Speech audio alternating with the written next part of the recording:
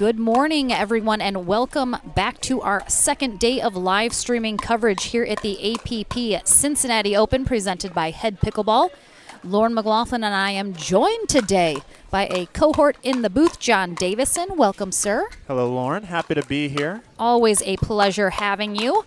Glad you were able to make it. We, of course, have men's and women's pro doubles today here in Cincinnati. We are actually at Lefferson Park in Middletown, Ohio, just outside of Cincinnati. And we have a men's pro doubles matchup coming your way. We have Zane Navratil and Andre Daescu taking on Warren Tamanaha in the red. And Moo, here we go. We're going to do this together, John. It's a special Venkatesan. That is correct. It was pretty close. Without an Indian accent, that's as good as it's going to get. But possibly those two guys are a little new to everyone watching. Warren Tamanaha is 39 years old, out of Garden Grove, California. Chatting to him a little bit more before this match is getting going. He has no racket sports in his background. Has some basketball, some golf. Yeah, and now pickleball. He's just an all-around athlete. Absolutely. So definitely multi-talented, just an athletic guy. And he is partnered with Moo Venkatesan, as we mentioned, 35 years old, out of Tustin, California, originally from India. He played college badminton in India and in the States at Wichita State, so he definitely has some skills that are going to translate here into pickleball.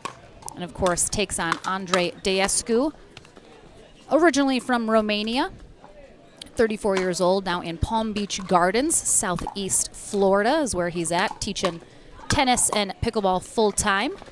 And his partner, Zane Navratil, 26 years old, former accountant, now full-time pro pickleball player.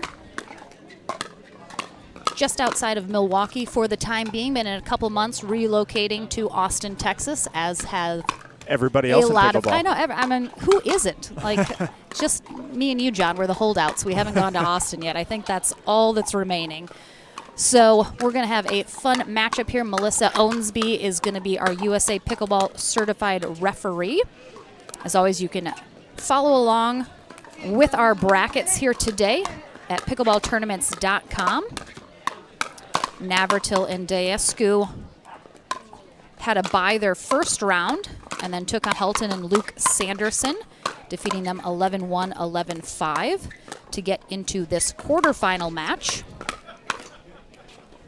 While Tamanaha and Venkatesan have played two matches already. They took out Stefan Popst and Eduardo Mendoza in their first round, 11-7, 11-7, and then defeated Eric Forsyth and Jim Dobrin, 11-4, 11-6.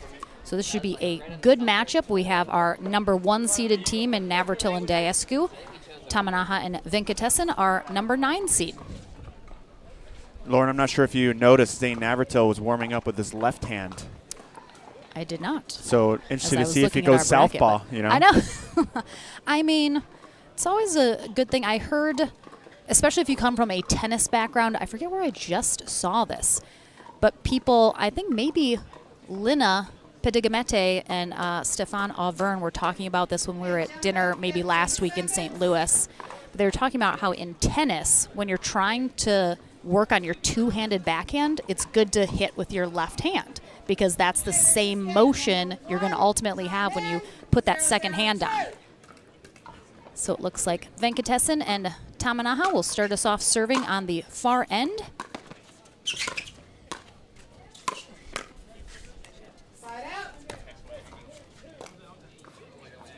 It's always interesting to see like two former lifelong tennis players playing against two guys that didn't come from tennis. Mm-hmm. They can always give them something different to look at. Yeah, usually see a different style. When a player, a pickleball player, doesn't have racket sports in their background, they generally have a slightly more unique way that they play because that's just how works best for them.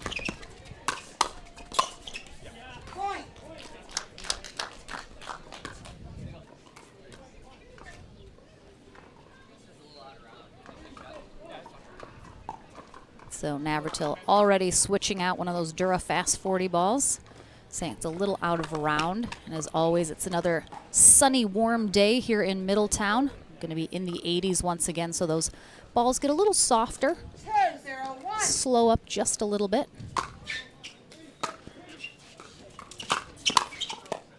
Oh, nice placement there. Yeah, very smart to find the feet of Andre as he crashed in. Harder for the big man to get down.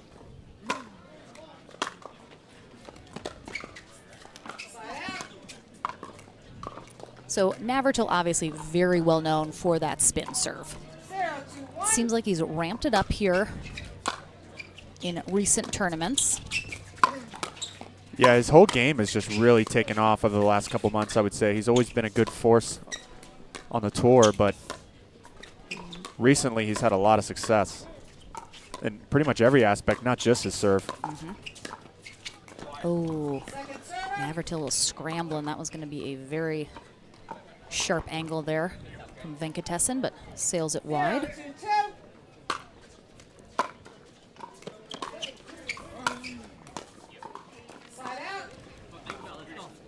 I'd be careful dropping into Andre with that reach. He can Ernie from pretty much anywhere on the court, similar to Deckelbar.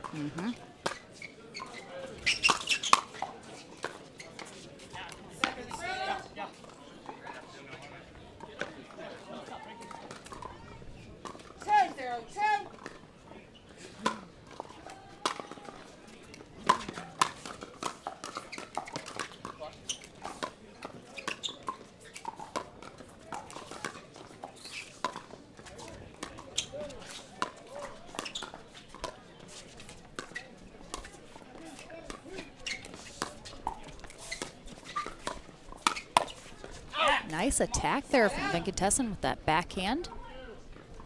Yeah. Good patient rally. Yeah, it looked like Diascu tried to poke it through the middle, and Mu Venkatesan was there to clean up.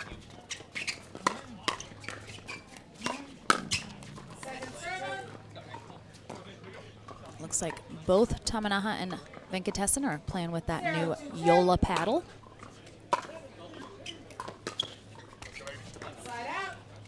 Certainly paddles have been a big discussion lately in the pickleball world, to say the least. Have. A lot of players seem to like that new Yola paddle. I've yet to try it myself.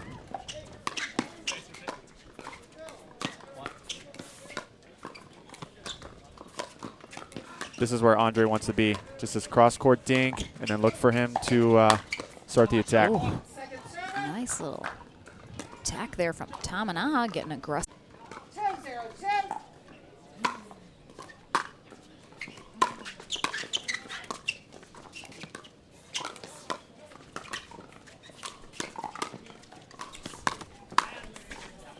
Well, net cord, but good adjustment.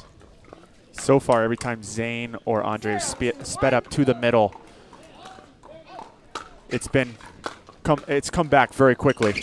So they might want to change up their target. Yeah, it looks like Tamanaha and Venkatesan definitely have that middle closed for business right now. 0-2-2.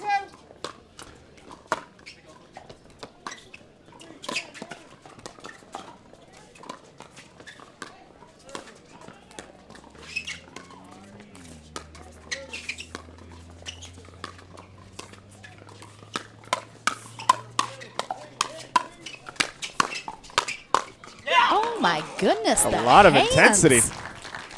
Those are some quick hands right there from all four players. Yeah, especially someone coming from badminton like Mu. You don't really want to get in those hands battles. They are very fast.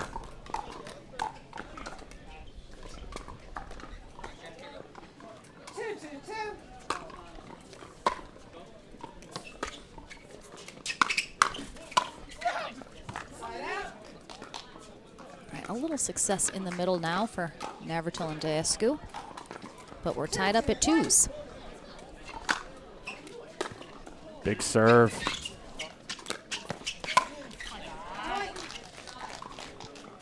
Really well done by Zane with the big serve and then a nice third shot drop, causing Mu to lift it up. Andre there to clean up.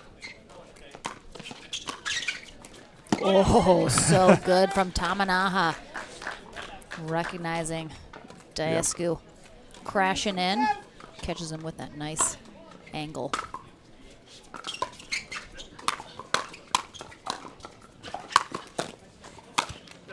Oh, they want that one back.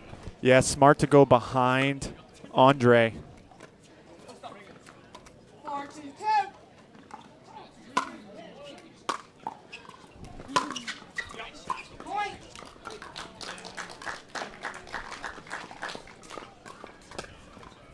So far, it seems the strategy is Zane's going to take the drop shot and let Andre crash in big in the middle. Good timeout there. Yeah, if I'm going to shake and bake, I don't mind having Andre Diascu in the kitchen with me to put that in the oven, as it were. Love the pickleball analogies. So again, the Navratil serve. Yesterday we saw it played a big factor. Johnson Cola, when he was playing with Rachel Recker, was directing her when she was receiving the serve which way it was going to kick.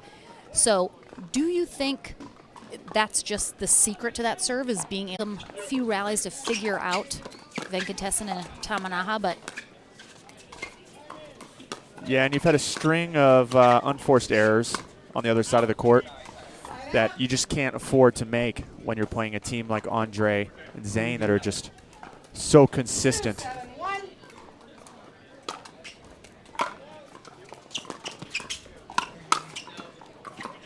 Yeah, they're really pressing them now, creating those errors. Yeah, Venkatesan was ready for that. His paddle face was open a little too much.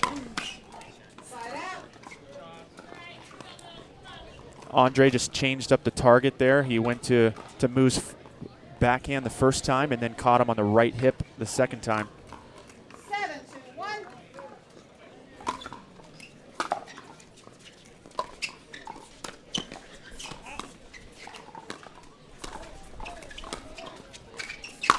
Oh, Navratil. He's not the first person to complain about the crank on the side of the net.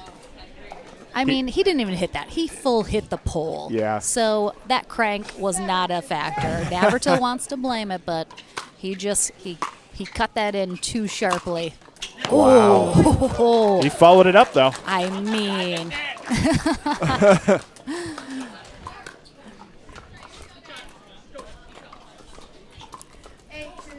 Every seat already taken here courtside.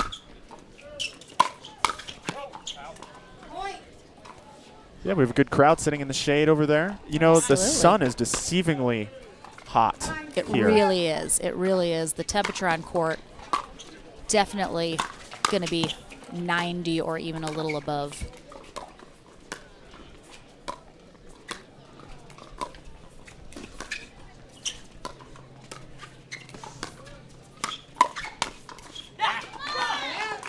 Nice spot there by Venkatesan. Trying to get themselves re-fired up, get back into this first game. Yeah, they're going to have to go on a little bit of a run here if they want to get back in this first game.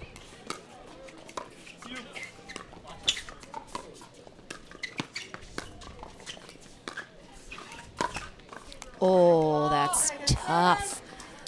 Diascu pulls the trigger, and Tamanaha immediately is on his heels now with his weight because he thinks it's coming fast. Clips the net, drops over, and you can't make that adjustment. We've all been there.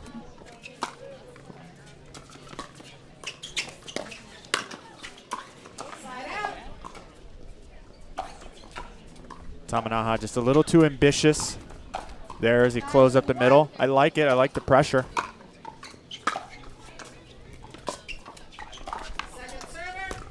Yeah, it seemed them being aggressive coming out early in this first game was really working for them. Obviously, Navratil and Diascu adjusted to that here in this first game, but I wouldn't mind seeing them go a little bit more on the attack again.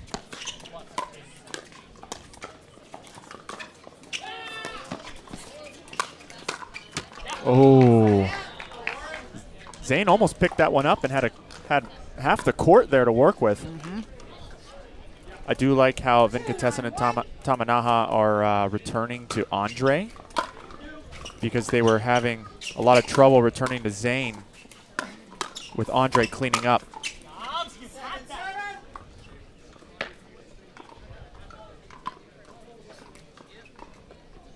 2-9-2.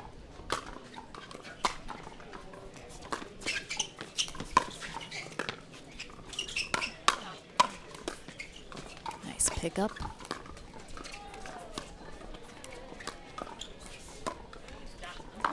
Outlasting them on the dink rally. I like it. Some good pickups. 3-9-2.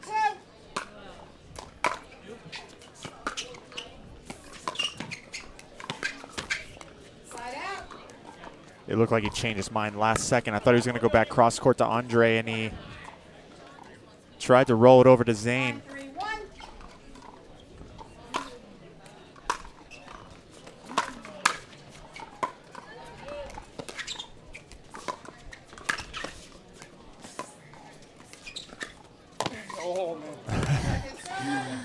Venkatessan with a smile on his face. He knew he got away with that one. Yep. He did leave it real close to the net, though, so 3-2. Yeah, bit of a he's- difficult Ernie for Deascu, but Yep, if you're going to dink cross court to Andre, you need it to be soft and close to the net.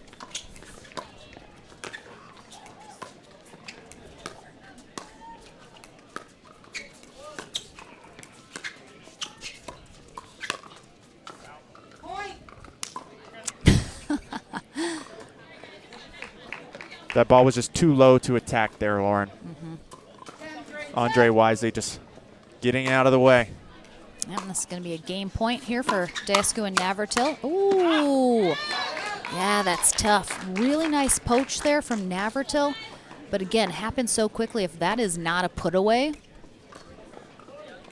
then the entire court's open, which Tamanaha wisely just used. Yeah, good heads-up play. Second server.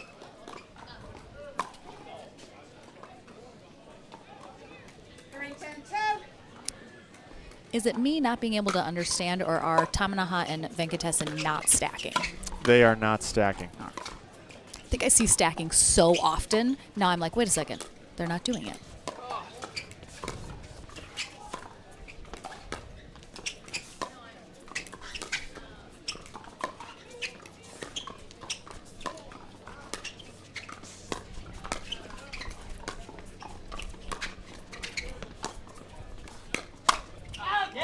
Point. All four players moving the dink around really well.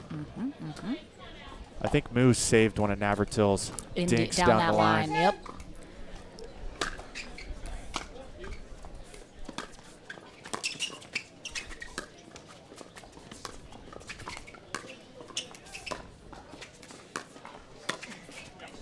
Side out. Great reach in by Deascu. Just a reminder that Using that we have wingspan. four nets behind court 17. 10-4-1. Another game point here. Big bounce on that serve. Second server.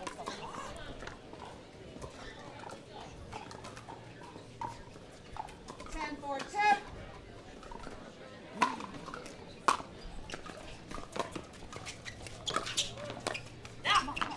All right, big hold there. Venkatessan, Tamanaha holding in here. 4-10-1. Really gonna go on a run here, though. Yeah, you know, when you play the best teams and you start at the disadvantage of serving and having to get in, it's so hard to score against these really good teams, which is exactly what you're seeing here. They're in every point, but it's tough to score. It's tough to get up to the net.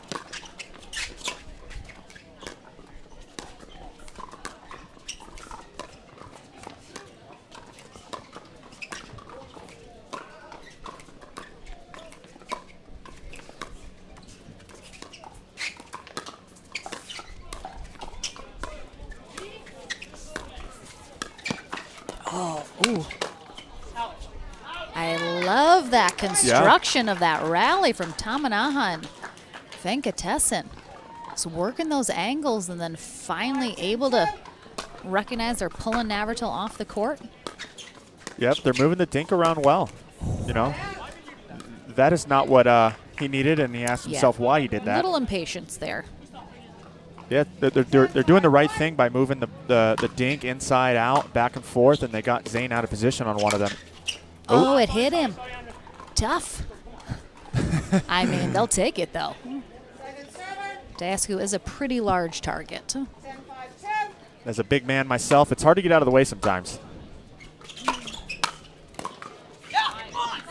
Another hold. Another big hold, so 5 game points have been held off. Got to cut into that lead a little more, though.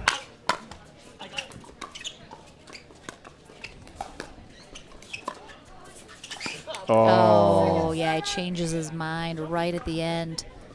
I thought Did it was you a think he was ball. going out? I don't know. I think it was a ball that he thought about either attacking or dinking, and it was high enough to attack because he hit Like a good. possible Ernie Yeah. also he was thinking about as he kind of got real close to that. He had about 10 decisions in his mind, and he chose the wrong one. Yeah. 10-5-1. All right, can they get it done on this serve?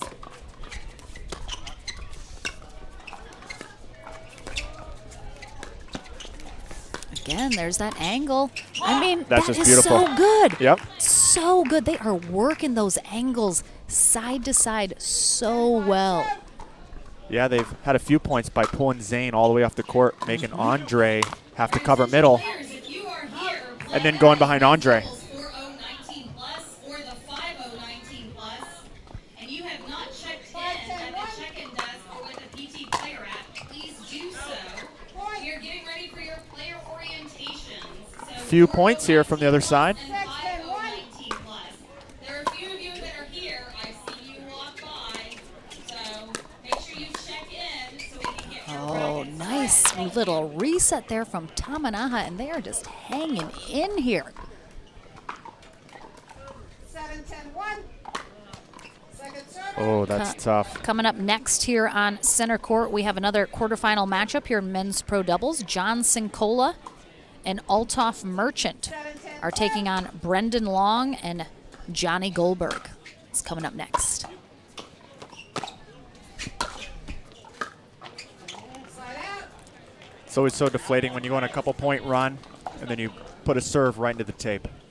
I mean, they've held off 7 game points right now. I'm not sure what the record is for how many game or match points held off, but this is getting up there. 8. Yeah.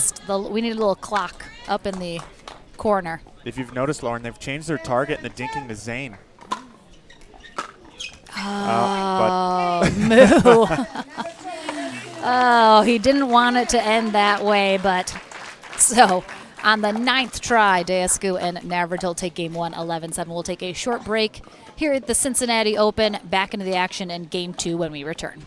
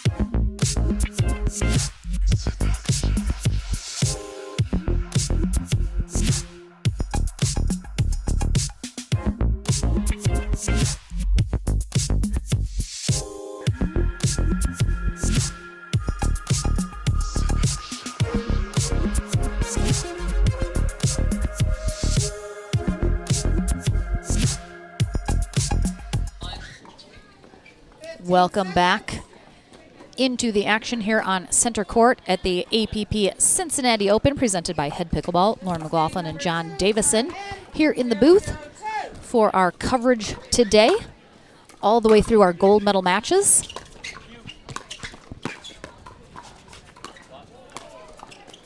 See, now they're targeting Zane again, right off the start.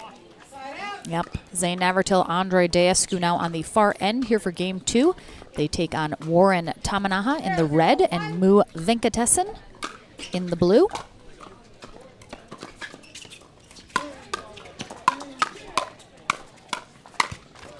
Oh, they both wanted that middle ball, Lauren. Yep, little collision there. 0-0-2.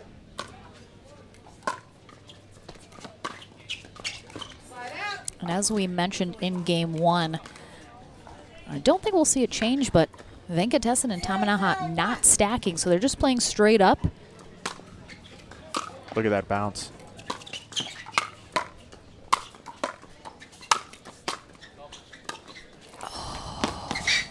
Wow. Nice get. What Oh, Deescu would. Zane Navratil is about to throw its paddle I know, at he's so Andre. upset. You had one ball and you blew I it. know. One thing. I needed one thing from you, Deescu. 0-0-2. Navratil and Deescu have played together in the past with success. They're obviously the #1 seed here today, so I suspect we'll see them at the end of the day. You never know, though. 0-0-1. Some sleeper teams might be waiting for them.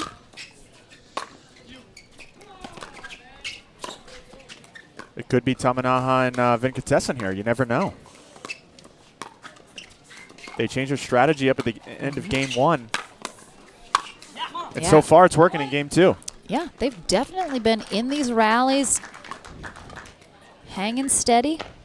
Just had a stretch in game 1 of some unforced errors that they let get a little out of control, and that kind of was the hole that they dug for themselves that they couldn't quite get out of in game 1. So if that gets cut down here in game 2, we could certainly see a game 3.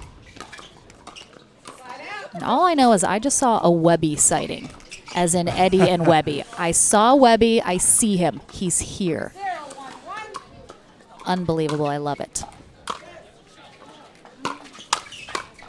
Second server.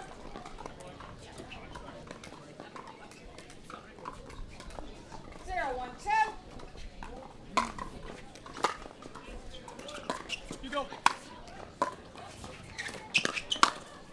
Oh, nice just.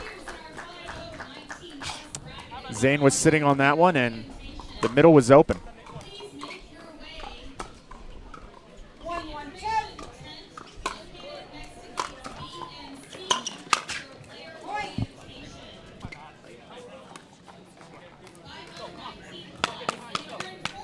2-1-2. Point. Yeah, see, that's tough. Those unforced errors like Yeah. that. No, okay, sorry. Oh, 3-1-2. It's a few errors in a row from Venkatesan here. A missed serve and a couple missed volleys, missed return.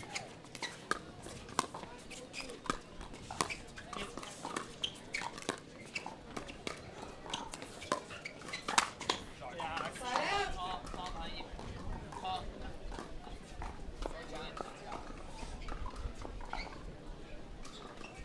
Deescu on the stretch, popping that ball up. Easy put away from Tamanaha.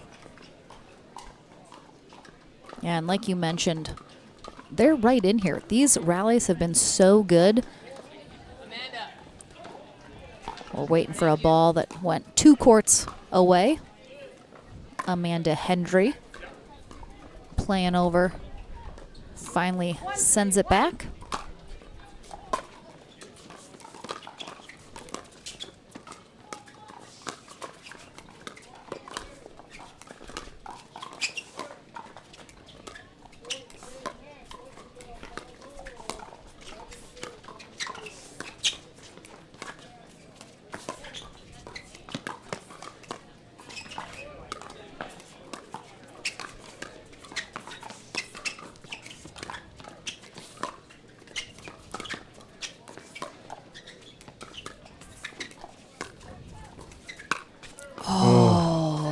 know, there was a few shots there where I thought Tamanaha pulled Andre off the court, and he should have. Yeah. I was expecting him to poke in with his backhand because it was there, and he was letting it bounce.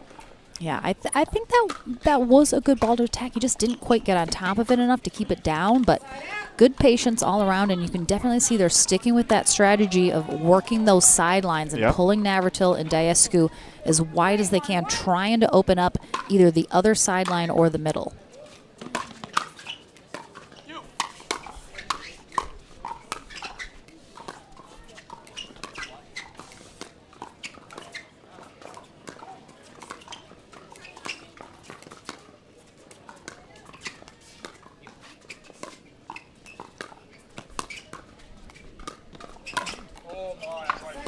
Andre missed that one, but his percentages are pretty good with that reach in on the backhand.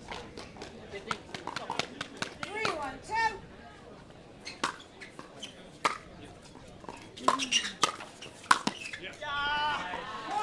Big drive from Andre. Zane with the easy cleanup.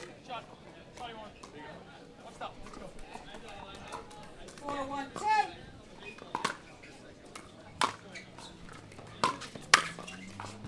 Oh, nice. Just smack down, put away there from Venkatesan. Diascu staring as, making sure it was in on that baseline. Second server. We've seen a couple of the third shot drops missed by Venkatesan here. You can't afford that against a team like this. You got to convert when you have the ball. 1-4-10.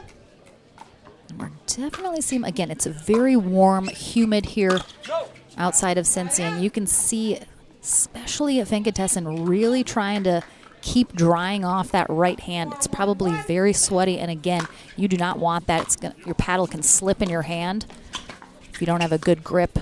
You might want to invest in a sweatband on the wrist. And I got a timeout here. Conceding team, the score is 5-1-1. 1 minute. Again, very similar story to game one. Tamanaha and Venkatesan just staying with them, staying very even, and then some unforced errors just really kind of put them in a hole, and then it makes them play catch up. Yeah, you know, when you're playing a team like Andre and Zane that just don't make a lot of mistakes, you just can't afford missing serves, missing returns. Those third shots, they have to be good, especially when you have two athletic tall guys that can reach in and do some damage. You got to make that ball in the kitchen every single time. Thank you so much for joining us, whether it be on Facebook or YouTube. Again, we're streaming all the way through our gold medal matches for our men's and women's pro doubles. Our women's bracket had a couple teams drop out, so it ultimately ended up being a round robin, but we'll definitely have some of those ladies' matches today as well. Don't worry.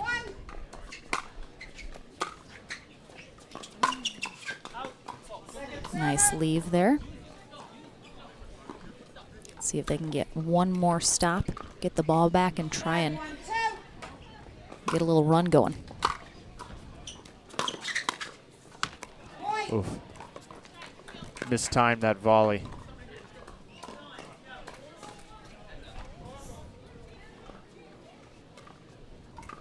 As I mentioned, we have another quarterfinal match coming up next. Johnson Cole and Althoff Merchant take on Johnny Goldberg and Brendan Long.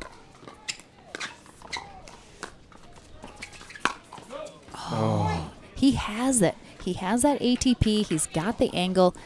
Just Went for too much. too much. You don't need to go for too much, especially against a guy like Andre who's tall. You just got to find the feet. 1-7-1. Now they're stacking here, changing it up. I like it.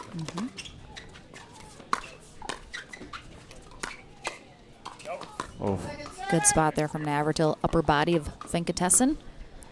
I like the change up here just to give them a different look, different feel. Point. Oh, big serve by Venkatesan. Zane nearly whiffed the ball. A little taste of his own medicine. 7-10. He deserves a little bit of that, don't I you know, think? just a little. See, and that right there is just mistakes you can't afford to make. 7-2-1.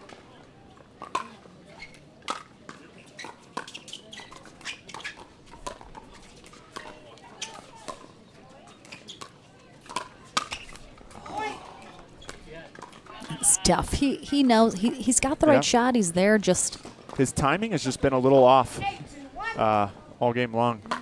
Some shots is a little too early, a little too late. oh my goodness, Diascu. Oh my goodness. No.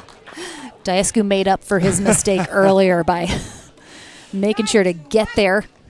Tamanaha with the missed overhead. I think he thought he was in the kitchen. He looked down immediately after he hit it. Oh, that was a little ambitious there from Navratil on that poach. But again, they're up 9-2. Yeah. You can afford to be a little ambitious at this point. He was being a little greedy.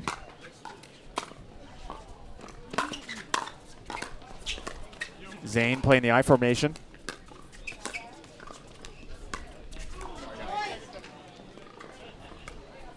I like it. All right, so a match point here for Zane Navratil and Andre Diascu to get a spot in the semifinals.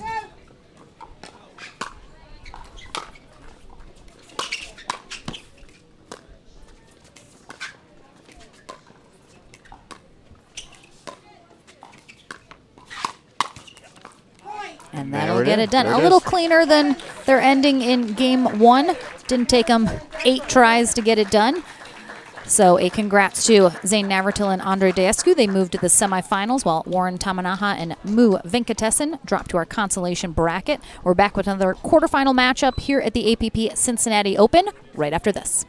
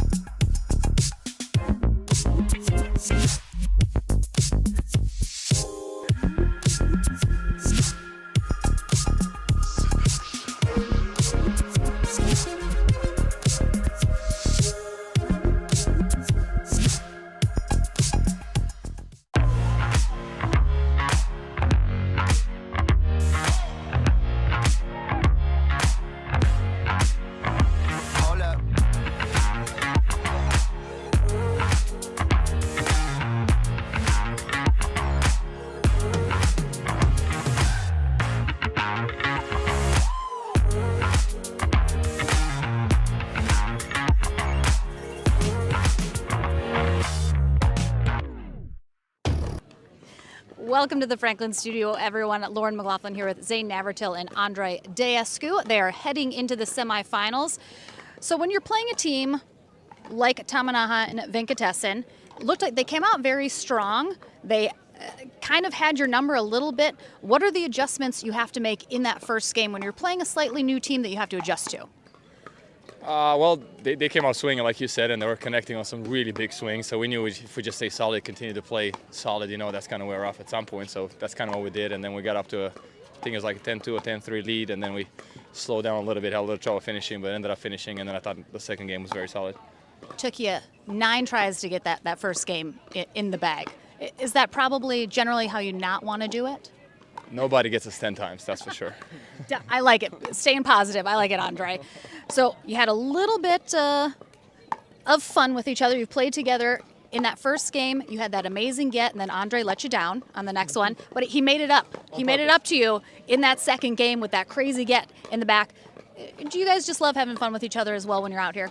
I mean, yeah, if you can't have fun when you're playing pickleball, you're doing it wrong. So, I mean, I like to give him a little crap and keeps things light a little bit. So, yeah, it's fun. It's good. I like playing with somebody who's like 7'5" or whatever he is. It's good. He's got some nice reach. All right. Well, congrats, guys. You're into the semifinals. We're back into the action here with another quarterfinal matchup. Johnson Cola and Althoff Merchant are coming up next. Do we have any thoughts on that? I feel like you were already waiting to say something. Yeah, just, mic up. We should mic up Althoff for one of these. Like, on these dinks, he's just grunting. It's, honestly, some might even call it a moan. I don't know, grunt, moan, they're interchangeable, but... Let me tell you something. Andre? I'm out. Andre, let me tell you something. You're going to carry this guy. I'm so glad you're doing this. I did it for 3 years. For 3 years, It's I true. carried him. What a charity case. I That's had to so wake nice him up of in you. the morning, get him breakfast. You got to get this guy's organized, Look Lauren. at this guy. Look at this guy's shoulders. Already hurting. We're back. We're back. We're back after this. We're back after this.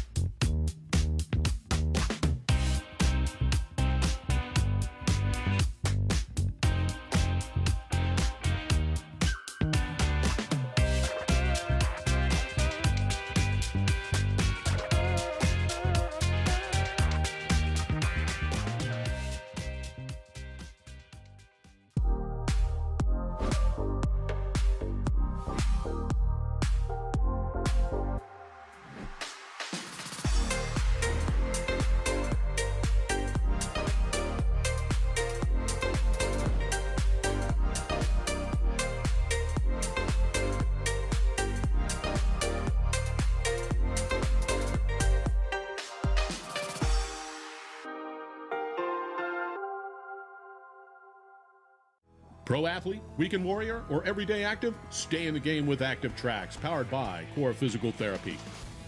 Core's team of physical therapists and athletic trainers promote injury prevention, rehabilitation, and fast recovery to keep you from being sidelined. We use cutting-edge technology to treat the chronic conditions and injuries from high-impact, high repetitive activities. Step into an Active Tracks tent in your community or visit one of our clinics. Core Physical Therapy, treating everyone right. The PT Pro team at pickleballtournaments.com have unparalleled experience running tournaments, including all professional tours and premier events. We provide professional services to develop, plan, and deliver tournaments that players and fans love.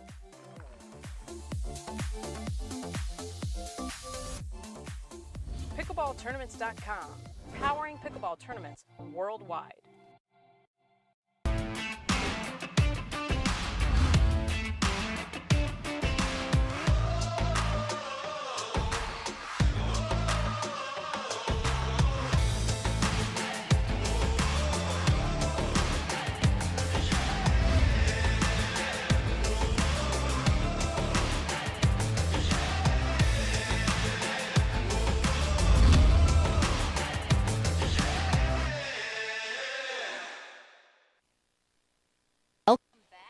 That is half of our beautiful crowd here at the APP Cincinnati Open.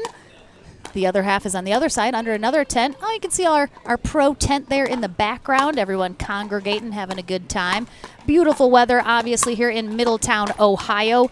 And we are getting ready for our next men's quarterfinal matchup. We have John Cincola and Althoff Merchant taking on Brendan Long and Johnny Goldberg. John Cincola, 42 years old, out of McHenry, Illinois, which is a northern suburb of Chicagoland. Althoff Merchant, 49 years old. He's knocking on the senior pro door. He's going to be a force to be reckoned with there for sure, but he is proving time and time again he can still hang with the young kids in quotes. Here in pro, he is in Owensboro, Kentucky. They take on Brendan Long, as I mentioned, who is in the blue, and Johnny Goldberg in the black. Long, 32 years old, from and still living in Naples, Florida.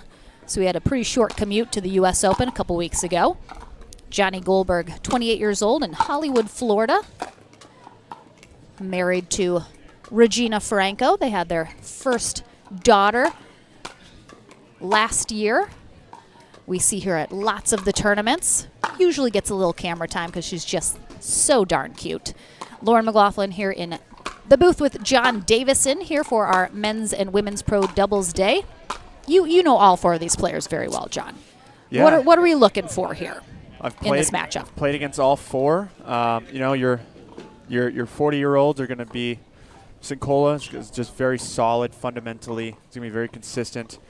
You have Althoff Merchant here. He's going to like that, stay in that cross-court dink. Mm-hmm. And then you might see a couple hip thrusts, but he did tell me just before this match that he might be saving that for the senior tour because he almost threw his back out last weekend. Oh, no. So they had some unbelievable matchups. He played with Dylan Frazier last week in St. Louis. They had a really nice run. Yeah, and then on the other side, Brendan Long, very solid, but you'll be looking to see him get a little aggressive on the attack, and then you have Goldberg just with that backhand punch. Mm-hmm. Don't speed the ball up at Goldberg because he'll slide out of the way and backhand punch that down to your feet. Joey Jones is going to be our USA Pickleball Certified referee for this match.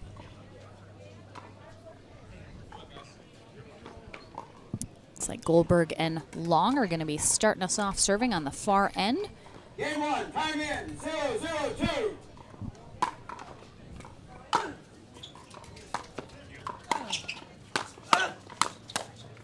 There's that aggressiveness from yeah, Brendan. Already right out of the gate. And Althoff Merchant, I'm sure most people know, but he's a lefty, so they're going to be stacking with him on that right side, putting both he and Cincola's forehands in the middle.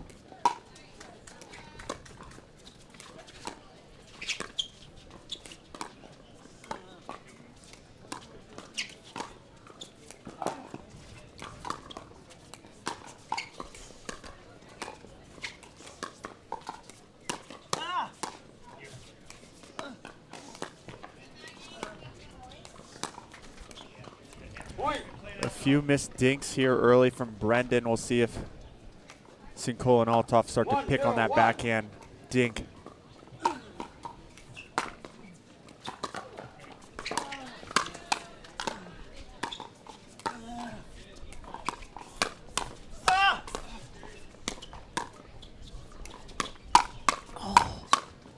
Wow, nice pickups and resets there from both Long and Goldberg, hanging in there in that little hands battle. Yeah, it was a great job by Cincola, ready for that backhand punch back from Goldberg on his first attack. If you attack it at Johnny Goldberg in the body, it is coming back hard. Our other 2 quarterfinal matches are set. Kyle McKenzie and Nick Pedersen will take on Mario Barrientos and DJ Young. And then Hayden Patriquin and Julian Arnold will take on CJ Klinger and Rob Cassidy. 2 more really nice quarterfinal matchups, setting up some nice semifinals coming our way.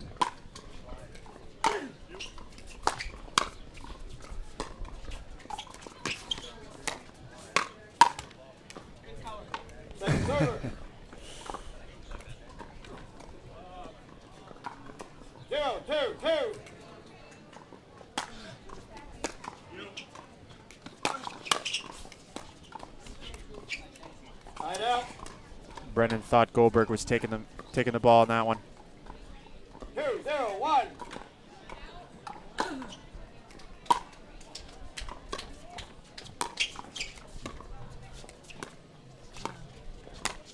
Oh, nice pull there from Long. Again, a couple tall players on the court right now. Brendan Long, 6'2" probably I'll put him at. Yep. So he's got a lot of reach, able to get close to the net, take those balls out of the air and attack when they're left up just a little too high. Oh, nice recovery from Long. Wow. But good get from Merchant. I didn't. Ooh. Already with the big finger wagging here from Merchant. That was an unbelievable get from him.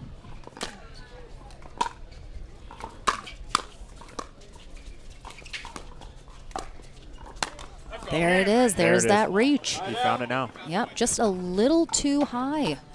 So Long is able to attack that great little backhand flick down that sideline. Great job from Brendan by being long. If you get the pun. That was a very on-the-nose pun, John.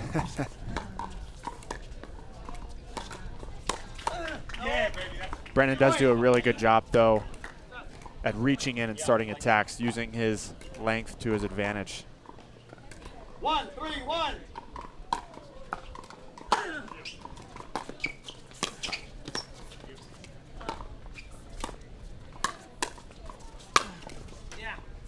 Second server.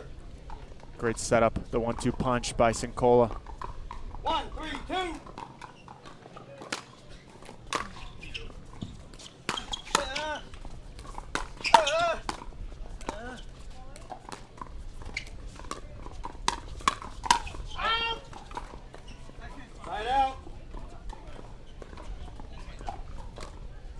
Goldberg was there, just wasn't able to hit down on the ball.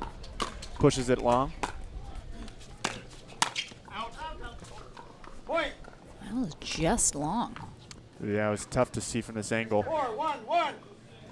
but it was close. Point.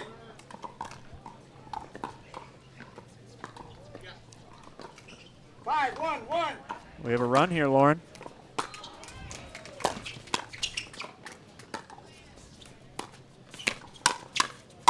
Oh, nice hands there from Cincola. Oh. Point.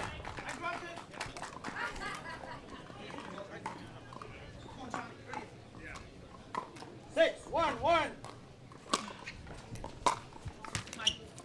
That's 2 missed returns now from Goldberg on Cincola's deep serve into the corner. 7-1. Goldberg trying to run around the backhand on the return and not able to get there quick enough. Second server. Yeah, Merchant and Cincola pulling out in front here in game 1. 7-1-2.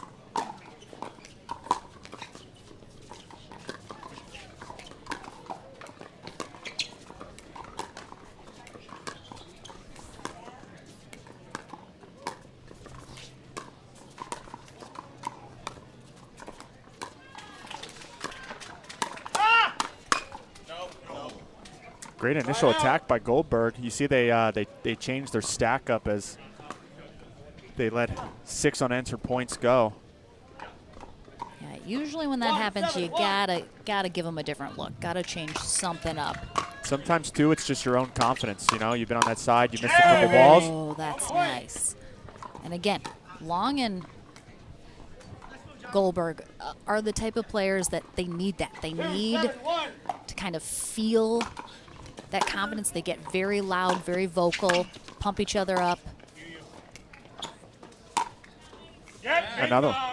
Another bing bong there from Johnny Goldberg. So you see that they changed their stack up for 1 point. They got a point, and now Goldberg has been on fire. He just got that confidence back by switching sides for a point.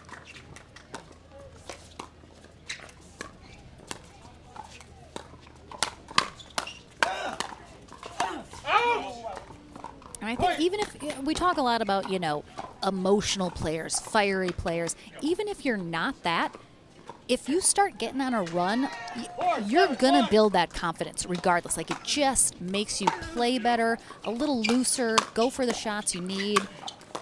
Like, it's always going to help any player, no matter kind of their personality on court. Yep. And there again, we saw Johnson Cola poke it at the backhand of Goldberg, and Goldberg says, not today. Hits it straight down to Sincola's feet. Oh, that poach all day, baby, from Johnny Goldberg. Look at this poach. I mean, you see? That's just a thing of beauty. Yeah. The grace and poise of Johnny Goldberg right there on that poach. Yeah, it was very graceful. Like a swan out there. Exactly. And, you know, that might be the first time Johnny Goldberg has ever been called graceful. But yeah, he's making sure we're talking about him. I appreciate that. And they have gone on indeed a run here. They are just trailing by 1 now, and a really good timeout from Sincola and Merchant. Because,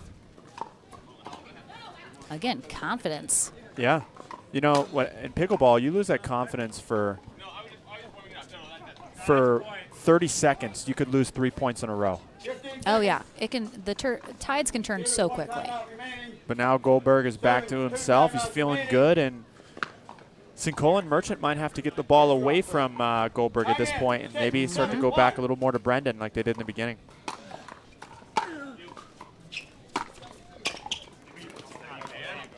But they keep rolling here out of the timeout, tying it up here at 7.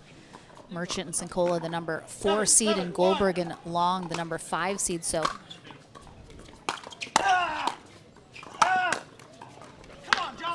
Goldberg anticipated it well. Got a little low. Got a paddle on it, but 7-7-2.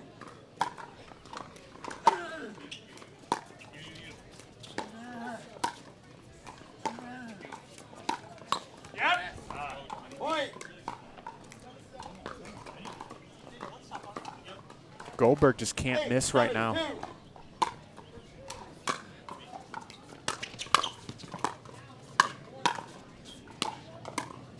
The commentator curse. no, you did that.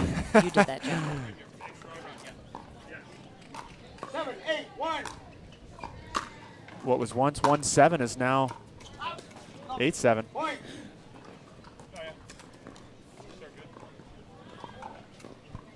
Eight, 1.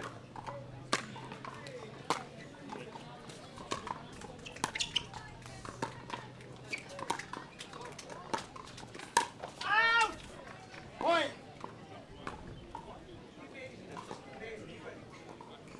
The whole town of Middletown, Ohio heard All-Tough Merchant yell that one out. I think even a town over.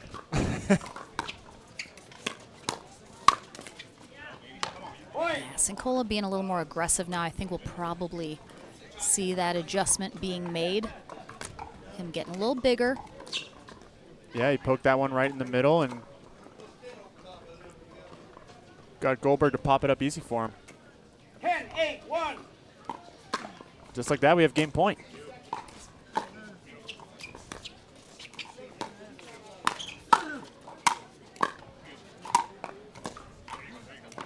Second server.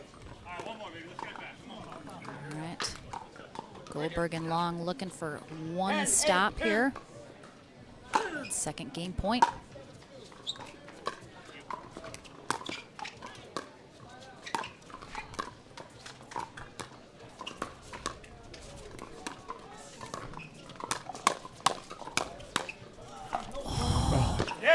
Wow. Wow, did not expect that to be the way they held him, but Long sets off this exchange, pops up that get, and I think both Sinkola and Merchant thought the other was taking that, and then ultimately drops in. Yeah. Big hold there. On the replay, it almost looked intentional from Brendan, but I think it was a mishit. 8, 10, 2.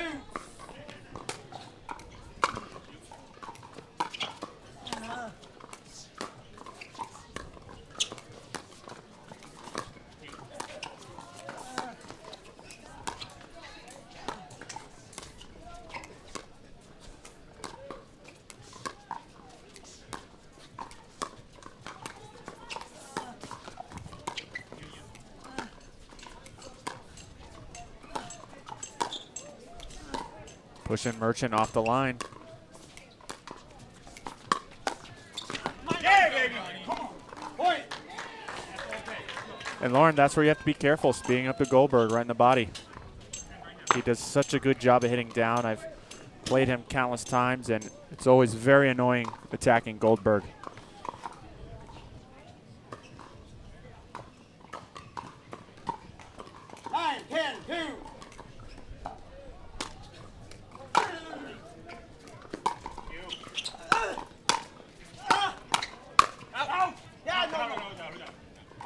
Sinkola thought that dropped in, but it's called out, and our ref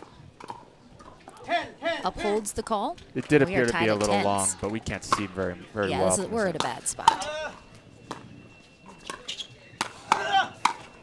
All day, baby. Come on. Come on. Oh, we have a game point the other way now. Turn of events here.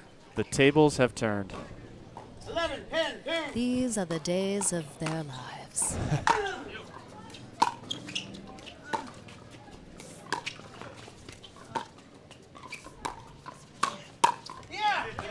There's a soap opera reference there, John. Yeah, I usually don't keep up on my soaps. I know. Never watched one in my life. But I do know there's some opening that's slightly like that. Oh. Yeah, John. Point. Goldberg didn't get all that overhead that he wanted. Now we have another tie ball game. One.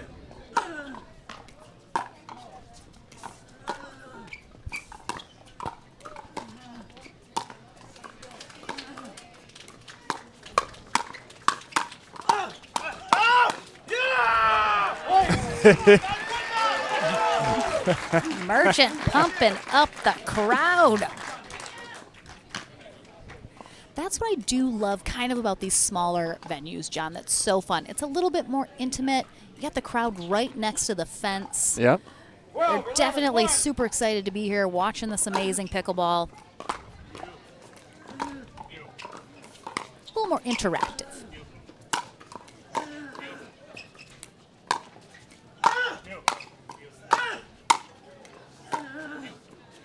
Wow.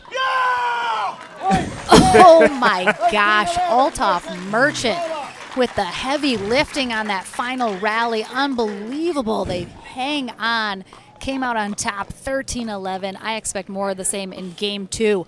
We're back into the action right after this.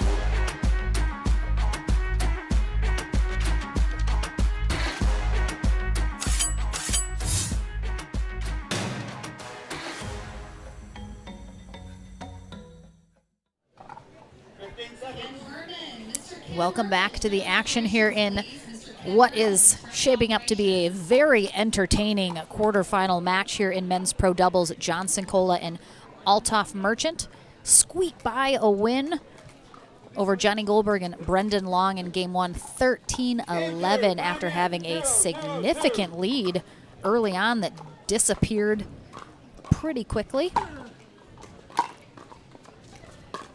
Long and Goldberg on the near end. Long in blue, Goldberg in black.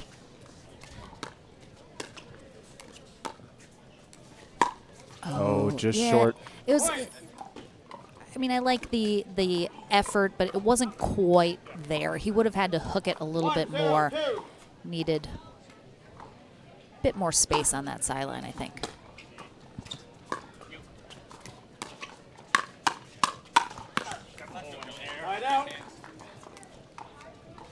Cincola still testing Johnny. 0-1-1.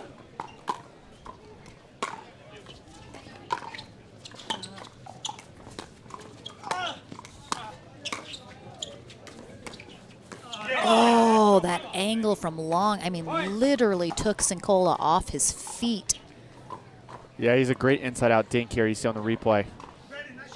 Held it to the last second and shaped it wide.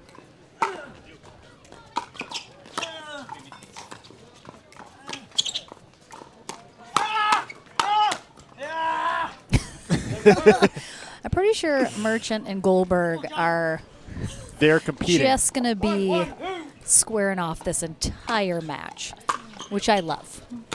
Entertaining for the people watching. Yeah. In the break, Althoff Merchant came up to the booth, said ding dong. It's his own. It's its own version. Yeah, instead of Johnny Goldberg's bing bong. 1-1-1. No, you gotta make that. Second server. Cincola's had a couple of those really nice shots up the middle that he's left just a little long. Yeah, he was right. It was there. It was open.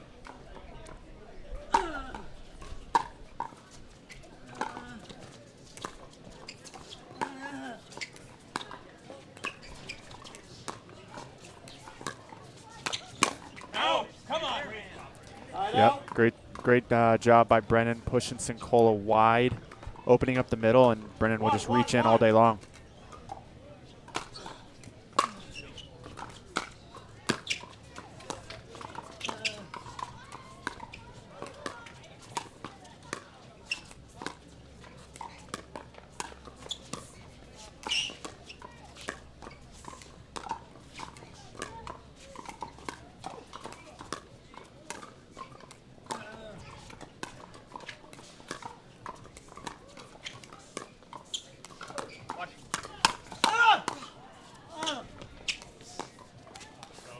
I love that in the middle of that you heard Brendan Long say watch it to Goldberg because he knew his dink was up a little too high and that was going to kick off the attack from Cincola. Players know the second they hit it just too high, they've got to expect that it's coming back really quickly. Yeah, you can always feel it.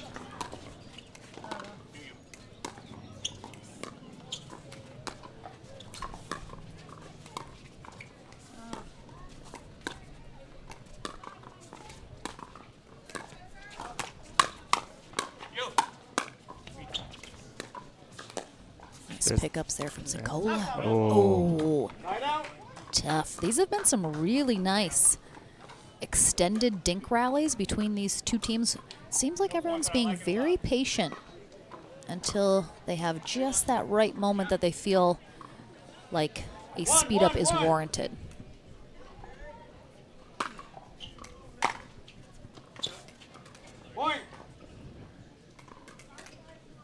Yeah, push that one long. He was already running through the ball before he hit it.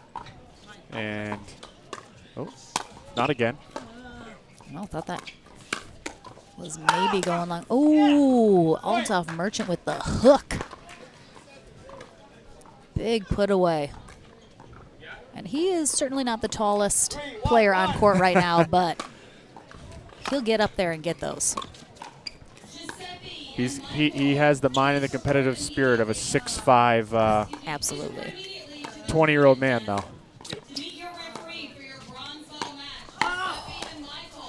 That was a great spot by Goldberg. It really was.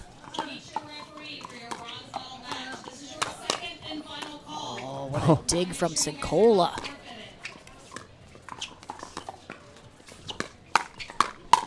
No, let's go. Yeah, good hit. Point. All tough Merchant looking in the commentary booth. He is putting on a show for everybody. He wants the crowd to see. He wants us to see. He wants his opponents to see. I love it. 4-1-1.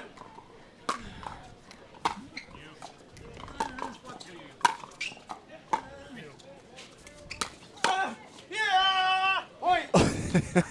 As he stares down Goldberg, waiting for him to look at him. I love it.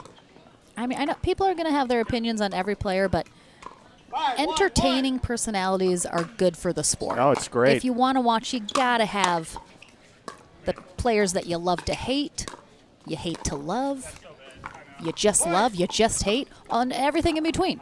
It makes for good viewing. Of course. I mean, All right, so deja vu here from game one. Very close for a while, and then Merchant and Sincola pulling away, now up 6-1, so we have a timeout from Goldberg and Long. They obviously found the answer in game one, didn't quite close it out, but they were there, had an opportunity at it. So again, what do you think Long and Goldberg need to do here to again turn it around and get back into this game too? well, I thought last time what worked for them was, one, Goldberg got aggressive, and two, you have Brennan Long is dinking very well against Sincola, pulling him wide. And Sincola's popped up a few balls and leaving the middle open, then Brennan needs to come in and close. Or he's given Sincola a ball where he's attacking Goldberg, and Goldberg able to just clean it up. So I think we need Goldberg to get a little more aggressive and Brennan to get more aggressive as well.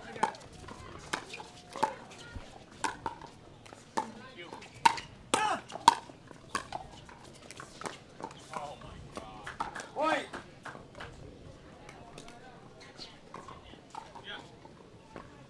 Seven, one.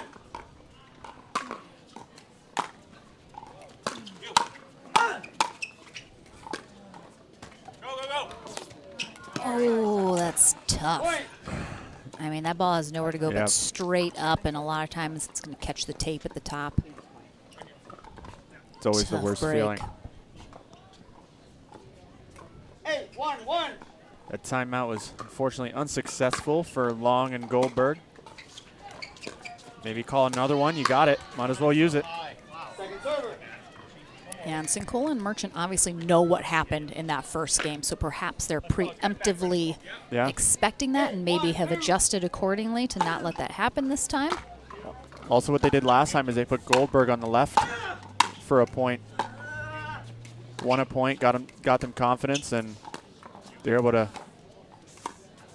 close the gap. No. Tied out. Or you can go there too and keep trying to push Althoff off the line. Merchant will tend to take a few steps back off the line, and it gives you a lot more room on the court to work with. So if they can push Merchant back, he always takes a long time to get back up to the net again. You can really use that real estate on the court.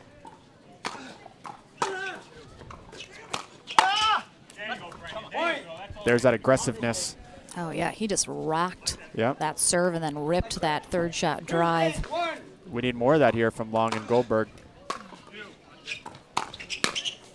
Out.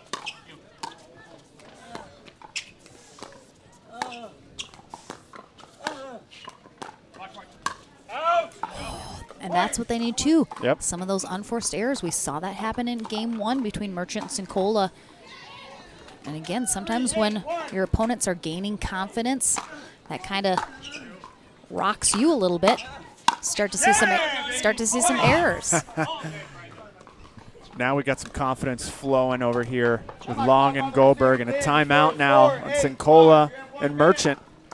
Yeah, really good preemptive timeout here as they know what happened in game one once Goldberg and Long got a little hot. If you're Sincola and Merchant and you're facing, you know, the vocal, the starting to get aggressive, you're making a couple errors, is it just to focus, or is there any sort of strategy change you're looking at here out of this timeout? I think it really depends on the player, too. Sometimes you can match that energy, right? You know, Goldberg, you see it now. He started matching that energy, and so did Brendan. And now they took all the wind out of the sails from Althoff Merchant and Cincola. I mean, the first half of that game, Goldberg and Brendan Long seemed to be a little complacent as Merchant and Cincola decided the pace of the game. Now they've put it back in their control. This might be the first time I've ever seen, so Long is literally warming up and practicing his serve during these timeouts. He did it in game 1 as well. I guess there's no rule that says you can't. Yeah, I mean, do what you want to do, I guess. You got the timeout. Use it however you see fit. 4-8-2.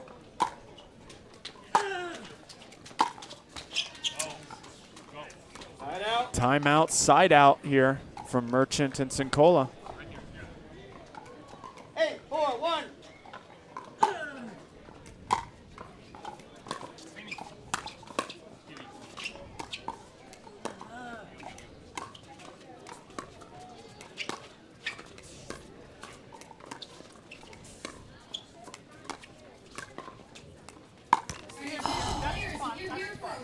He just They've been so patient. I like the aggressiveness. He just let the ball drop too much. Coming up next here on center court, we're going to have a consolation match to 15 for men's pro doubles. Derek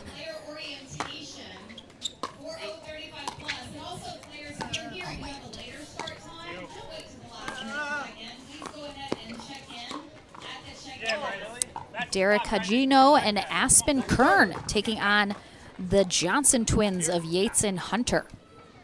Always exciting to get Aspen Kern out here. I know, a real OG of the sport. Absolutely.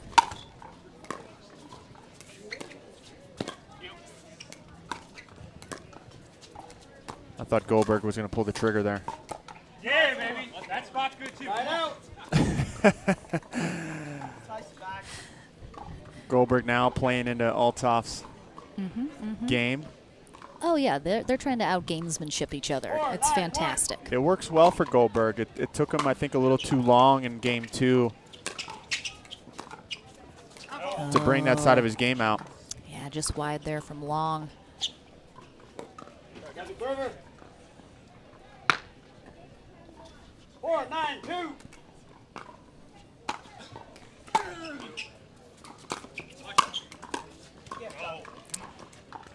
Goldberg just stood up with that. He wasn't low enough. Not able to get underneath the ball. 9-4-1. Cincola and Merchant 2 points away from a spot in the semifinals. Ooh, that's the one downside of the 2 forehands in the middle. Yeah, those lefties, they always want that middle too. Oh, we got a ball on court. I thought he said foot fault I did. first. I was like, wait, what? What was the call? Just ball from our senior pro men playing next door.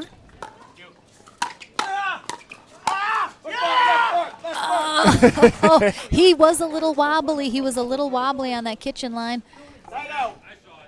There. Ooh, it was sure that was close. Very close. Ooh, The ref had the best view of it, I would say. I mean,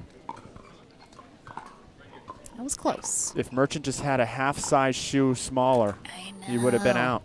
He was teetering on that line a little.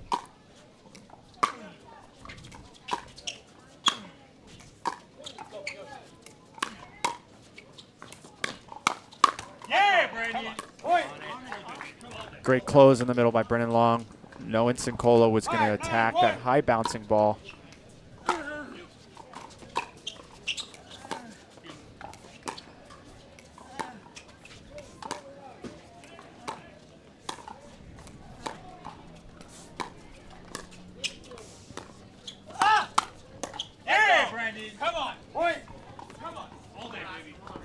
Nice hands there from Brendan Long.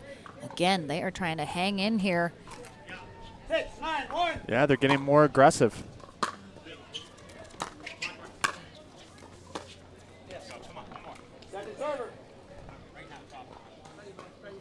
That unfortunately is not what you need.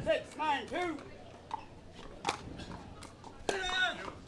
Ooh, very short return from Merchant. The practice serves came in handy there, Lauren. You got the short return from Merchant 7-9-2. on a big serve.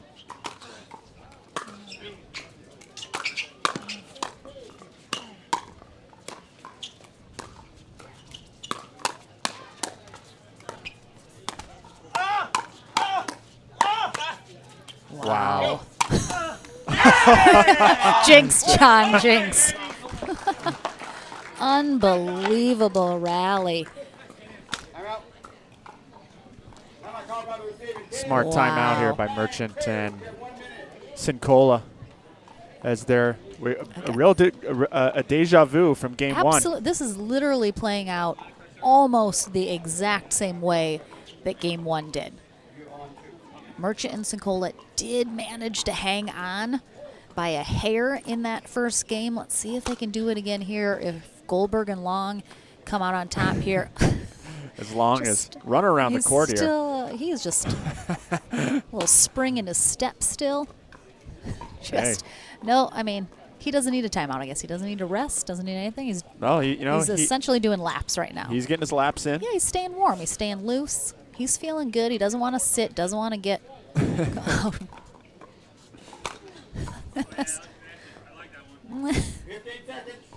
Goldberg giving him some confidence there. And Long's starting a new trend here. The practice during timeouts. All right. 8-9-2.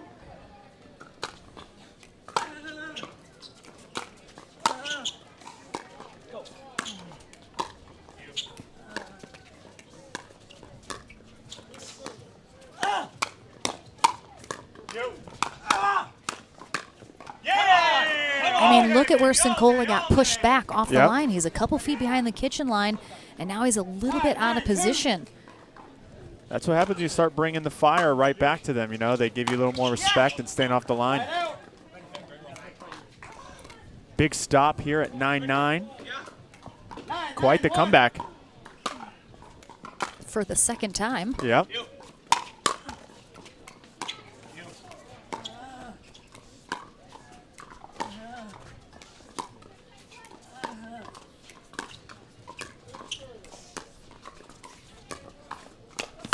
Oh, the length of Long. I mean, that ball was up a little high, but it looked very close to the net still. But Sincola, I mean, look at that reach. Brendan Long bending at the waist, fully extending.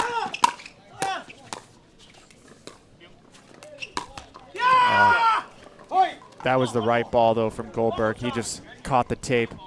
Sincola going for the Ernie. He had the whole court in the middle. 10-9-2. Fortunately, just the margin was too tight.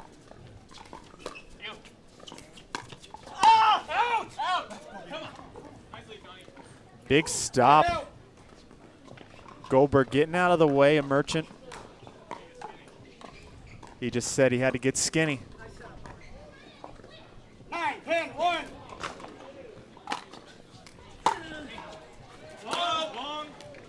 Hey, those practice serves are paying off. Goldberg is the ultimate hype man. He's a great team player. 10-1.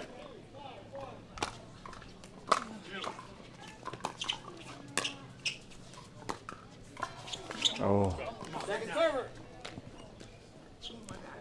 10-10. 10-10-2.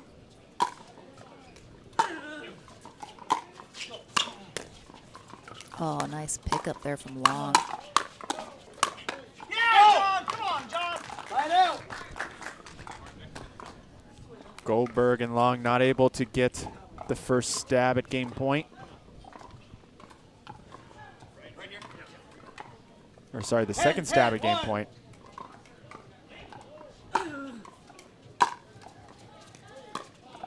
dude, that's too big for a turn. Second server. Right now. Goldberg with his short little return. Oh, too big of a return. I love it. Right now. Come on. Hyping himself up, too. He is feeling himself now with this resurgence.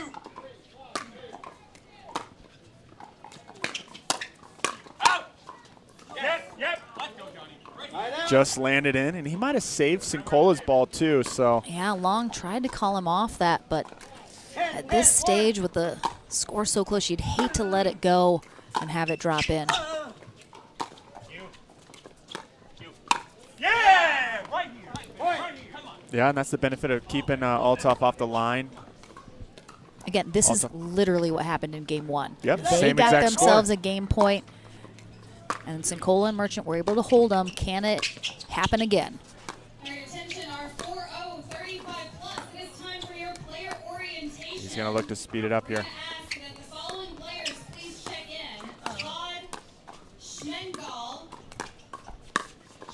Just wide, and we go to game 3. Oh my goodness, this match is unreal. This is one of the most entertaining matches. Woo, the crowd is loving it. We're going to take a short break. Back for game 3 in this quarterfinal match right after this.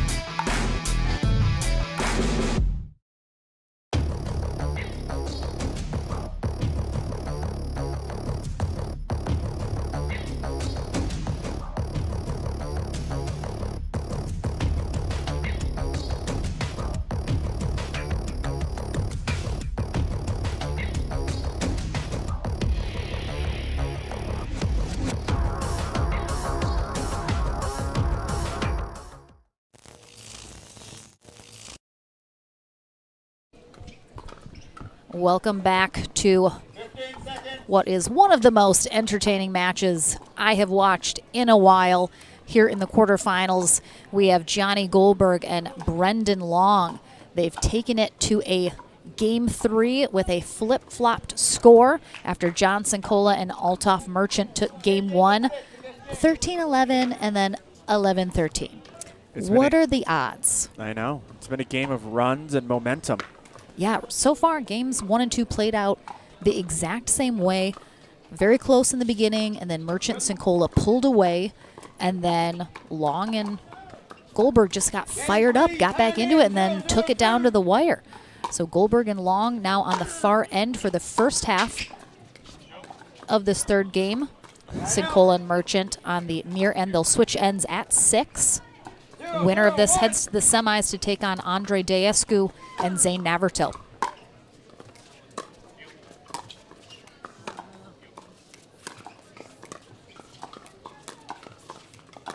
Yeah. Second server. That's a big dink, Brendan. Just a little bit of laziness there from Sincola. Didn't get low. He'll fix that, I'm sure. Oh, first time somebody getting tagged. I was surprised Merchant wasn't all over that on the... Oh, wow. Wow. An ace there from John Sincola, which, I mean, people should know by now. John Sincola has a pretty wicked spin serve of his own with that one-handed spin. And he didn't hit any practice serves between points, Lauren. We have a timeout called from Long and Goldberg, and I honestly don't know why.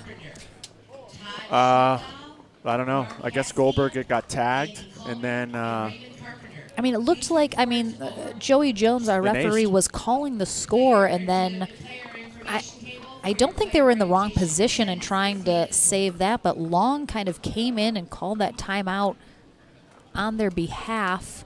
maybe he just saw something that needed to be corrected here early on. And he wanted to obviously have a chat with Johnny Goldberg about it. Yeah. Goldberg with just a little bit of an unlucky start here. 17, 1 timeout remaining. 17, 2 timeouts remaining. New Jersey in the house. Yeah, I hang right too. Time in, 2-0-2.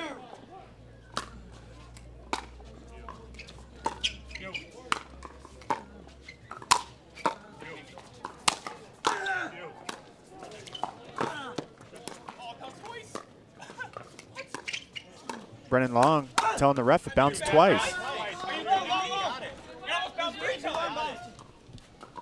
Brennan Long complained to the ref midpoint that the ball bounced twice before Merchant was able to pick it up. It was right before that. Oh, we just missed it. Yep. I thought you called kitchen on me. I was thinking the ball bounced.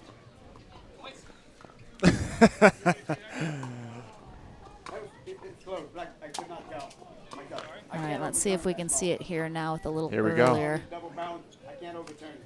I It thought he was got very it. I thought he close. was under it. It looked like he kind of was scraping it. That was much closer than I was expecting, but I'm not sure. What was your thought on that? I mean, it looked like It looked by the replay he might have gone underneath it, Yeah, but it was definitely close. yeah. I mean, I can understand how Long and Goldberg thought that may have double bounced. Tough start here for Goldberg and Long. The other two, it's a side out.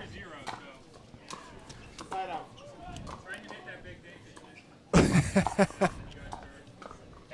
0-4-1. So what I suspect and what is starting to happen here in this third game, since it's been so close, that we're gonna start getting some peacock in there from Althoff Merchant, which is to be expected. But I think it's gonna start getting a little chippier than it has been. It's all been pretty in good fun so far, but Brendan Long almost gets the ace on Sincola this time.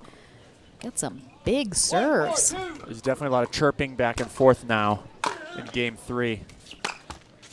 Oh, wow. Merchant almost went down with that get. I mean, that's why he's proven he can still hang in the Open Pro. 4-1-1.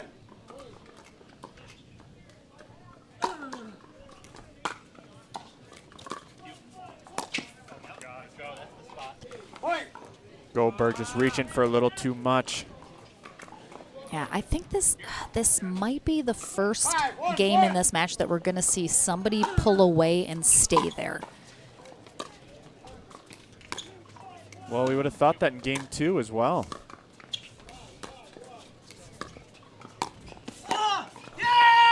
I just really think it seems like an energy shift after that call for Goldberg and Long. I think they really disagreed with that call. Yeah. And again, we talk so much about the mental aspect of being able to stay in it. There's going to be calls that don't go your way, calls that are missed. It just happens. So if you're Long and Goldberg right now, what do you need to do to try and get back in like they did in games 1 and 2 here in this third game? You have to try to have a very short memory. Be like a goldfish. Forget everything that just happened in the first half of this game and start fresh. You know, they've done a pretty good job, obviously, of coming back down from 7-1, 8-2 in the first 2 matches. They can do it again. They just got to believe in it and take control of this game again. It seems like they've come out in game 3 a little flat. Yeah. Definitely Merchant and Sincola with the confidence here in this third game. We have switched ends as Merchant and Sincola on 6. Time in. 6-1-1. So Althoff, Merchant, John Sincola will conclude this match on the far end. Johnny Goldberg, Brendan Long on the near end. Second server. So far, this near side has always come out on top 6-1-2. in this match.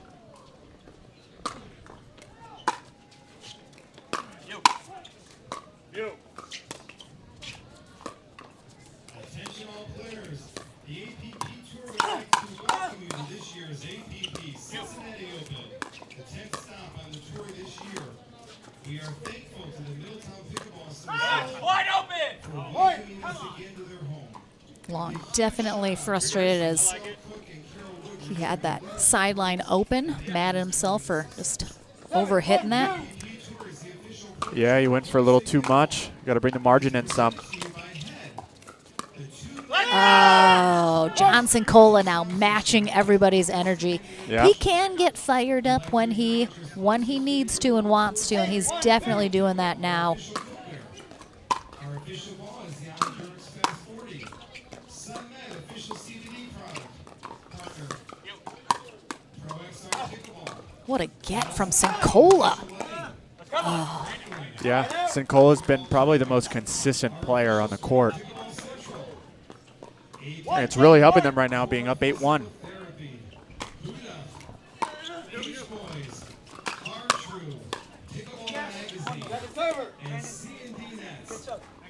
That was a great job by Althoff Merchant, able to get a good return on that big serve.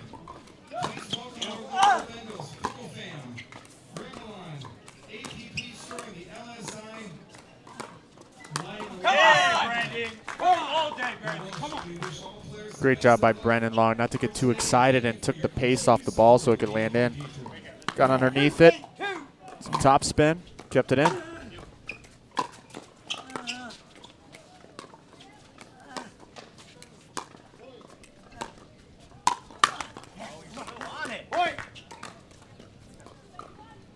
Sincola took a step back to give himself more time. He was there.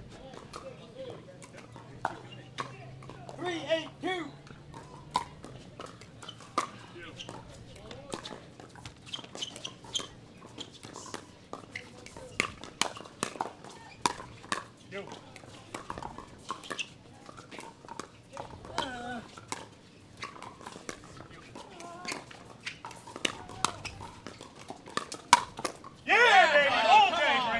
Cola doubling up on that speed up. Here we go, deja vu. I mean, In the third game here. 4-8-2. Goldberg and Long play so much better when they play with confidence. Even if you have to fake it.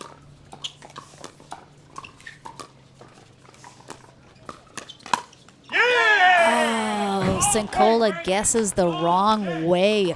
He does try and get out of the way of this ball. He knows it's going long, and his body just malfunctioned, went the wrong way. Gets hit by that, and we're going to have a timeout from Sincola and Merchant again. This is just, they can't wake from this nightmare that is Goldberg and Long coming back in every single game of this match. Yeah, it was a good timeout. They definitely sensed Goldberg getting hype. And they've learned from the prior two games that they have to stop that pretty quickly.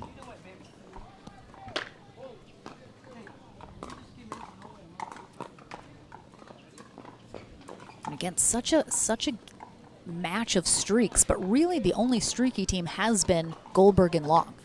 Sincola and Merchant have been pretty steady. They've the one that they've come out in front. They've gotten there, and then, you know, Long and Goldberg decide, oh, that's enough. We're going to turn it around now. Yeah, it's been whatever team has just been most aggressive. 5-8-2. All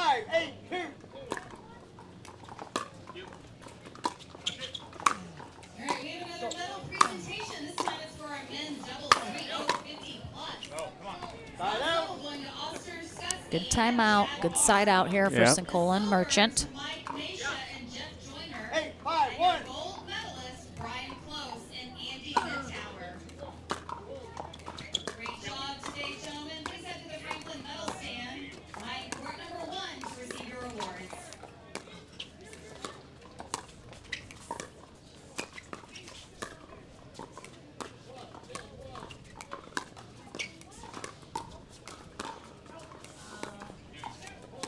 Both teams very patient.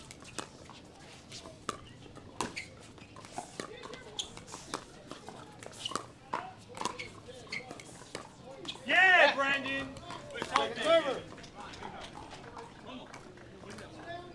Very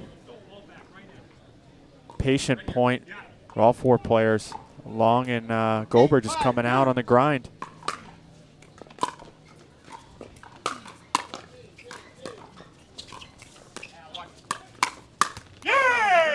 Again,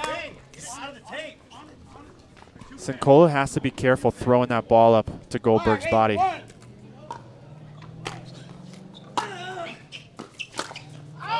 on, John. Second server.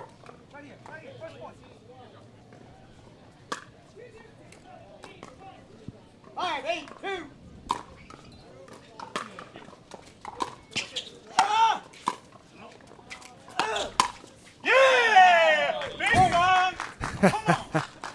I mean, Merchant definitely looked like, right here you can see him, he almost thought about an Ernie, but I think then realized he's well within the court still, and then had to kind of readjust. Yeah, I'm not sure on the strategy here by Merchant attacking cross court at Goldberg's backhand.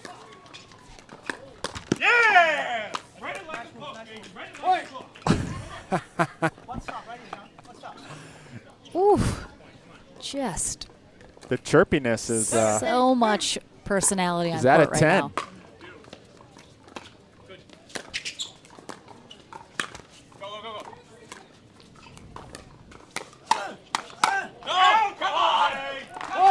And we have a tie ball game now. I mean, again, we're living in Groundhog Day right now.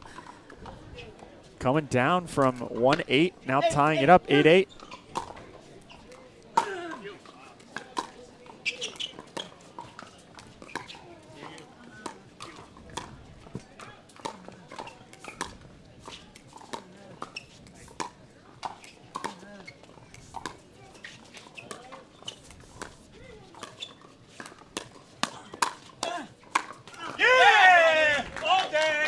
Great job by Goldberg finding the middle and setting up the backhand put away. Set himself up there, did that backhand punch down to the feet. 9-8-2. They took the lead, Lauren. I have no idea what's going to happen here. I am just as on the edge of my seat as everybody else here and everybody watching at home. 8-9-1.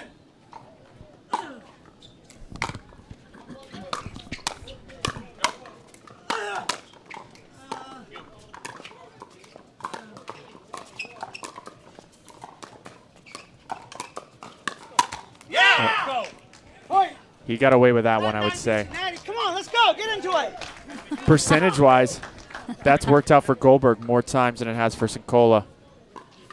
9-9-1.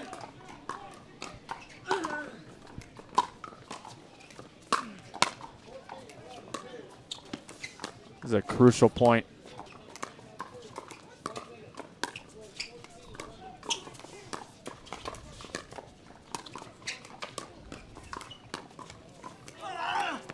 Oh, he got it. But he did touch the net. Is he allowed to touch the net? Yeah! I think he got missed. I didn't see him touch it. Yeah, it looked like Merchant. If you see him. Pickleball got you now. Oh, he didn't. I don't. It just looked like the net moved from the ball. Great job from Merchant. Wow. 9-9-2. Another crucial point here. Who will get to 10 first?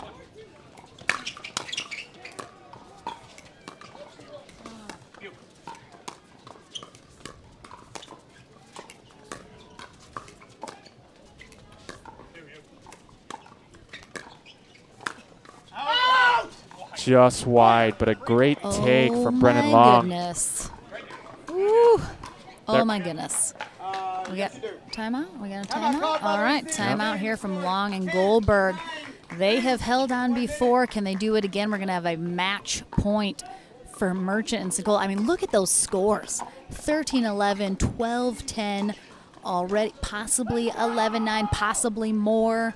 This is... It can't get any closer than this. This is pickleball right here. Yeah, it was unfortunate there for Brendan. He got the ball exactly what he wanted.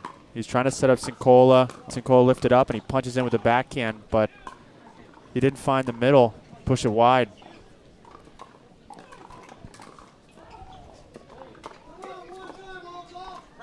Now we'll see if Sincola and Merchant can close this out without. I mean, they need to do it now because I think if they give Goldberg and Long an opportunity, it might not go their way. And just like that. After all of that, a big chest bump. What a match. What a match. Sincola and Merchant come out on top. What a fight from Long and Goldberg, who will now drop to our consolation bracket. Oh, my goodness. I'm headed to the Franklin studio to talk with our winners after that epic match, and then we're back for a consolation match here in our men's pro doubles. Our women's still coming up here today. Don't worry, we'll get the ladies on center court. But we'll take a short break, back into the action right after this.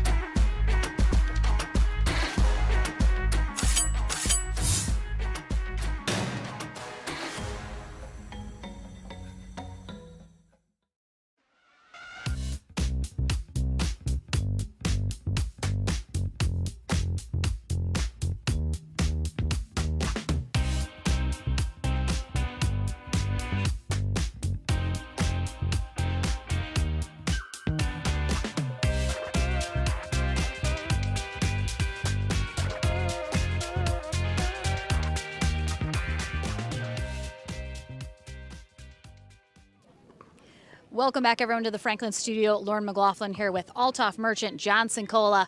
What a roller coaster of emotions and match. I mean, I talked about it in the booth. It felt like we were stuck in Groundhog Day because the exact same thing was happening every single game. You guys pulled ahead, they caught back up, and then kind of jockeyed to the end. That's got to be mildly irritating to have the lead in all three games. You come out on top in one, don't in two, get to job done in three. What, just mentally, how are you staying in this when it just keeps happening? It was a matter of what we were doing to get ahead. Our game plan was working, and then for some reason we started let our guard down and just kind of get away from that. So, just had to kind of keep refocusing back to what we wanted to do. But yeah, I mean, they also picked it up, with Brendan serve, he can get super streaky and hot. So, it's always a chance that's going to happen. You, sir, I mean, Yes, ma'am. you love to put on a show. You want to pump the crowd up, a little gamesmanship, a little sportsmanship. We love some personality out here. Of course, I think you and Johnny Goldberg, two of the biggest personalities. You're going at it a little. Well, he's definitely bigger. He's Oh, okay. way bigger. He's way bigger. But yeah, you know what? Hey, this is the Althoff Merchant Farewell Tour, right? This is my tour before I get to the seniors. And You know, if you go to John Sincola's Academy in Chicago, on the fridge, there's a picture of John on the podium and I said, Peggy, his mother-in-law, I said, we are going to get on the podium because I want my picture on that fridge. That is it. I'm only playing because I want my picture on that fridge, Peggy. But hey, this is fun. This has been a great, year because Zane and I were playing a lot to the Open, and then Zane's test driving a bunch of guys, and he's doing great in his test drive. And I'm playing the seniors next year. But John's been a guy I wanted to play with. Last week, Dylan. A couple weeks ago, Joey Farias. So I am having so much fun, and I got a mouth off because I can't play with these young guys. Yeah. Well, we're having so much fun watching you. It's been an absolute blast. You do take on Navratil in the next round. Who's that guy? Who is He's Navratil? You guys know him very well. Just sticking to your game plan going into that match? Yeah, 100%. I mean, we know what to do against him. Obviously, it's not easy, but, we're just going to come out and do what we do and see what happens. All right, well, congrats, Yeah, guys. That was... I'd rather play Navratil and Merchant than Navratil and Andre. I'll tell you that right now. I love it. Well, congrats, guys. That was super entertaining. Lots of fun for everyone to watch. You're into the semis. Don't go anywhere. We're back into the action here at the Cincinnati Open right after this.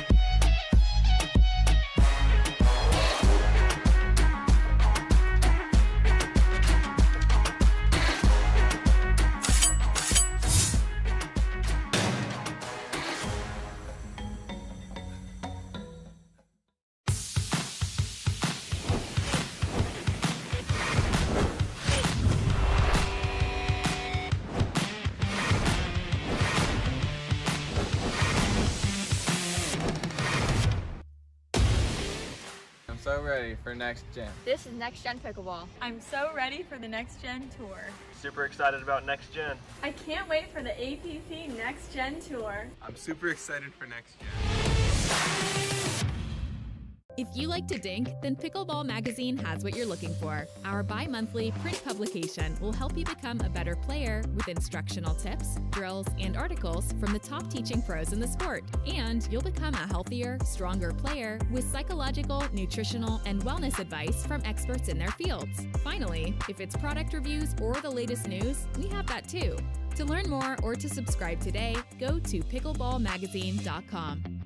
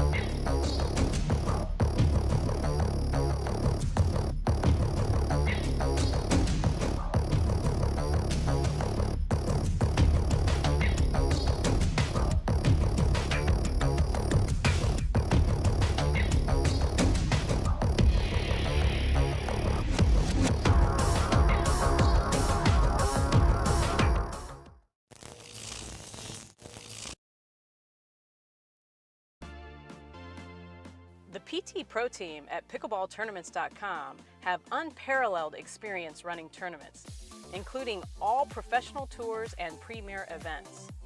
We provide professional services to develop, plan, and deliver tournaments that players and fans love.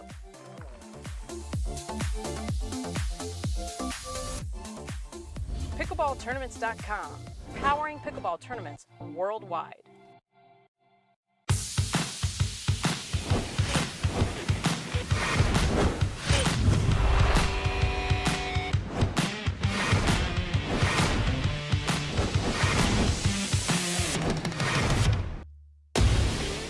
I'm so ready for next gen. This is Next Gen Pickleball. I'm so ready for the Next Gen Tour. Super excited about next gen. I can't wait for the APP Next Gen Tour. I'm super excited for next gen. Pro athlete, weekend warrior, or everyday active? Stay in the game with Active Tracks, powered by Core Physical Therapy. Core's team of physical therapists and athletic trainers promote injury prevention, rehabilitation, and fast recovery to keep you from being sidelined. We use cutting-edge technology to treat the chronic conditions and injuries from high-impact, high repetitive activities. Step into an Active Tracks tent in your community or visit one of our clinics. Core Physical Therapy, treating everyone right.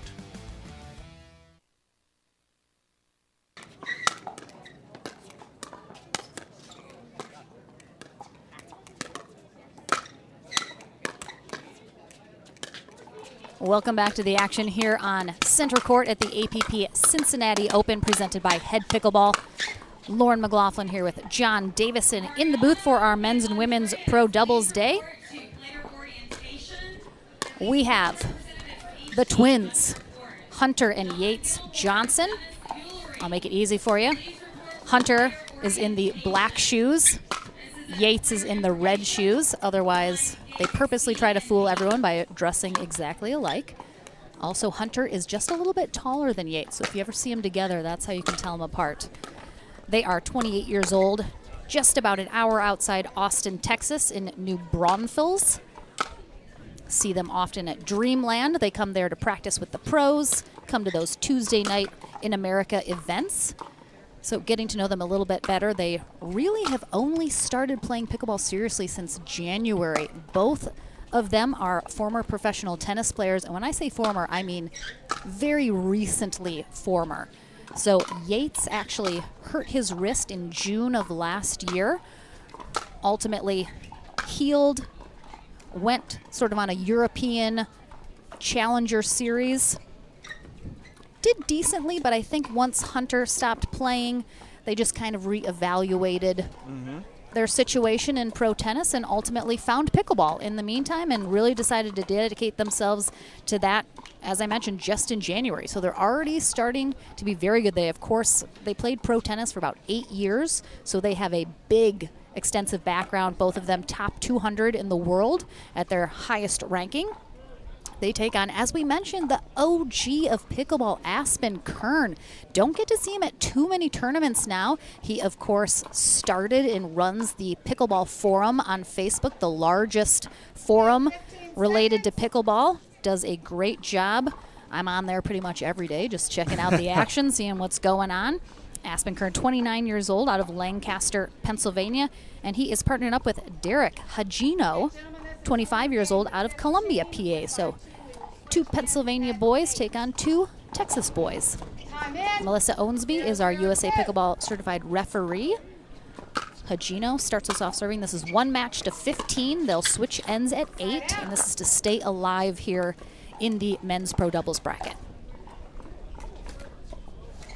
0-0-1. Second server. 0-0-2.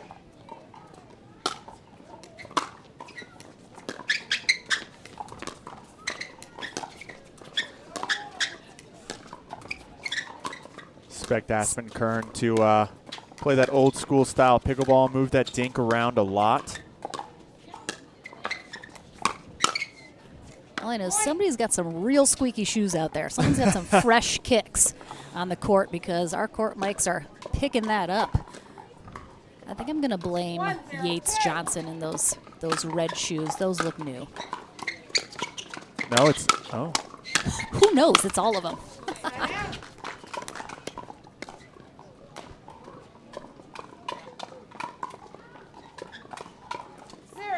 I've played against Aspen Kern before, but my first time seeing in person the Johnsons and Hagino play. So it'll be pretty interesting here. 0-1-2.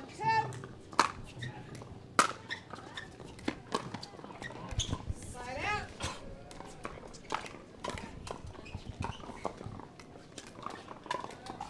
1-0-1.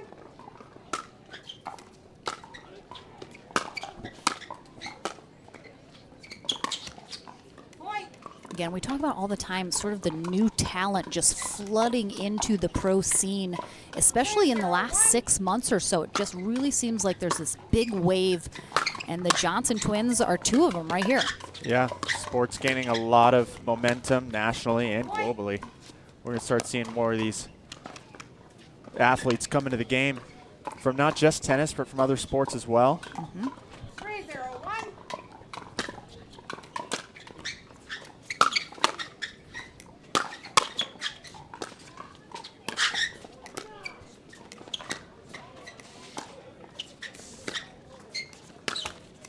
Second server. A little impatience there from Yates Johnson. 3-0-2. Aspen Kern, of course, rocking that signature jersey.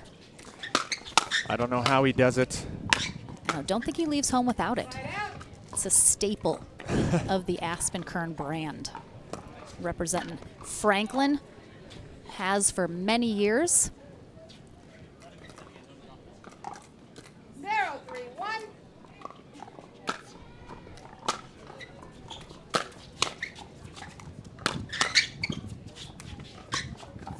Oh, just pushes that a little wide.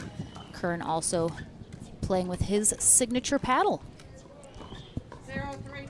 I played Kern a few years ago in Naples, Florida, in the heat, and he was dying in his basketball jersey, and I'm like, dude, when are you going to lose that jersey? He said, never. Yep. I was like, all right. 3-0-1. Point. That serve had a little kick to it and a bounce. 4-0-1. Good start here from the Twins. Oh yeah, that looked like it just dropped wide of that sideline after it clipped the net. So again, Johnson boys out to a strong start.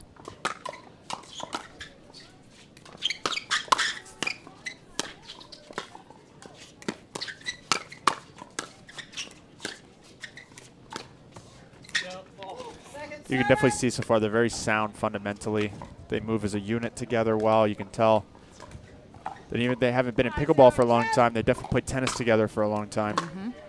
They move as a unit. Yeah, you see that also in the Kawamoto twins when Jade and Jackie are playing together in women's. It's just certainly not sure any team has much more chemistry than a pair of twins. Second server.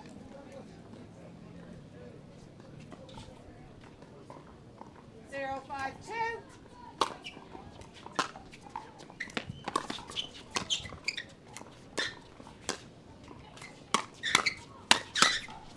Oh, some nice hands there on both sides, but Yates and Hunter handle the pressure. Yeah, I would have loved to see Kern stay with that. He kind of backed off and let Hagino come in. Second server. Nice put away there. 5-0-2.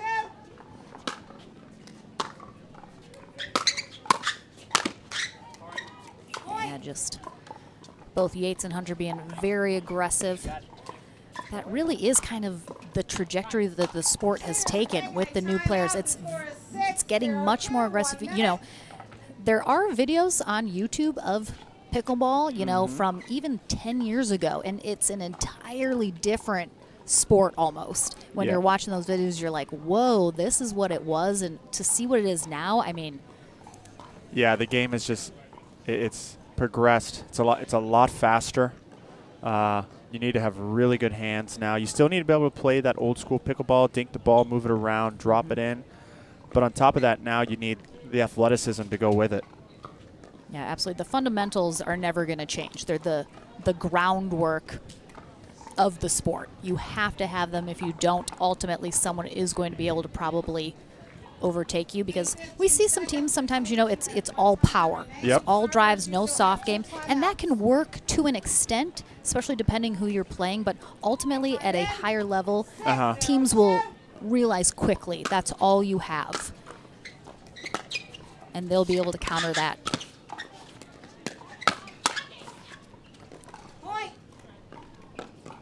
Yates Johnson read that paddle so well off of Gino. Closed the gap quickly down the line. Ooh. So Hunter and Yates Johnson fully in control here in this match to 15. Get to that 8th point first, which will trigger our end change and built-in timeout. Let's take a quick look here back at our men's pro doubles bracket. Pretty deep field here today in men's. A lot of teams, a lot of good matchups. Kern and Hagino were knocked down in their first round matchup by Eric Rosner and Jason Bach. We saw them playing here on center court just before our live stream started. While the Johnson twins of Yates and Hunter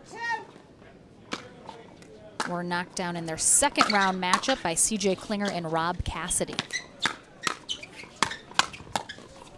So both teams have been battling a little bit here in our back draw, trying to stay alive. 9-0-2.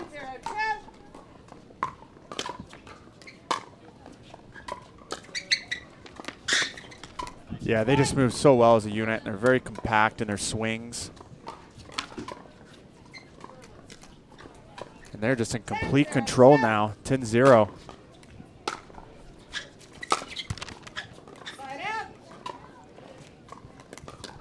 We'll see if Hagino and Kern can get on the board.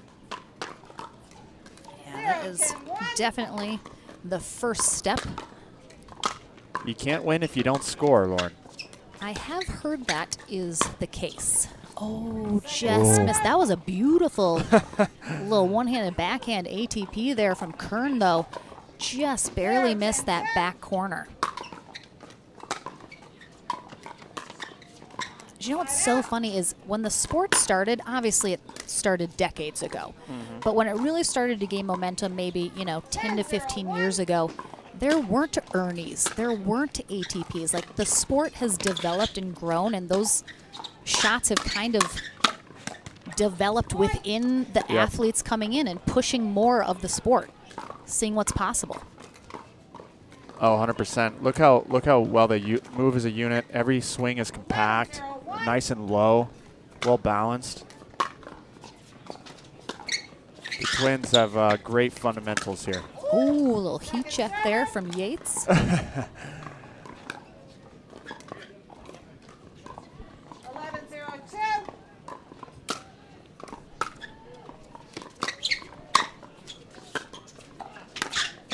Point.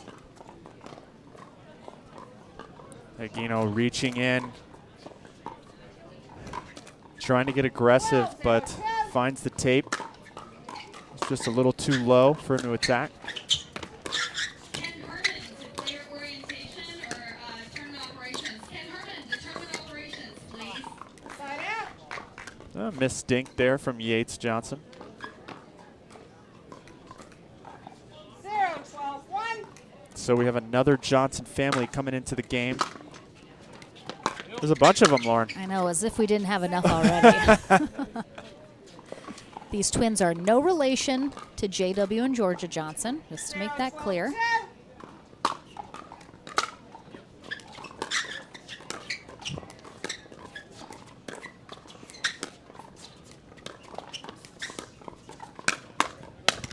Oh, and they're on the board.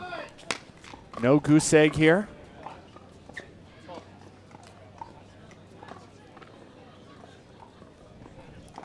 Seeing Jackie Kawamoto watching in the comments, suggesting that her and twin Jackie should team up with the Johnson twins just to confuse everyone.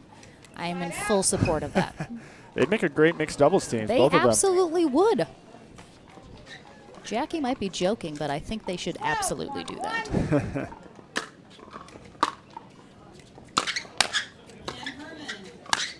Oh. Oh, you got it. Wow, that was such a great spot from Hagino, too. Man, Hunter is just all over the place. Yeah. Great court coverage. Oh, some nice hands there from Kern, but wow. I mean, that was such a great spot there from Hagino you saw on the replay. But Hunter with the good pickup, ultimately don't come out on top, though. Nice low drive from Yates down the line. And a timeout here from Aspen Kern. So we're going to have a timeout here from Kern and Hagino, as they have quite a mountain to climb here against Hunter and Yates Johnson. Lauren McLaughlin and John Davison here in the booth at the APP Cincinnati Open, the 10th stop of our 2022 tour. Up next, we are in New York City. I was going to make some sort of like New York show reference, but then there's too many to choose from. And I just figured I'd just not, just in case I embarrass myself more than I'm used to doing regularly. But hopefully we will see you guys in New York City. If not in person, definitely plan to join us. Then Indianapolis Open is the week after that. Registration's still open for that if you're in the Midwest and not joining us in New York because you can't travel that far. Hopefully a little closer to home. Go check out Indianapolis Open. Oh. Good timeout. Timeout, side out. We'll see if they can climb out of this hole that they've dug themselves for Kern and Hagino.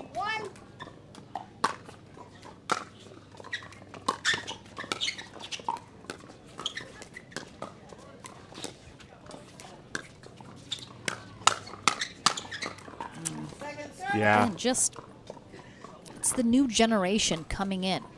Just such quick hands. And again, when you're coming from years of playing professional tennis and barely being done, the fundamentals of that game to be able to get here, like they translate so well into pickleball. Yeah, and I'd like to see, you know, you have Hagino and Kern. They're pulling the trigger very early. I'd like to see them try to grind these guys out. Move that dink around. Play old school pickleball. Second server.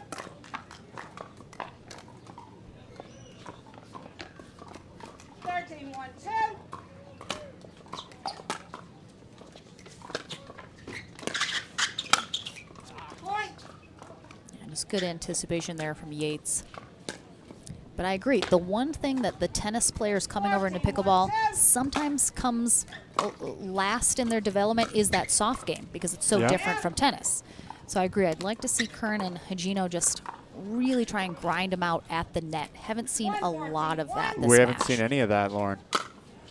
That's why it's 14-1. I like the Ernie effort there from Hagino. A little too tight to the net. 1-14-2.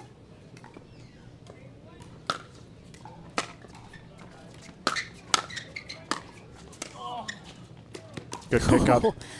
Teetering on that line too. Yeah, I mean, there it is. Like, just keep dinking. It's a little low for Kern to be attacking. Now we have a match point.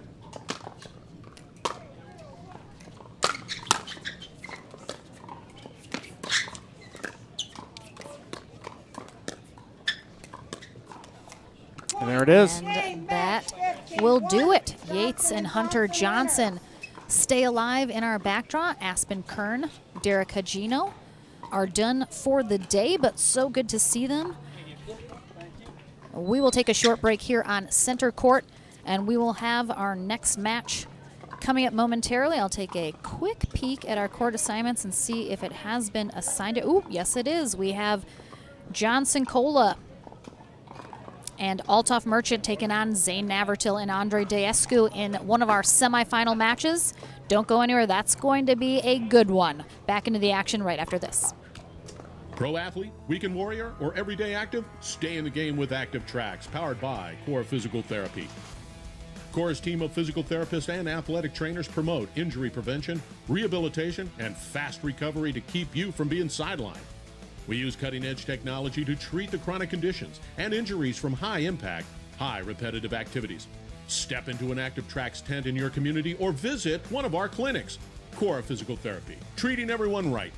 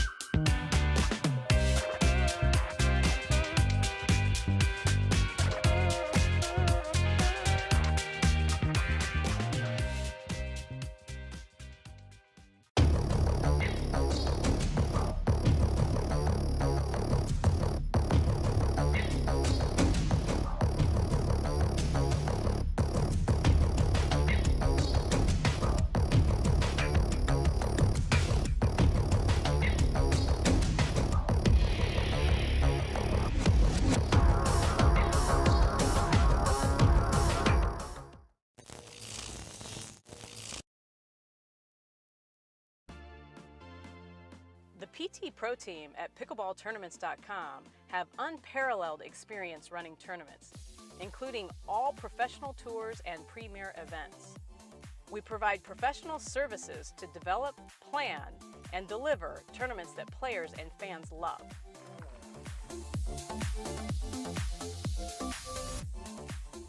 Pickleballtournaments.com, powering pickleball tournaments worldwide.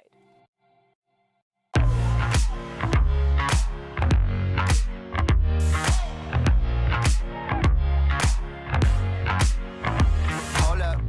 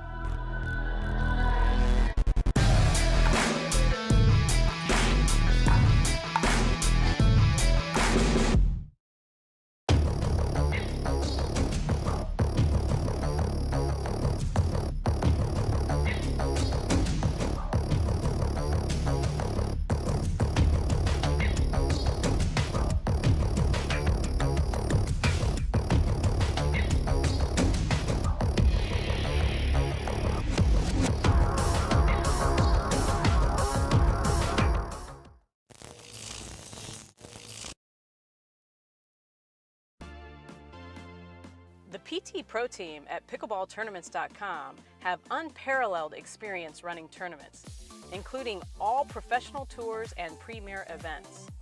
We provide professional services to develop, plan, and deliver tournaments that players and fans love.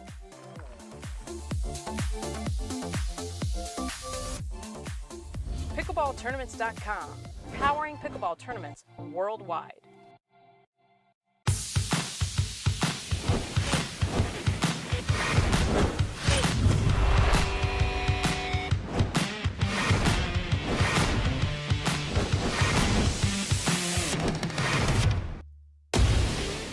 I'm so ready for next gen. This is Next Gen Pickleball. I'm so ready for the Next Gen Tour. Super excited about next gen. I can't wait for the APP Next Gen Tour. I'm super excited for next gen. Pro athlete, weekend warrior, or everyday active? Stay in the game with Active Tracks, powered by Core Physical Therapy. Core's team of physical therapists and athletic trainers promote injury prevention, rehabilitation, and fast recovery to keep you from being sidelined. We use cutting-edge technology to treat the chronic conditions and injuries from high-impact, high repetitive activities. Step into an Active Tracks tent in your community or visit one of our clinics. Core Physical Therapy, treating everyone right.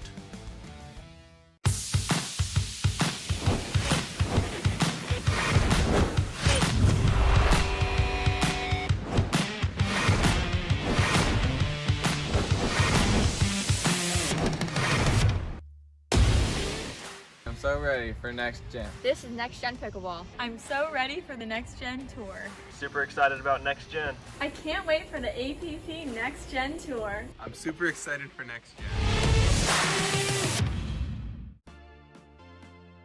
The PT Pro team at pickleballtournaments.com have unparalleled experience running tournaments, including all professional tours and premier events.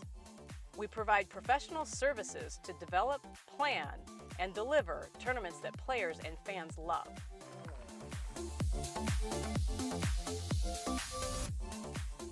Pickleballtournaments.com, powering pickleball tournaments worldwide.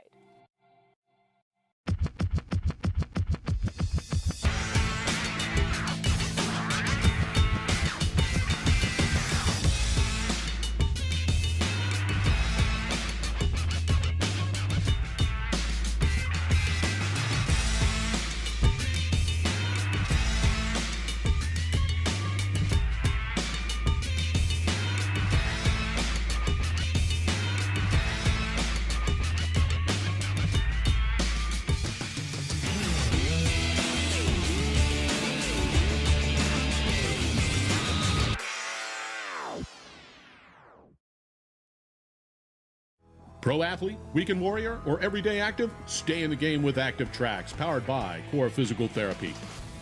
Core's team of physical therapists and athletic trainers promote injury prevention, rehabilitation, and fast recovery to keep you from being sidelined. We use cutting-edge technology to treat the chronic conditions and injuries from high-impact, high repetitive activities. Step into an Active Tracks tent in your community or visit one of our clinics. Core Physical Therapy, treating everyone right. Welcome back here to Center Court at the APP Cincinnati Open, presented by Head Pickleball, Lauren McLaughlin and John Davison, here courtside for our first semifinal in our men's pro doubles. Marie Creed is our USA Pickleball certified referee. Althoff Merchant and John Sincola on the near end start us off serving, to Zane Navratil and Andre Deescu on the far end.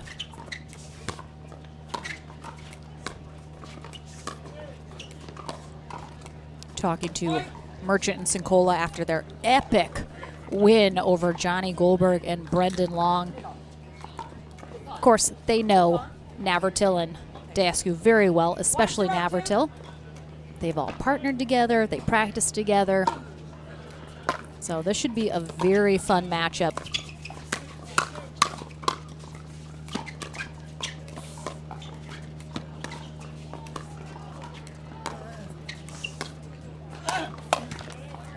Yeah, good attack. He saw Deescu sliding to the left, to Diescu's left, and pulled it away from him. It's not every day we get to see Althoff Merchant versus Zane Navratil. It's true. I suspect There will be some words, some fun joshing each other, if you will. Navratil and Dasku, the #1 seed here in our men's pro bracket, while Merchant Sincola, the #4 seed.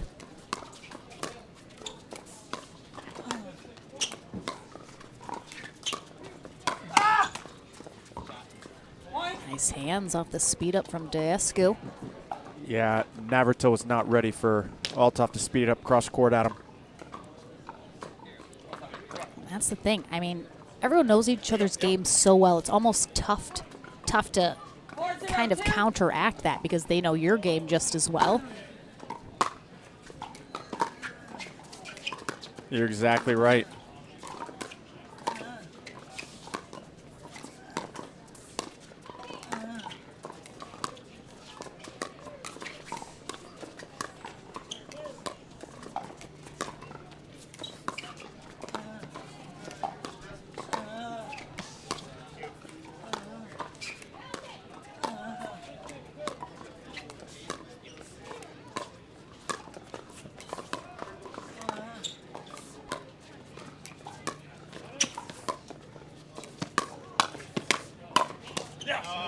Just such great hands. I think, unlike the last match that we saw in the consolation bracket that didn't have a lot of dinking, we're going to see a lot of it here. A lot of dink rallies with the patience looking for that right moment to speed it up. Yeah, I think you're right. All four of these players respect each other a lot, so they're not going to pull any overly aggressive balls.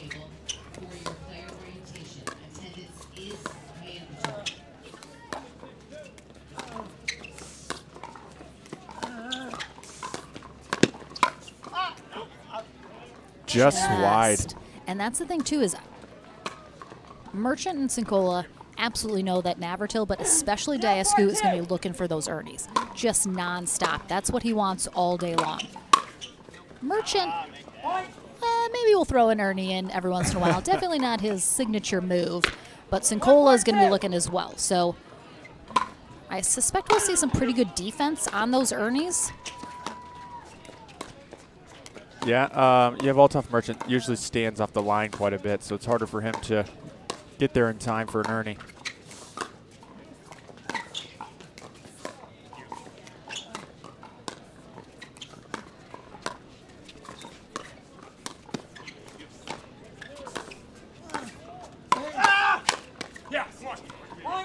Again, just really great patience on both sides, just waiting for just the right moment to attack. Not pushing it too much yet. Yeah, I would have liked to see Merchant attack right back at Andre instead of going cross to Zane. He got him early, but Navratil has more time to see that ball coming now.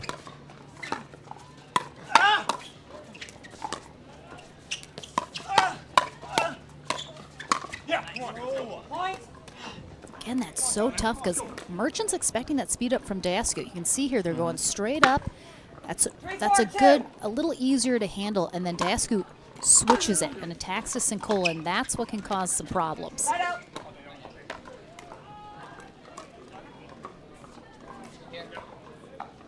4-3-1.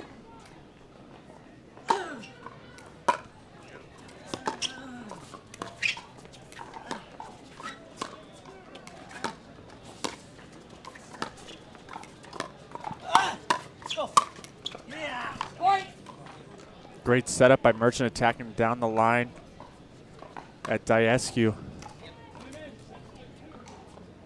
5-3-1.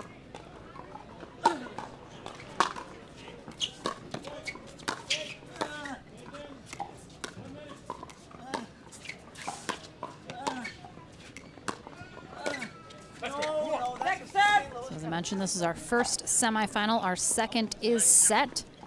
Mario Barrientos and DJ Young take on Hayden Patrickin and Julian Arnold for the second spot in the winner bracket final.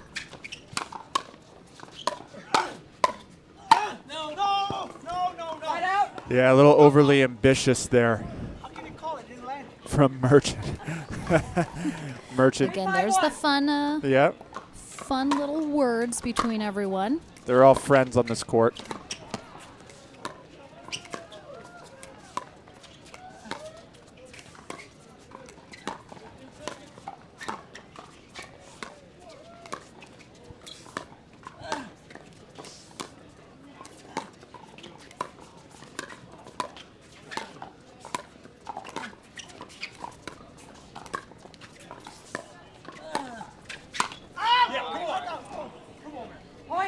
Sincola not able to get out of the way, but I think Zane pulled enough pace off the ball to where it was staying in.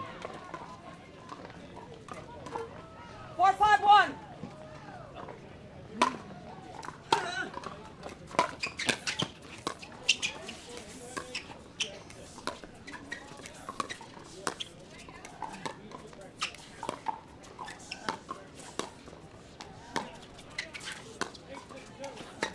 No. Point. Don't be creative.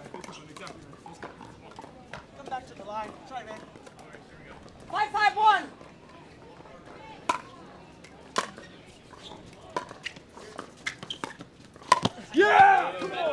Ooh, and there's the Ernie. Yep. Big time from Daescu there. Andre loves setting himself up. If you drop to him, you can already tell.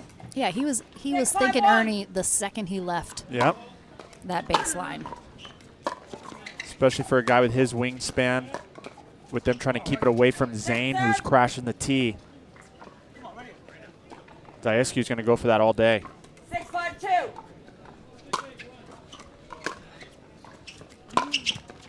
Right out. So we are going to have a women's pro doubles matchup next here on center court.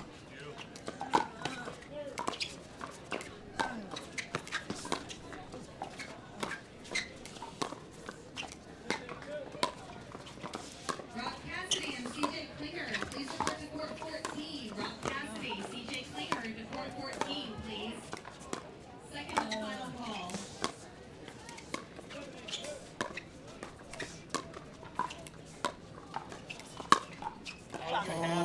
Oh, just long. Did have it.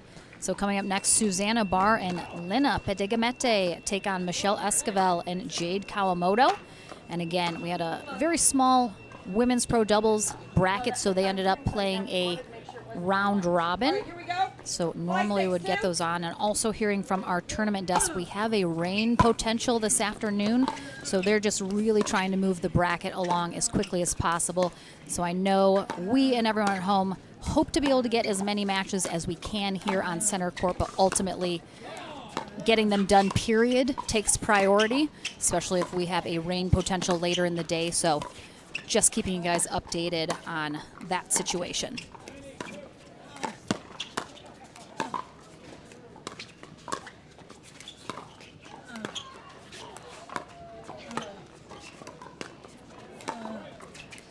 They're really working Merchant here. Zane taking a lot of balls out of the air, taking time away from Merchant.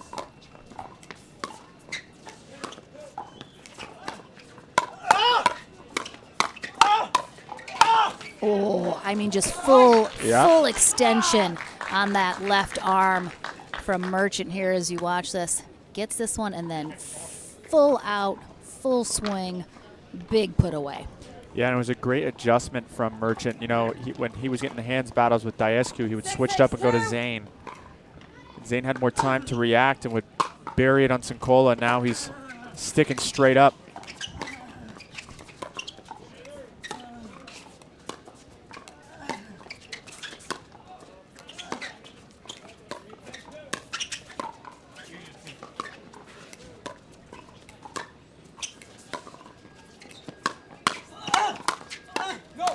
Oh, wow. Wow, some big pickups there. You can see Sincola runs around that first shot, take the forehand. Look at some of these awkward shots, and Merchant, unbelievable pickups, but ultimately just can't come out on top there. But we're tied up at 6, and now Navratil and Daescu take back a 1-point lead. Yeah, it's been a pretty competitive matchup so far. Neither team really able to break away from the other in terms of the scoreboard.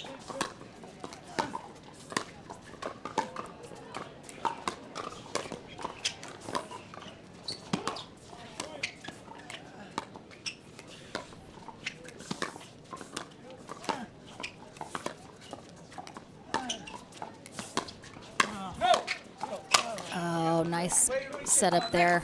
Dasku sounded like he was trying to call Navratil off that ball. I'm not sure if it was going out, but Navratil ends up putting a paddle on it and popping it up for Sincola to have the put away. It was interesting hearing Merchant talking to Sincola before this match started. I heard him saying how he knew that Navratil and Dasku were going to be trying to push him off the line. Yep. So he knows. He knew coming into this that he was going to be getting a lot of the balls, a lot of the action, and he has to do his part. He's got to stay in there and stay steady, and I'd say he's doing a pretty good job. Oh, he's doing a great job, but I will say one of my critiques for Merchant is he does keep coming far and far back. It just gives the opponent so much court to work with. Yeah, if you're going to back up, you got to get right back on that line. Yep. Let's go. No. I think it was wide. Diescu with the big let's go, but Navratil with the head shake as he knew he missed it. Oh, it's close. Close, just but just wide. misses that line.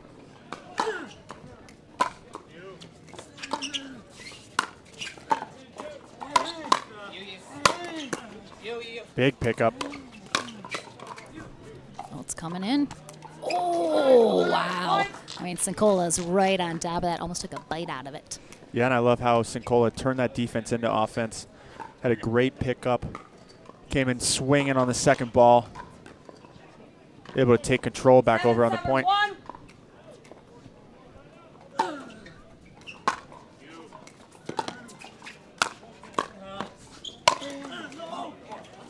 Merchant and Sincola, just these last couple rallies, they're having to play defense the entire time. Not able to get in control, end up popping up some of these shots because they're just trying to get them back over the net. Yeah, come on. Yeah, and I like to see Sincola start to straddle that middle line more. 8-7-2. As he's doing, he's getting more aggressive in the middle.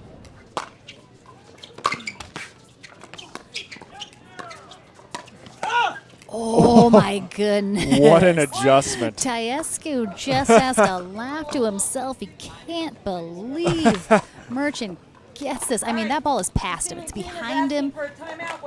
What a get from Merchant. I mean, if this is his farewell tour for Open Pro before he heads to Senior Pro, he's making it a good one. Yeah, he's hanging in there just fine with the young guns. We have a timeout here from Diescu and Navratil as Merchant and Sincola are going to be 2 points away from taking this first game with the serve coming out of this timeout. And again, you mentioned Sincola getting a little bit bigger in the middle, getting involved. How do Navratil and Diescu counteract that if that's what he ends up doing? So if Sincola starts taking more of the middle, then you'll start to see them start to play some dinks behind Sincola. Keep him honest. And they'll probably try to attack some back behind him to keep Sincola on that side. But you heard Merchant saying, you know, cover middle, you know, because he's being pushed all the way wide. Good timeout and side out for Navratil and Diescu quickly with a drive into the net from Sincola. 7-9-1.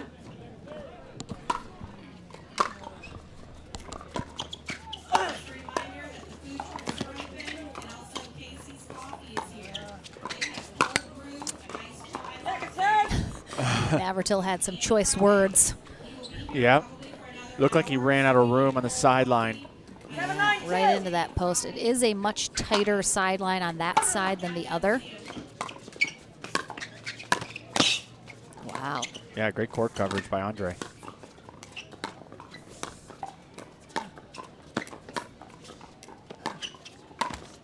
Oh, wow. I mean, you don't see that often. Clips the net and absolutely bounces about 3 feet in the other direction. Just completely changes. It's tough. That's a heartbreaker right there. 8-9-2. The timeout paid off. Now they bring that lead back within 1. Oh. Right there, Lauren. Yeah. That was a big two-handed put away there from Yeah. Navratil. Sincola taking over middle. Zane will attack right behind him. Stay over there, Sincola.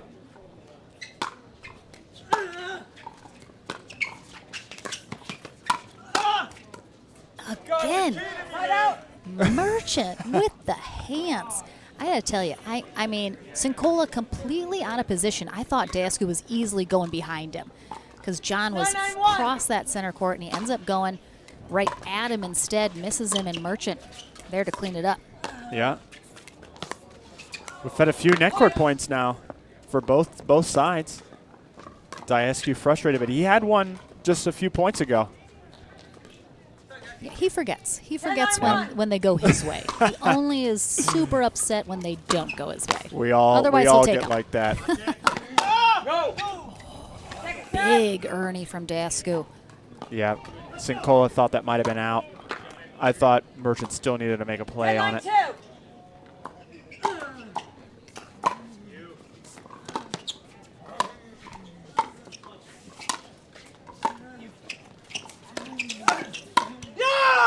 Oh my gosh. Merchants and Cola on top in game 1, 11-9.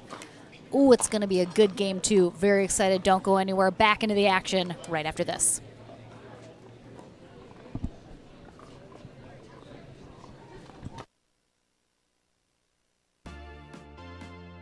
The PT Pro Team at pickleballtournaments.com have unparalleled experience running tournaments, including all professional tours and premier events. We provide professional services to develop, plan, and deliver tournaments that players and fans love.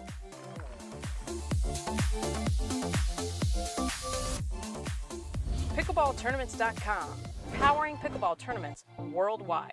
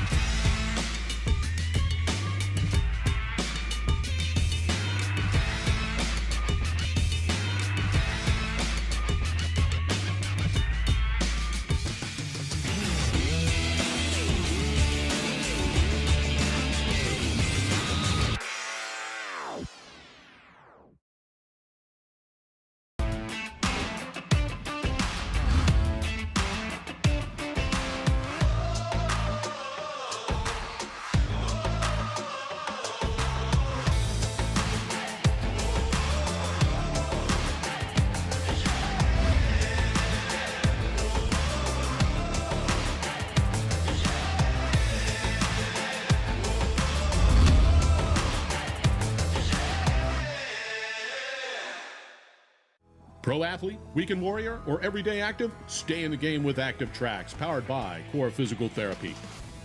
Core's team of physical therapists and athletic trainers promote injury prevention, rehabilitation, and fast recovery to keep you from being sidelined. We use cutting-edge technology to treat the chronic conditions and injuries from high-impact, high-repetitive activities. Step into an Active Tracks tent in your community or visit one of our clinics. Core Physical Therapy, treating everyone right. Back into the action and a riveted crowd courtside here at the APP Cincinnati Open.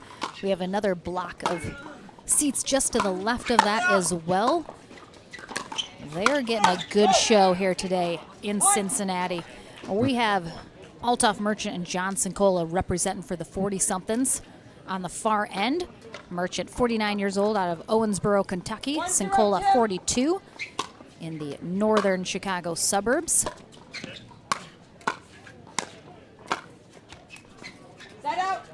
And they take on Zane Navratil, 26, Brookfield, Wisconsin, just outside of Milwaukee, and Andre Dasku, 34, in Palm Beach Gardens, Florida.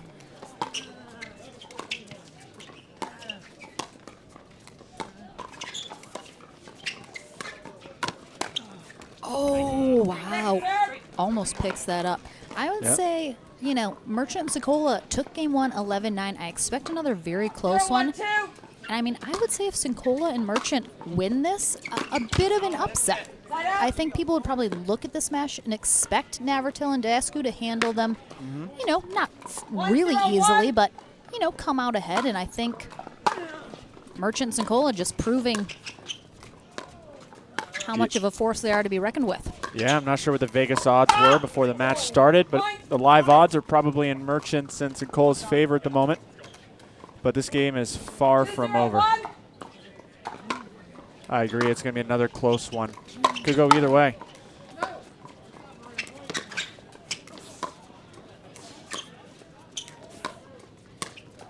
Wow. Ooh. That was very nice. So nice. No, I did not see. Oh, I think thought it that was really in. I think it just I'm sorry, second serve. landed on the line, yeah. That's easily right on the line. 2-0-2. We actually did have a good view of that right in front of us.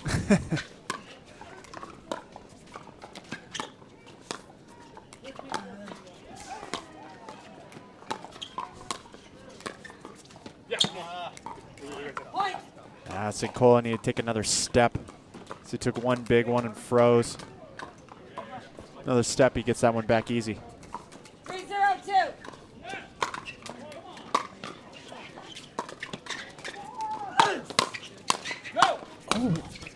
Zane saved St. Cole there for sure, but it ended up working out for him. Timeout, receiving team, 1 minute. Yeah, it looked like Navratil was sort of in the air already to hit that as Dasku tried to call him off that. So we'll have a timeout here for Merchant and Sincola as a quick lead for Navratil and Dasku here, 4-0 in game 2. They're trying to force a third game, keep their hopes alive for a spot in the winner bracket final. As I mentioned, we have some rain forecasted for this afternoon, so our tournament desk is doing its best to get our bracket finished versus trying to hold us up to be able to get as many matches as we'd like to. So our other semifinal match is already kicking off as well. We have a women's pro doubles match coming up next. Jade Kawamoto and Michelle Esquivel take on Susanna Barr and Lina Padigamete. And then I believe we will have our winner bracket final following that here for men's pro doubles as we try and get this all in, weather permitting. Timeout, side out here. It's paying off. 0-4-1.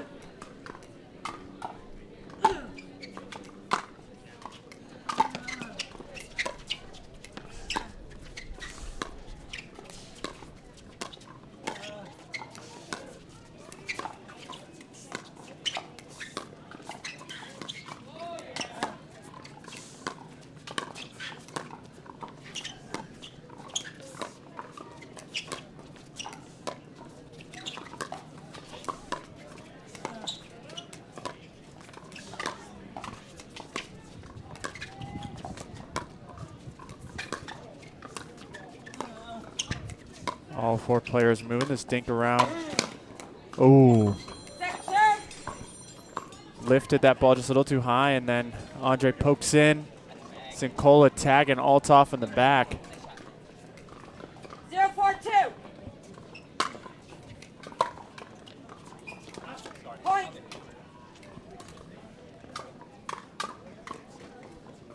One, 4-2.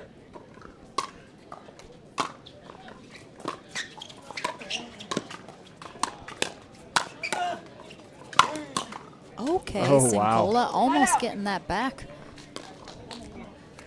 Come on, get that ball.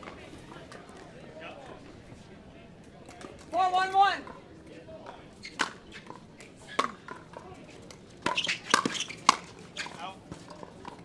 Just long. Next serve. I like the aggressive play, though. Yeah, Coming in, definitely just seems like Navratil and Dasku have ramped it up here in game 2. yeah, just took too big of a swing. He was running in. He didn't need that big of a swing with all his momentum. Oh, yeah! Come on. Nobody tries to sell it better than Althoff Merchant. 5-1-2. Navratil indicating it was like 2 feet out, but it doesn't matter. He's going to try and make you believe that he got it. All right, attention players who are here for a 2:30 start time in our 303-5 19+ division. We're looking for Jake and Matt or Tween to check in, please. Jake and Matt or Tween, please check in. Your player orientation will start promptly at 2:05 p.m. So if you're playing in the 303 Dasku looking for that Ernie. Oh, Oh, nice job from Sincola with that flip up at Daescu's left shoulder, catching him off guard there. Yeah, he read the body of Daescu, leaning to the right to cover middle, and threw it behind him. That really short return there off the big John Sincola serve. Yeah, you know, everybody talks about Zane Navratil's serve with that big kick and the spin, but Sincola has it just as much. We saw Brendan Long with a very wicked serve earlier as well.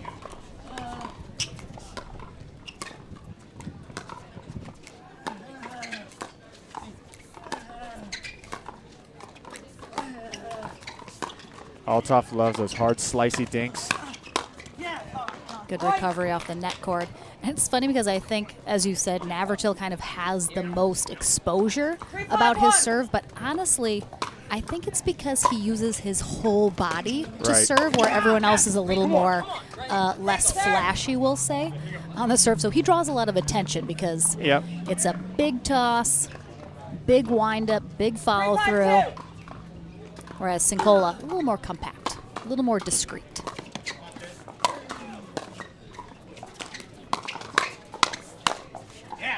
Oh, he got it back with the hand. I mean, too bad it doesn't count. We'll have to send a letter to USA Pickleball, see if they'll consider adding the non-paddle hand as being legal.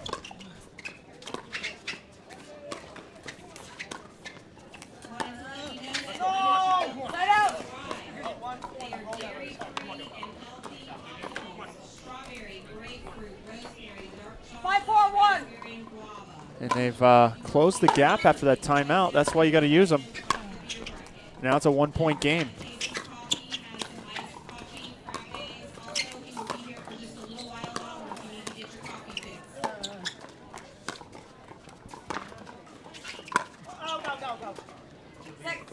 Yeah, good leave. Daescu loves attacking high at the body. So especially somebody on the shorter side like Merchant, it's a lot easier for him to get out of the way of those. So Daescu's got to bring that margin down some.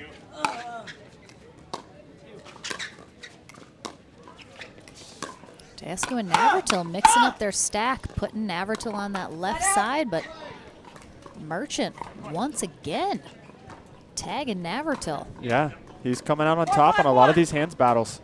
Him and Sincola. Navratil showing a lot of frustration.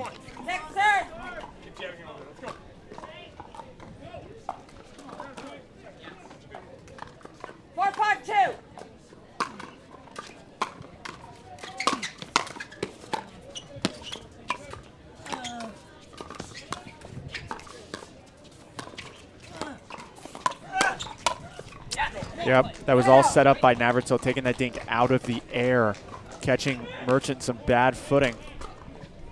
And again, Andre Daescu, 6'3", so much length. Yep. Again, he's going to be able to reach so much further into the kitchen to attack those than other players.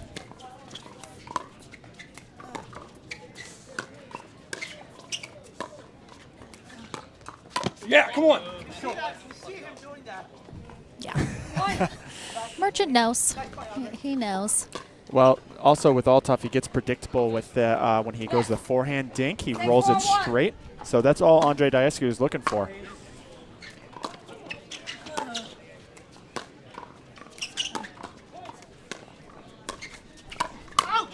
Oh my goodness. Yeah, he might have saved that. Oh, that's tough. And I hear a timeout from a frustrated John Sincola.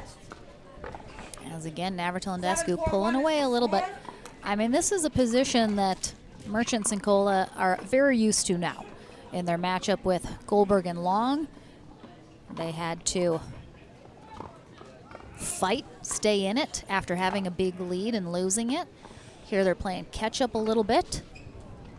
But they came out on top in game one. Looking to do it here, otherwise a game 3 might be in our future here, as one of these teams will head to the winner bracket final. And again, you can follow along with our bracket and see where your favorite team or the teams in general have landed during the day. Again, our other semifinal is being played as well. Mario Barrientos and DJ Young take on Hayden Patriquin and Julian Arnold.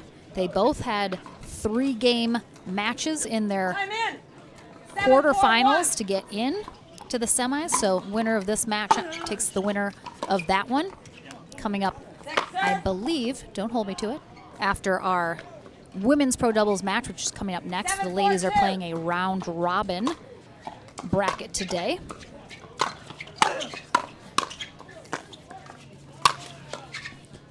Big overhead. Merchant literally just got pushed aside by Sincola, but he's okay. He doesn't mind. Sincola's going to win that battle every time.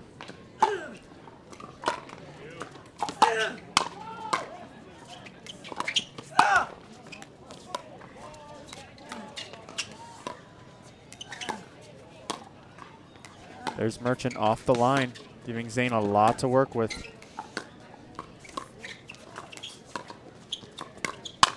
Let's go. Nice compact swing by Navratil. Sincola just didn't have any time to get his paddle back ready. 4-7-2. Service fault, side out. Navratil and Dasku trying to pump each other up, get fired up here to come out on top here in the second game. Yeah, it was a timeout side out, but then another quick side out the other way. 7-4-1.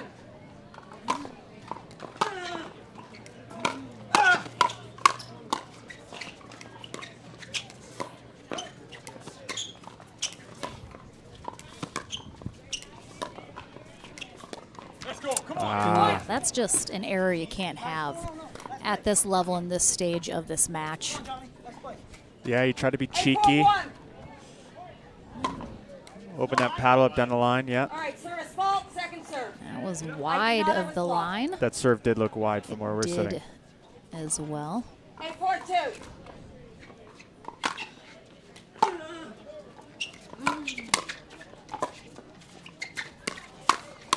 I mean, Navratil just covering the whole court there after Dasku essentially got pushed off of it. Oh, again, there's the net cord that Dasku, he's thrilled about that one. No problems with that at all. No problems there now. But don't you dare clip that net towards him.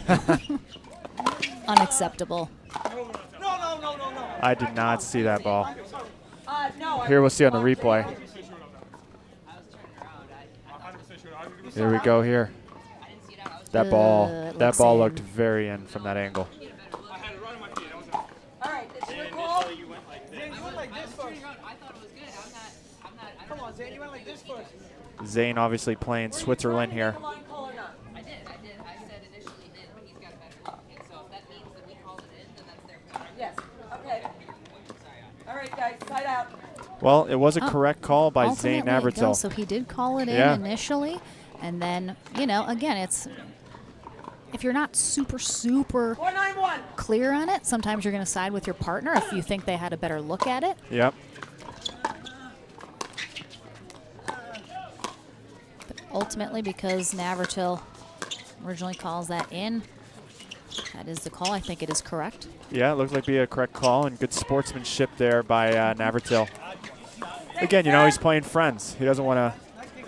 If he sees the ball in, he doesn't want to cheat his friends out on a point. Yeah, and he's very well known for being a very good line caller, good sportsman. And of course, Andre too. No, you know, nothing against him. It's sometimes hard to call that ball when it's at your feet. Absolutely.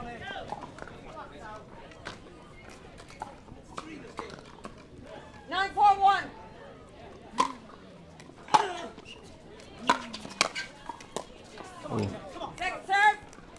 Navratil just off balance. Sincola finds the feet. 9-4-2.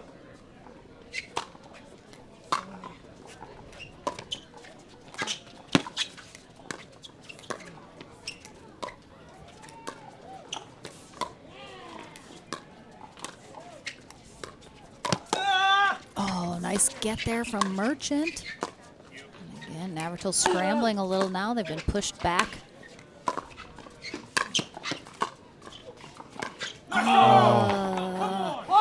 Yeah, Sincola and Merchant wanted to keep them back so badly that almost meant they had to take it out of the air because the second they let it bounce, that's when Navratil and Dasku were crashing the net. So Sincola just a little overreaching that. He probably should have let it drop and ultimately just slowed that down, but that's tough to do. Yeah, it was great defense by Navratil and Diescu. Force in the air. Yeah, that's just too that's good. Nice. Point and second game, 11-2 to Again, you can see Navratil here and Diascu. this final rally. 2 minutes, well, Sincola Yep.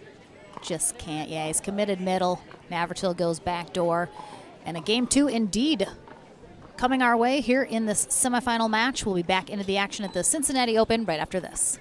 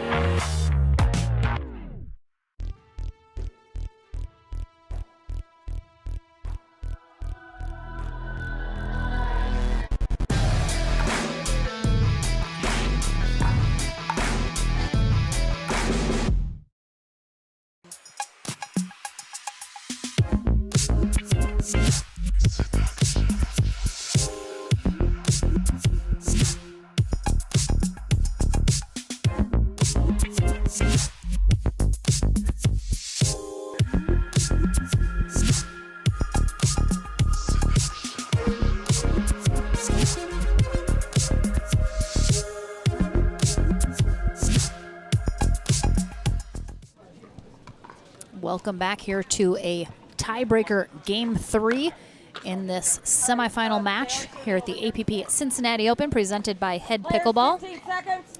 Zane Navratil and Andre Diescu on the far end to start game 3. Althoff Merchant and John Sincola on the near end.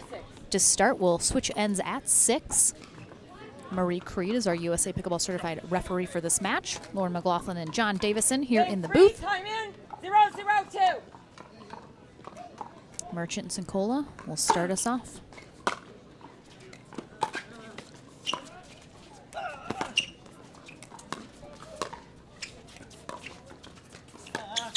Oh, he saw it coming. Yep. Oh, he did a great job of reading Diescu and changing up his shot to the lob, which again, tough to get a lob over Diescu. Yeah, but sometimes if he's already jumping the kitchen line, Yep. he can't readjust midair. No, that's 2. That's 2. So Merchant and Sincola came out in a very tight 1-0-1. game 1, 11-9. But game number 2, definitely a little more Navratil and Diescu's side. Let's see if they can keep up that momentum here in game 3.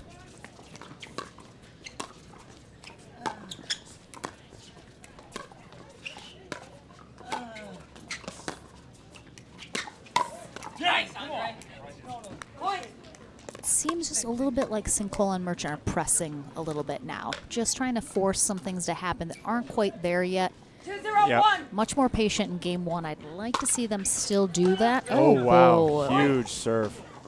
I mean, we've seen Navratil get a few people today already, and Merchant just his latest victim.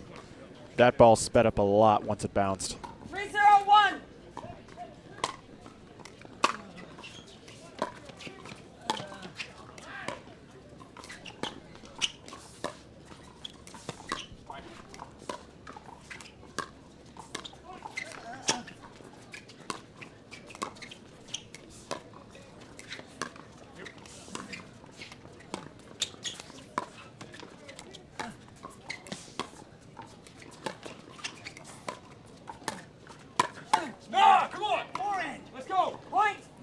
Merchant gets chicken winged there. Yeah, it was a good spot by Diascu, putting it right into that left shoulder. 4-0-1. Oh.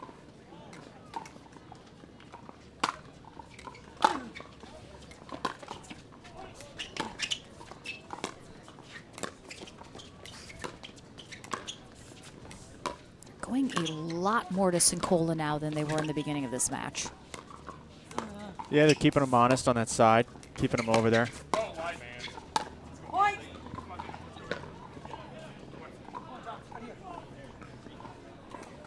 Five, 0-1.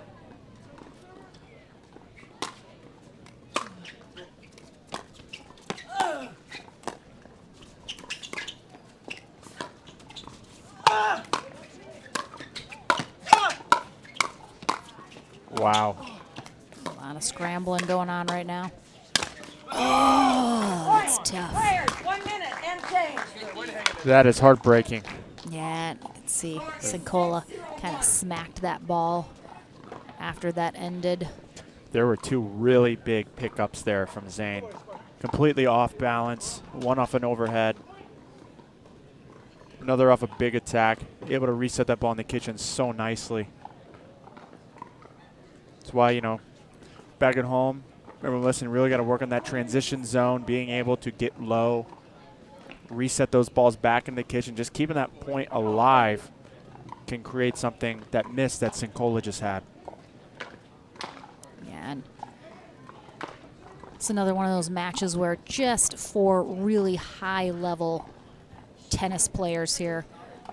Navratil playing 4 years at the University of Wisconsin-Whitewater. Andre Diascu, top-ranked player out of Romania, played professional tennis for a handful of years. 6-0-1. Sincola at the, I believe, University of Illinois.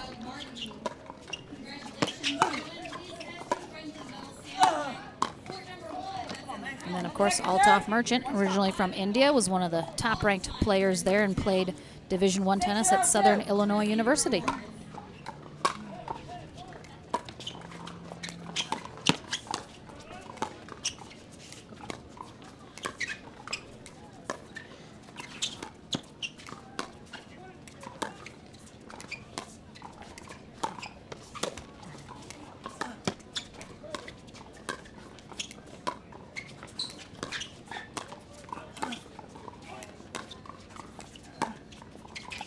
I mean, Merchant's not even coming back to the middle. He's literally just staying over by that sideline because he knows that's where he's going to end up anyway.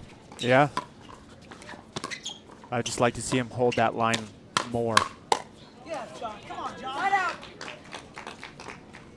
Big assertive play by Sincola, holding his ground. 0-6-1. See if they can get on the scoreboard now.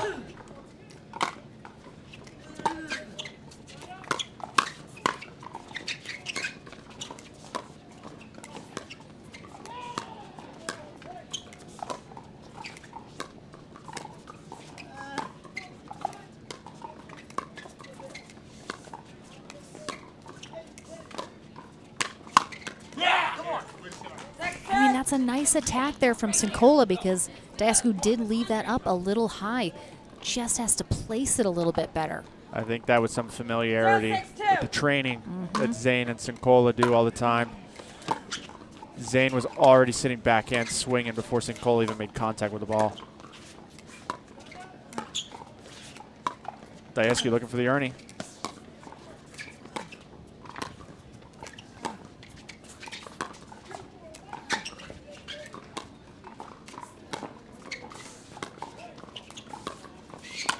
Yeah, come on. Side out. No worries, no worries. Still not on the scoreboard yet. 6-0-1. This might be a bit more of a lopsided game than we've seen so far this match. Yes, Navratil and Diascu in complete control of every point. Go, let's go. And it's the errors as well. Obviously, Sincola's got that, but he's absolutely underneath that ball the entire time when he hits it. So all it's going to do is float long. There's no other option from the way he hit that.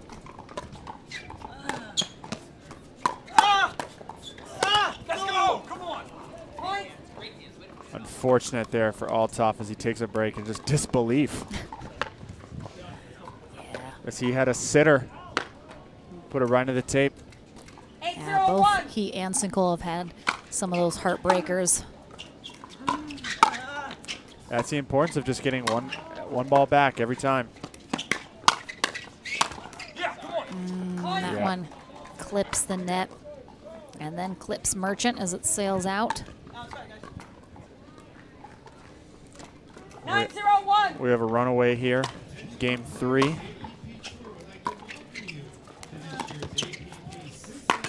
Oh, he caught it that time. Get this thing off here. It's not. It's already 3 inches out too far wide.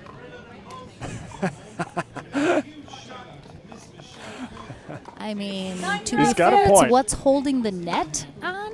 So. I believe you can take the crank off, though. Oh, can you? Yes. And just leave like the body of it.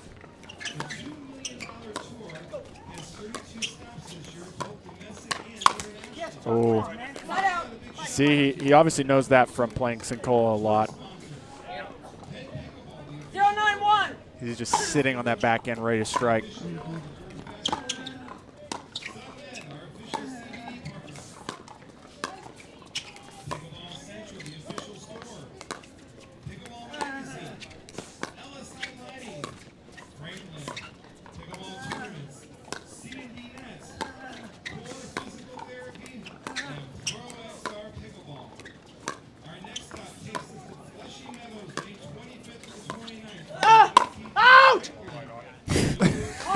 Merchant was determined to deafen all of us with that out call right next to our court mics. Hey, don't ever count Merchant out.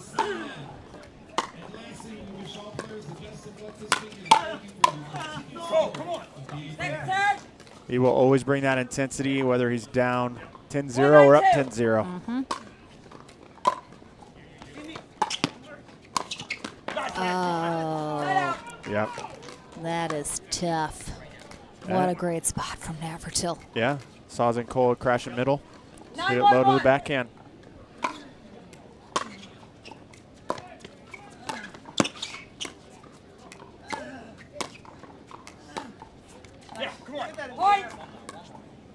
All right, match point here in a very lopsided third game after a very tight first game, and the pendulum has been swinging in the direction of Navratil and Dasku.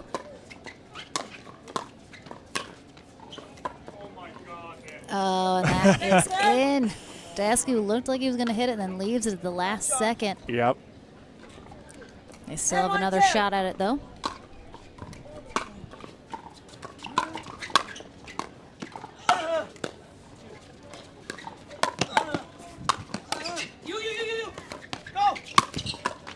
Come on. Oh, just Whoa. wide. I mean, what an effort on both sides. Yeah. I mean, Dasku, he's gone. Now Zane's gone. Dasku's got to come back. And that big put away there from Sinkola almost comes back.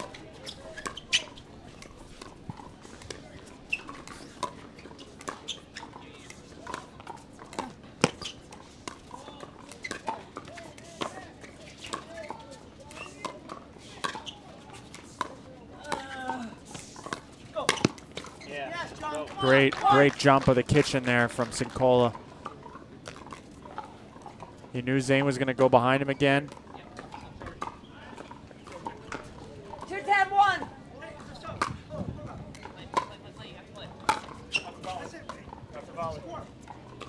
Okay, no, he is allowed to stop before the service name, which is what he did. So what's your issue? What was the score? 2-10-1.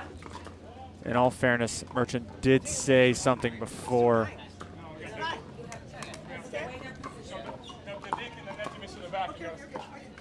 So just a confusion. Merchant thought Navratil and Dasku had 9. Just getting it sorted. No one's everyone's good.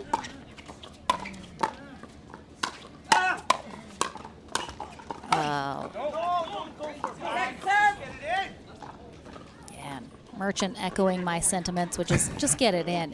You got to get it in at this point. Hey, when you're down 2-10, you're just going for broke. Yeah.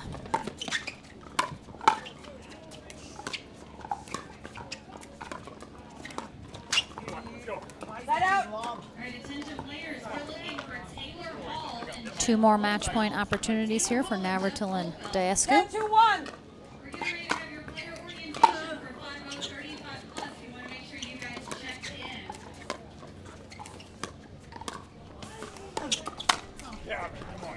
There it Big is. put away, so a very gentle chest bump there between Navratil and Diascu. Appreciate that. So they come out on top. Navratil is going to get to work taking that crank off the net. So they move on to the winner bracket final, awaiting their opponents from our other semifinal match. Merchants and Cola will drop to our consolation. We have a women's pro doubles match coming up next, and we'll be back right after this.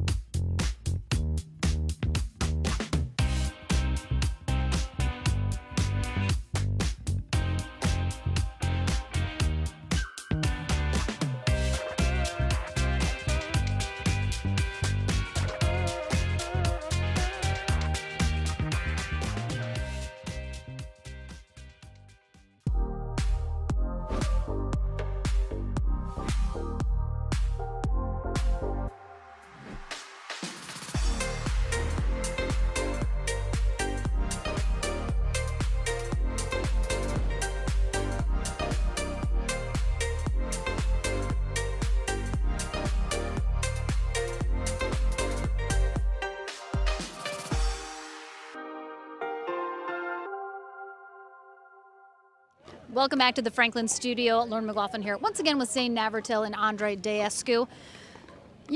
All four of you players, very good friends. You've obviously partnered with John and Althoff in the past. I know once you get on the court, it's all about business. It's competitive. Doesn't matter if you're friends off the court. But is there anything in the back of your mind? You know their games so well. How does that personal element play into going into this match? It makes you want to win even a little bit more. You want to lose to your guys from back home because you'll never hear the end of it. I know, they'll never hear the end of it for me. So, also I've got this souvenir here. Yep, we appreciate it. We've got the crank that was sticking out from the post. So, I'm gonna take this and put this somewhere very far away from this court, so nobody's ATPs get denied here anyway. So, I mean, you're just doing the pickleball world a favor. Absolutely, that's what I'm here for. Andre, that first game, very close. You guys didn't come out on top. It seemed like that was the end of that. Going into game two, you guys got the momentum. You rolled it easily into a win in game three. What did you guys not quite get done in game one that you needed to make sure happened going into 2 and 3? I think we moved the ball around a little bit better in game 2 and 3. We spaced the court out a little bit better. And then also in game 1, they were just teeing off and making it. So, props to them. They were hitting some really good shots, and they played a really good game 1. And we just had to hang in there, play solid, which we did. And then we were able to get 11-4, 11-2 after that. But their first game, they were on fire, and they played very well. All right, well, congrats. You're into the winner bracket final, still awaiting your opponent in the other semifinal. But we have a women's pro doubles match coming up next. Jade Kawamoto and Michelle Esquivel take on Susanna Barr and Lina Pedigamete. That's coming up right after this.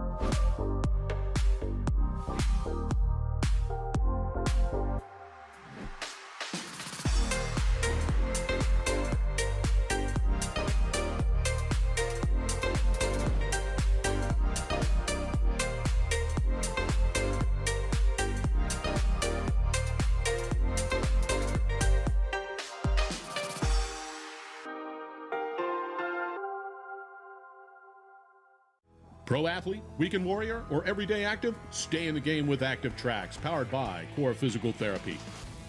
Core's team of physical therapists and athletic trainers promote injury prevention, rehabilitation, and fast recovery to keep you from being sidelined. We use cutting-edge technology to treat the chronic conditions and injuries from high-impact, high repetitive activities. Step into an Active Tracks tent in your community or visit one of our clinics. Core Physical Therapy, treating everyone right. The PT Pro Team at pickleballtournaments.com have unparalleled experience running tournaments, including all professional tours and premier events. We provide professional services to develop, plan, and deliver tournaments that players and fans love.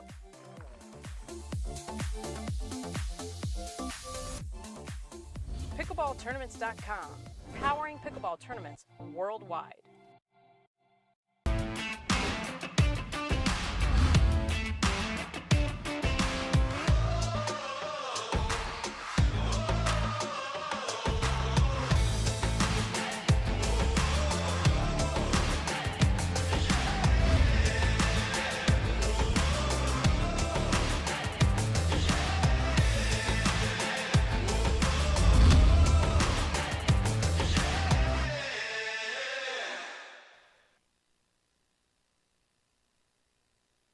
APP Cincinnati Open presented by Head Pickleball.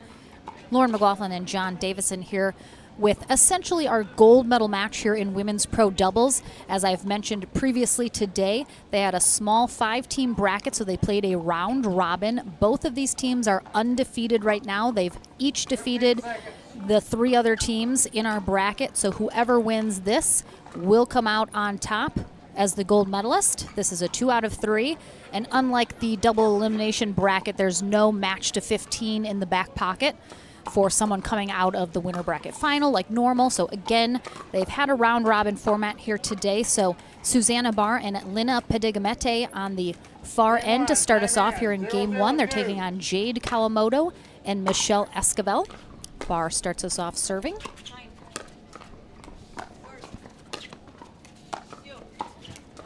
We're going to hear a lot of you and mine from Susanna Barr during this match. Hey, good communication. Absolutely. Ron West is our USA Pickleball certified referee for this match.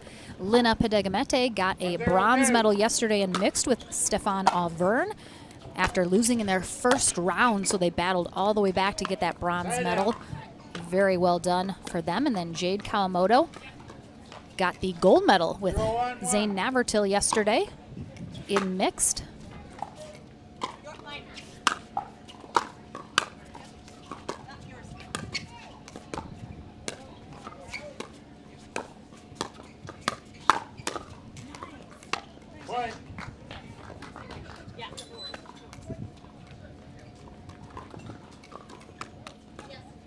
One.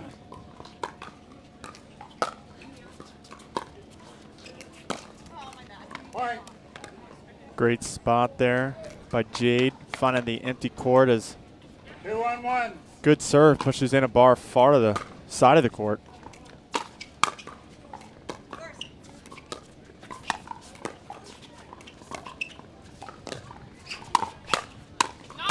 Oh, he's definitely going out. Yeah. Barr saves it. Ooh, it's tough when you don't come out on top of a rally where you hit an out ball in the middle of it. 3-1-1.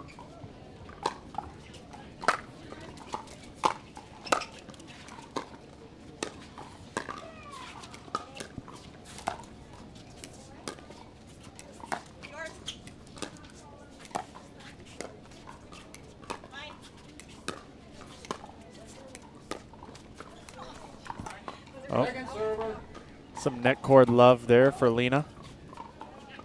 Yeah, Lina Pedigamete, 29 years old in Austin, Texas. Kind of roared onto the scene in the last 6 months or so.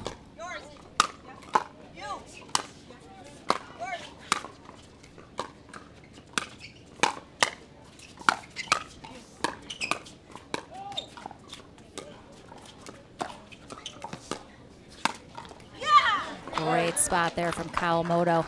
Yeah, all set up by Esquivel. You know, she hits that cross-court dink. shapes it well with the two-hander, push Lena far off the court.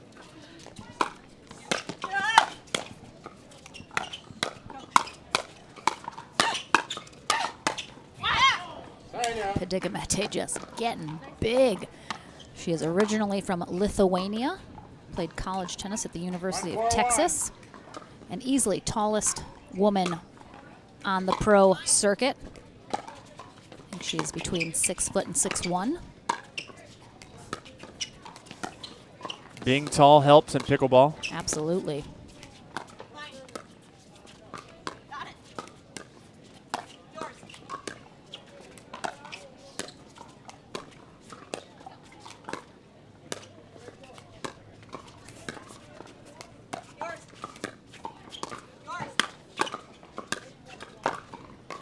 So great is Padigimete, because she's taller, she can attack balls because she's just higher above the net than other players that would be a little shorter. So she has that advantage of, if she's going to speed up a ball and keep it flat, she might be above the net where a shorter player might not. Yeah, and she can also take time away from her opponents by grabbing dinks out of the air, as you see a lot so far in this match.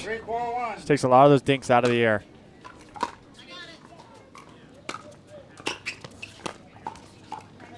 Susanna Barr, her partner, 44 years old, out of Boise, Idaho. She has also one of the up-and-coming next-gen players, Porter Barr, her son, 15 years old. Great player. Going to see him definitely on the pro scene, I'd say in the next year to two max.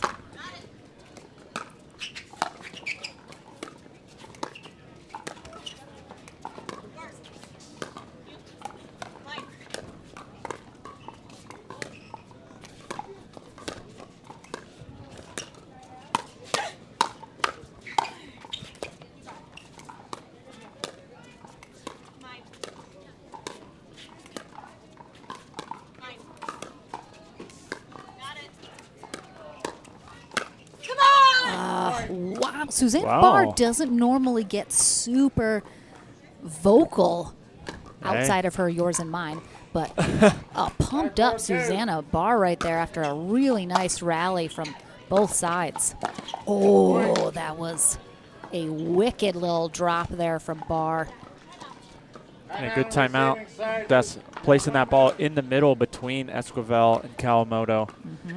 So they're going to have to do some yours and mine communication as well. Yeah, and still a close score. Barr and Padigimete just out by 2, but a good timeout here from Kawamoto and Esquivel, trying to hold off any further momentum from carrying them more. Esquivel, 36 years old, in Naples, Florida, where she's one of the head pros at the Naples Pickleball Center, along with Rob Cassidy. And then Jade Kawamoto, who we saw a lot of yesterday as well. 26 years old in Canby, Indiana, just outside of Indianapolis. Played college tennis at the University of Dayton. And yes, she has a twin sister, Jackie Kawamoto, who's the righty. Jade's the lefty.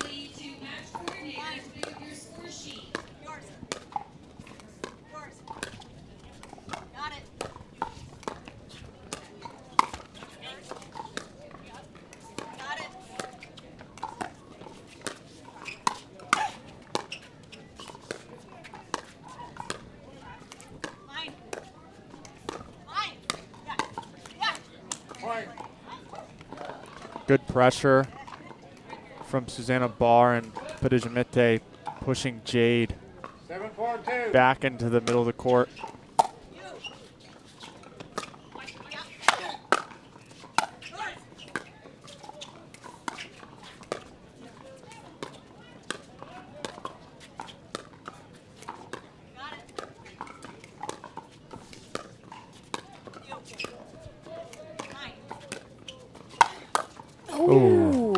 Lob there from Barr, leaves it a little short. Esquivel punishes her with that overhead right into the body.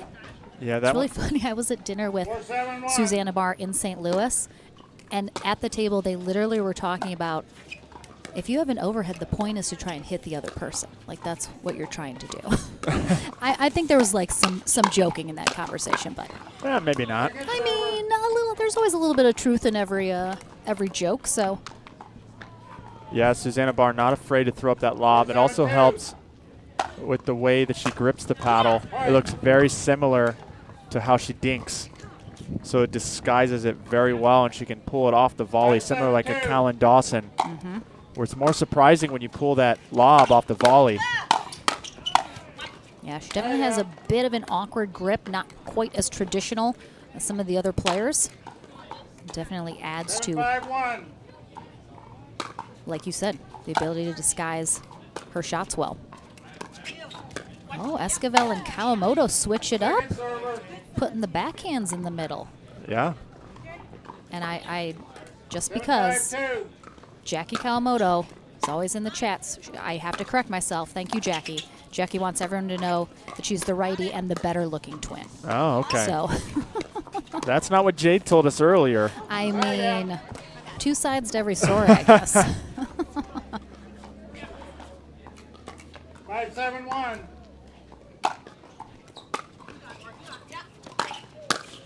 Big ground stroke from Jade.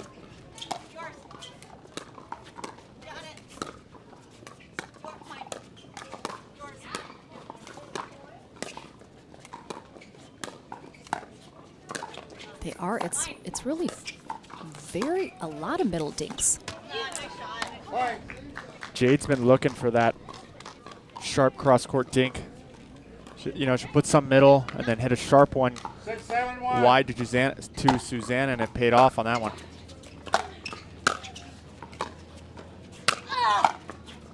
Nice pick up there from Esquivel. Kawamoto, I'll tell you what, if you want a partner that you know is just going to get everything back, pick a Kawamoto twin. 100%. They are just relentless on the defense. You can pretty much expect it to come back every time.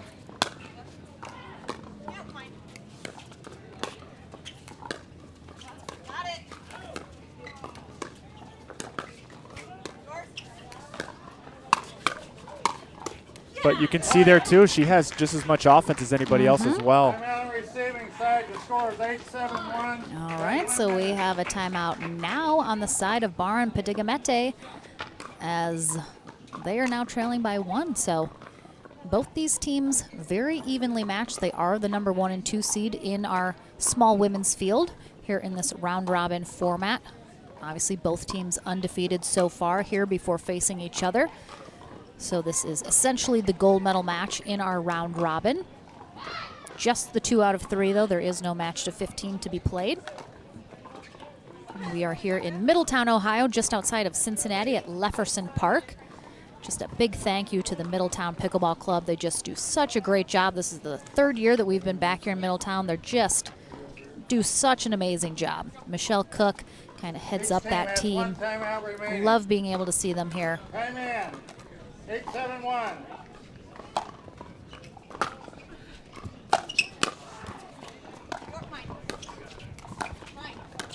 Barr and Padigamete change up their stack. And it worked. We'll see if we get a timeout side out here. 9-7-1.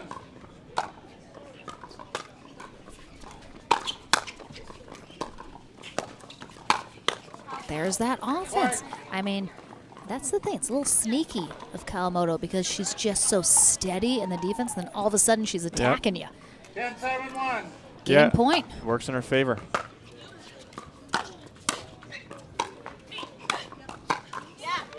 Second server.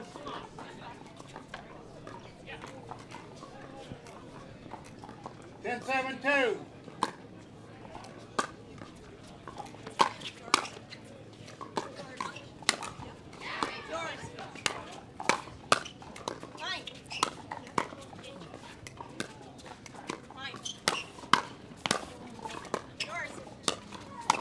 Oh, Esquivel.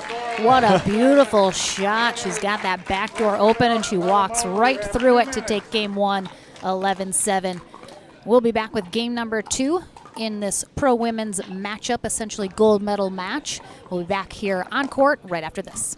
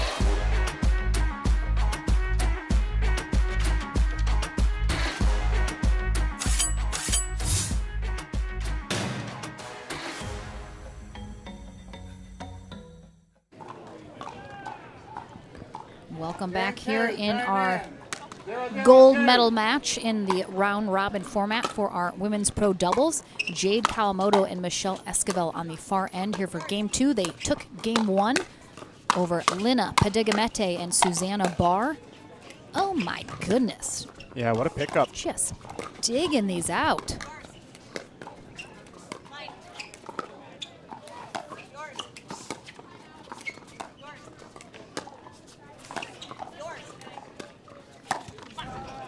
Michelle just stood up with that. Yeah, just needed to lean out in front just a little bit more. Yep, and the wrist. She's looking at her wrist to break the wrist a little more.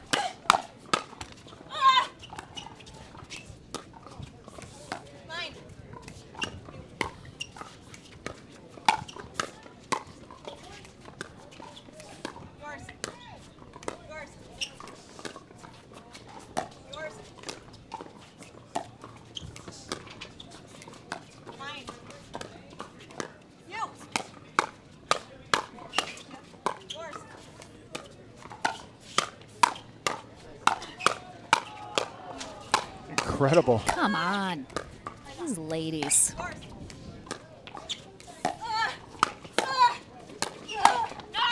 Oh my goodness. That was a point of the day so far, I would say, Lauren. Ooh. I mean, the ladies always bring it. Like always. The men's matches are so fun and exciting as well, but I don't even understand watching women's pro doubles. I don't understand what I'm looking at. It's so good, and the hands are just so good from all of these players. 2-0-1.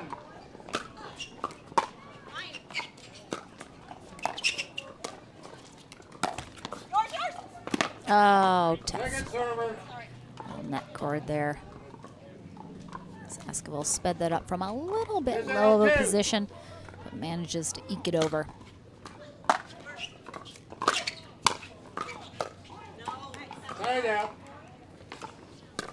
As I mentioned, Esquivel and Kawamoto took game 1 11-7. They're looking to close this out in 2.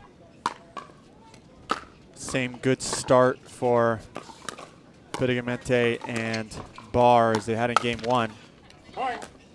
Again, nice pull there from Esquivel. Pretty low position up at Barr's left shoulder. 1-2-1. If she can get out of the way, it's probably going out, but it's the tough spot.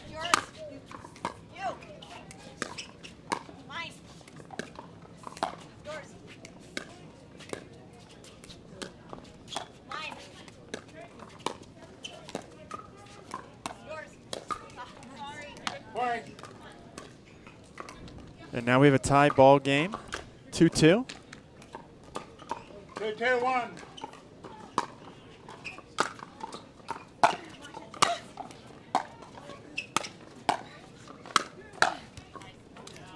Second server. Yes. 2-2-2.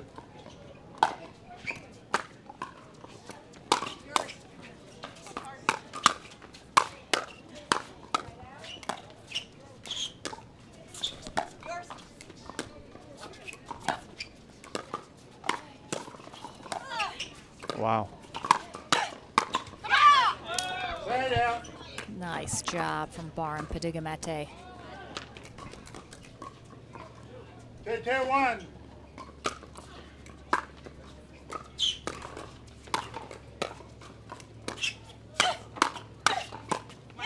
Point. Yeah, Kawamoto getting caught a little back behind that line, puts her in a tough spot. Well, it's tough, you know. She's getting these hands battles with a player like Lena, who's tall and able to hit down on the ball. That's why she's coming out on top of a lot of those hands battles.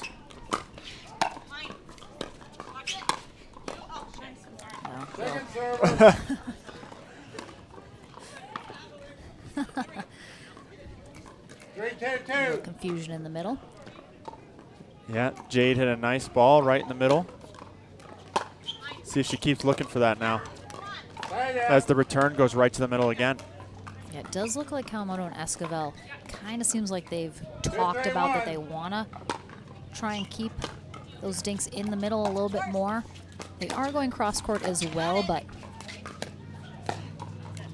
Great spot there from Barr. Yep.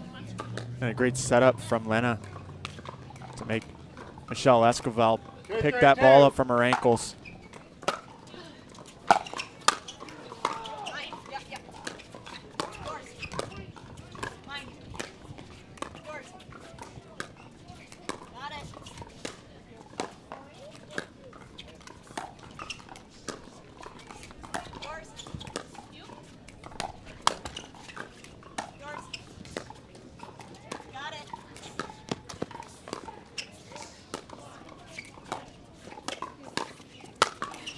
Good night.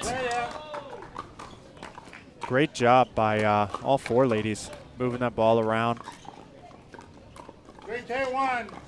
Susanna Barr able to find the put away.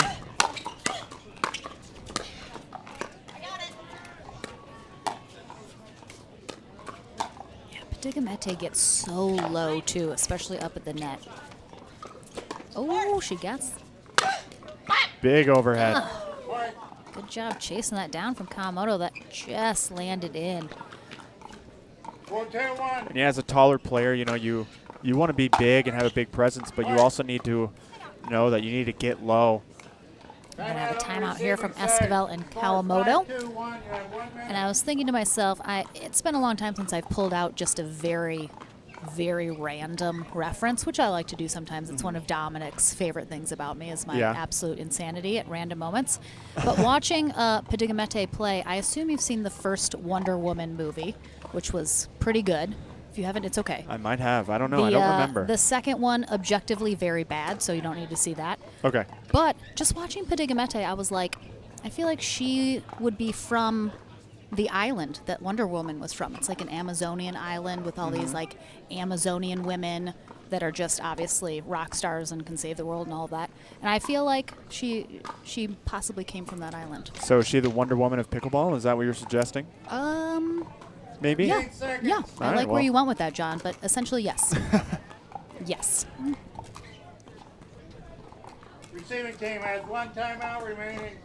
Serving team And that will be the conclusion of my random insanity for this match. For just this match? Yes. Okay. I cannot promise beyond this. 5-2-1.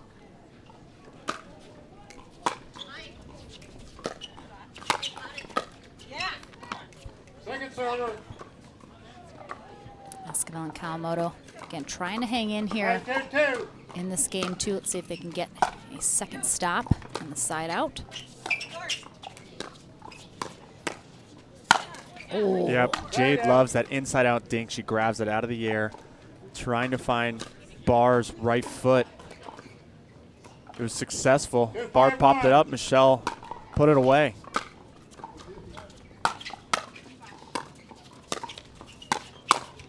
Point.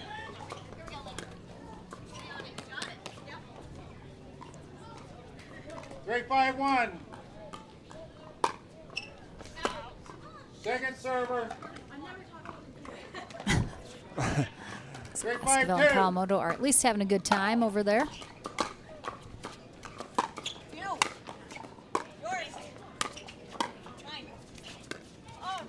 Point. You know, they found a couple errors from Susanna hitting to the left foot. Oh. So that serve is called out. Michelle Esquivel with question of the referee. Oh, there was some. That was a comment there. That was definitely a dig. I mean, Second server. it'll be the first time in a ladies' match that's happened. 5-4-2.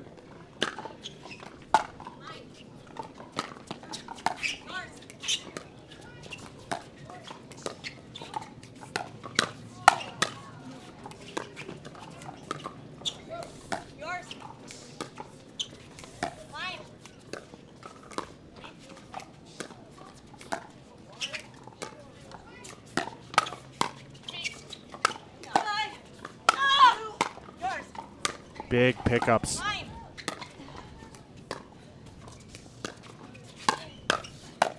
that's the thing, like,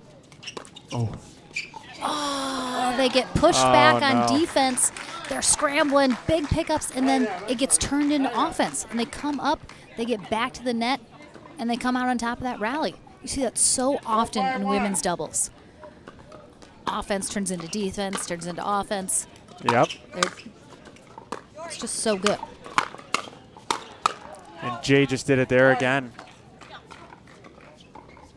That's always a good thing if you're like a backboard, right? And they're expecting you to just be that backboard, and then you come in with some pace. You can really catch the opponents off guard, and that's what the Kawamotos do very well.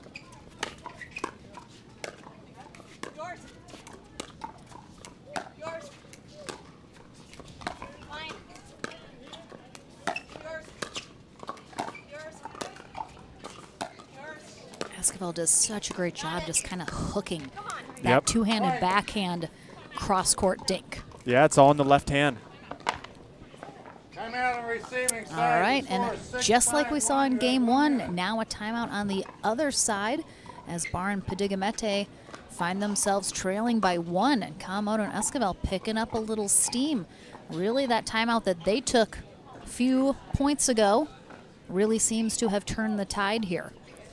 Yep, we have a deja vu here again today. And watching the two teams, it doesn't seem like either of them really need, any strategy changes. They're both playing so well and evenly. Really, it seems like some unforced errors are what has made the difference. Yeah, well, it's kind of ironic that that Barr and Padigamete have such a lot of communication in the middle, yet the last 3 or 4 points have been caused by balls being played in the middle. Team has 1 timeout remaining. Time in. 6-5-1.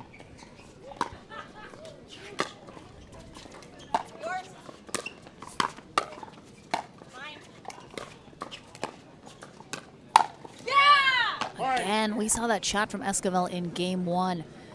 Barr's given her a lot of room to work with down that sideline. I'm a little surprised, but again, they're playing them in the middle so much, it's pinching them in and kind of opening up that space down those lines. Yep. Oh. Can we get a replay? Oh, the referee overturned the call. Wind Yeah, that came out of it nowhere. up big time. Oh my goodness, the wind is absolutely gusting. Well, we had that rain in the forecast this afternoon. It seems like that front's moving in, so the wind is to the back of Barr and Padigamete right now, and it's a pretty significant wind. Yeah. So that is going to be affecting play a lot right now. Esquivel and Kawamoto are going to have that wind right into their face.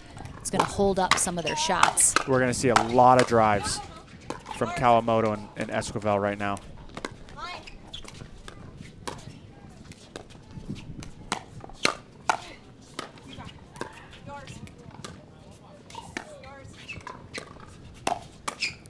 Yep. Oh, Esquivel has turned it up to another level here in the middle of this second game. Yep. And you know what the turning point was that close call early on the serve. Ever since then, Michelle got fired up, and the last thing you want if you're playing Michelle Esquivel is a fired up Michelle Esquivel. Yeah, she is a fiery player, and that is the match. Yep. So again, Esquivel turns it up a notch, and her and Kawamoto will take gold here in our women's pro doubles. Silver medal going to Susanna Barr and Lina Padigamete. We'll take a short break. I believe we will be back to the action with our men's winner bracket final. I'll confirm that and let you guys know. But stick around, more amazing pickleball action still to come here at the Cincinnati Open.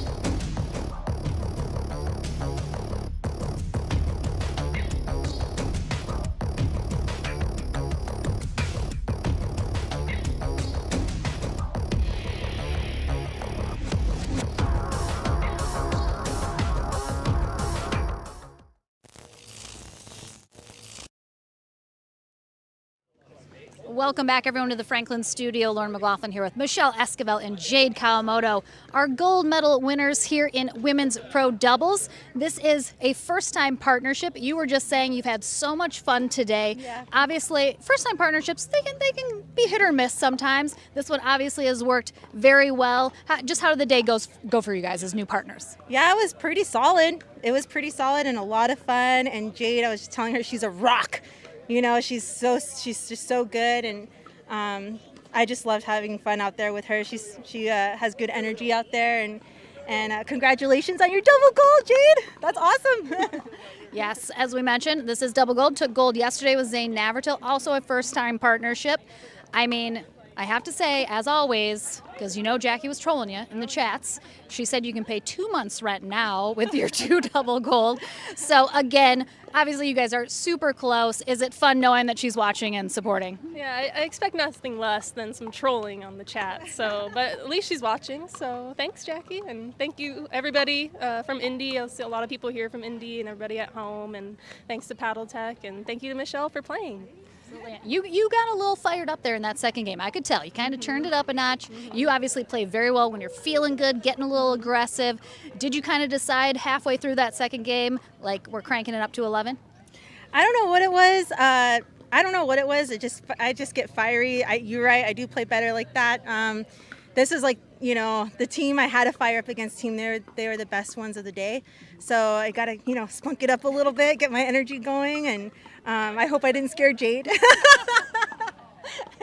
But no, Michelle, you're never scary. What? No. Well, congrats, ladies. Do we need any shout-outs, Michelle? Yeah, hey, thanks to Riot Eyewear. I bumped my eye last week, but I'm glad I'm wearing them out today. Protect your eyes, everyone. Carbon, thank you so much for all your support. Naples Pickleball Center, love you guys. And thank you, Mom, I love you. All right, well, congrats, ladies. Gold medalists here at the Cincinnati Open. Well done today. We're back into the action here on Center Court at the Cincy Open right after this.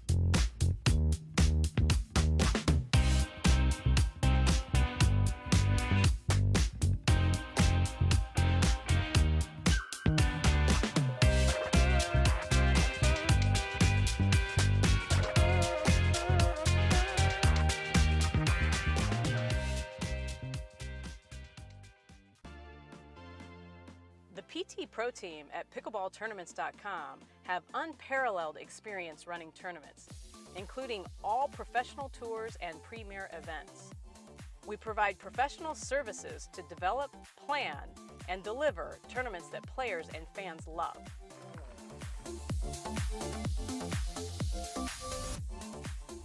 Pickleballtournaments.com, powering pickleball tournaments worldwide.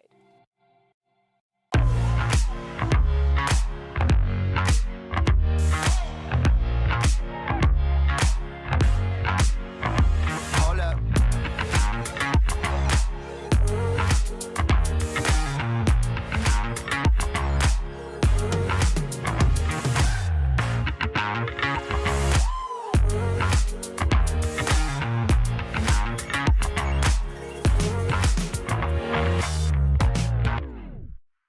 Pro athlete, weekend warrior, or everyday active? Stay in the game with Active Tracks, powered by Core Physical Therapy. Core's team of physical therapists and athletic trainers promote injury prevention, rehabilitation, and fast recovery to keep you from being sidelined. We use cutting-edge technology to treat the chronic conditions and injuries from high-impact, high repetitive activities. Step into an Active Tracks tent in your community or visit one of our clinics. Cora Physical Therapy, treating everyone right.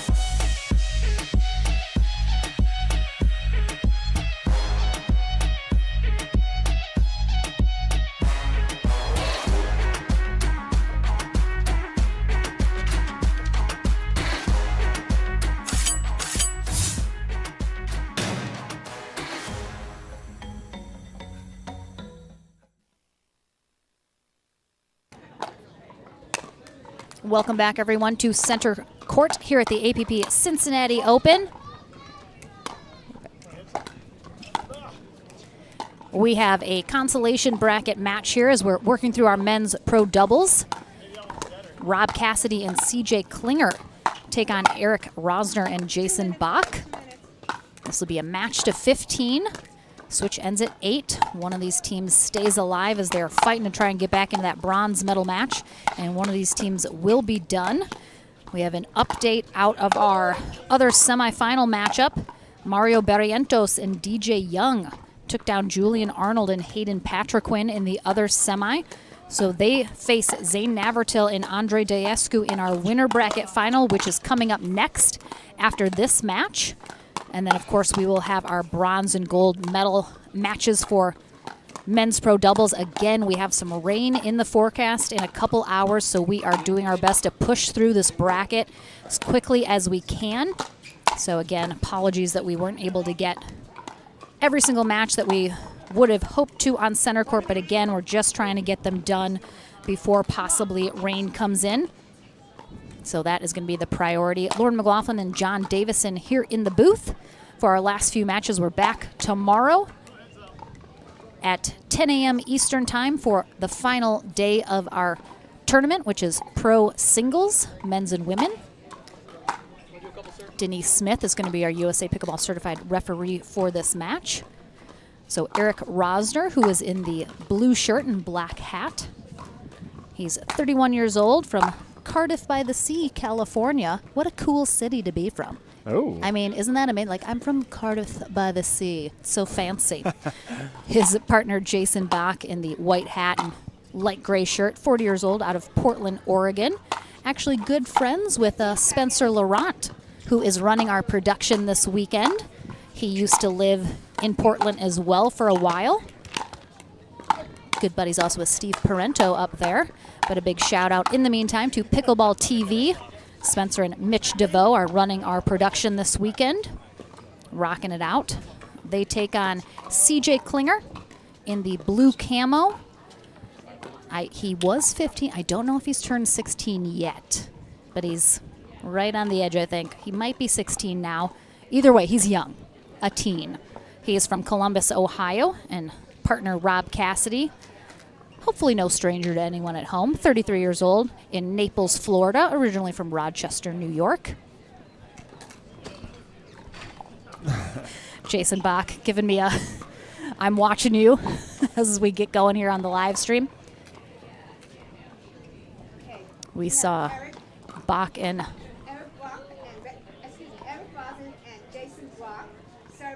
Rosner and Bach took on Goldberg and Long in the match just before we started our live stream this morning. They were able to win game 1, but ultimately dropped games 2 and 3, which dropped them into this consolation bracket. Yeah, we got 2 southpaws on one side of the court and another southpaw on the near side. 3 out of 4 lefties. This might be a first.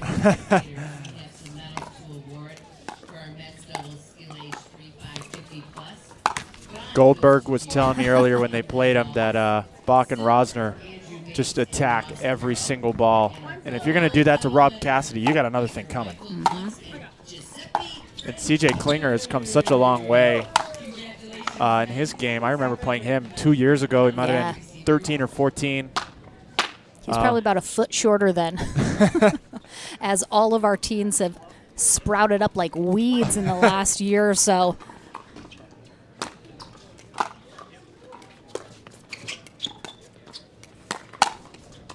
Oh, it was off the handle. Definitely had it right in front of him. I thought it was almost off the body, but yeah, I believe Klinger got it right near the handle. Yeah, well done. Yeah, you'll notice Klinger has a very high ready position. Yep. He holds that paddle very high up in front of him, just under his face. Yeah, and a great job by Bach going behind Rob Cassidy, who's crashing the tee.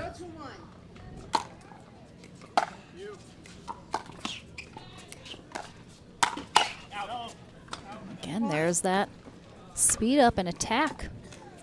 I don't think Rob was ready for that to come cross court. Oh, Cassidy's already smacking his thigh very hard. Cassidy does not like losing hands battles. And he fixed it. Yep, and Cassidy always draws some attention with the kind of funky way he chokes up on that handle of the paddle. Very reminiscent of ping pong, which he does have in his background. No tennis in his background, though. He's been in the pickleball game for a long time. Absolutely.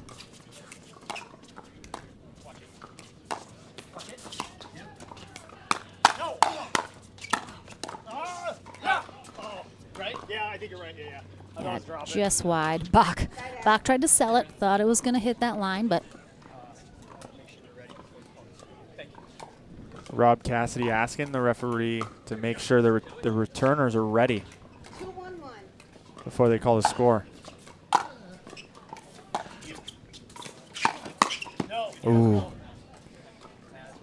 So I imagine when you have 2 lefties on a team, which I honestly don't think I have seen yet, it's the same sort of setup but flipped with a normal 2 righties. Is, you know, you put maybe the stronger, more aggressive player on that left side. So in this situation, it would be on the right side. So Cassidy's playing kind of that traditional left-sided role, but it's on the right side. Yep.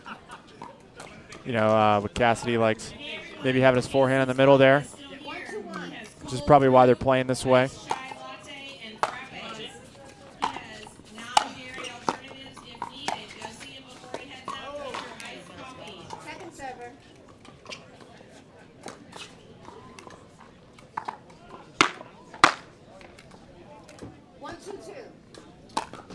We don't see any Band-Aids on Cassidy's knees yet, so he must not have had too tough of a day. Absolutely. Hasn't left any blood on a court yet. That or he's out of them. Oh, that. Wow. Nice spot there. Yeah, he got a lot of topspin on that ball. So I just met Jason Bach for the first time at our plantation tournament a couple months ago in Florida, but this is my first time seeing Eric Rosner in person play. And again, we talked earlier about the big influx of talent into the pickleball world in really just the last year, just massive. And, you know, 2 of those guys are right here on the court. Maybe not super well known to people at home, but having some good results, beating some good teams, you know, not quite maybe breaking into the podium level yet, but working their way up there. Everyone starts somewhere. Yep. No one starts right at the top.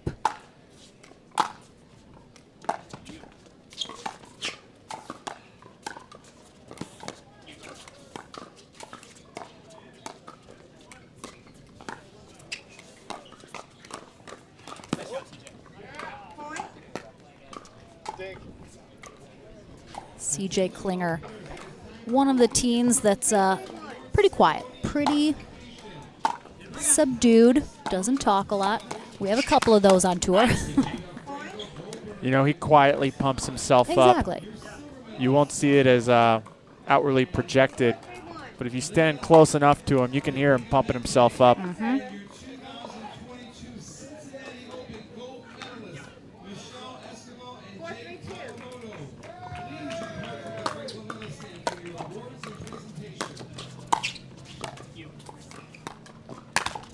Oh. Klinger pulling the trigger, but catching the tape, staring at that net cord.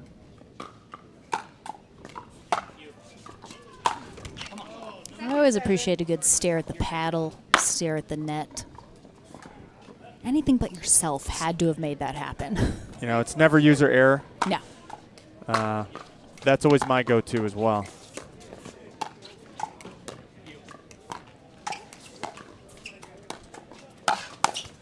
Oh. He read it. He saw Cassidy coming, got a paddle on it, but Rosner just puts it a little low. Yeah, Cassidy's very explosive. He'll be looking for that Ernie quite a bit. Oh. Yeah. They were deciding if that ball was going to be out or not, but I think it was going to come inside the line. 4-3-2. Yeah, CJ Klinger also with a big one-handed spin serve. Cassidy pumping it up, being supportive of that big serve. 5-3-2.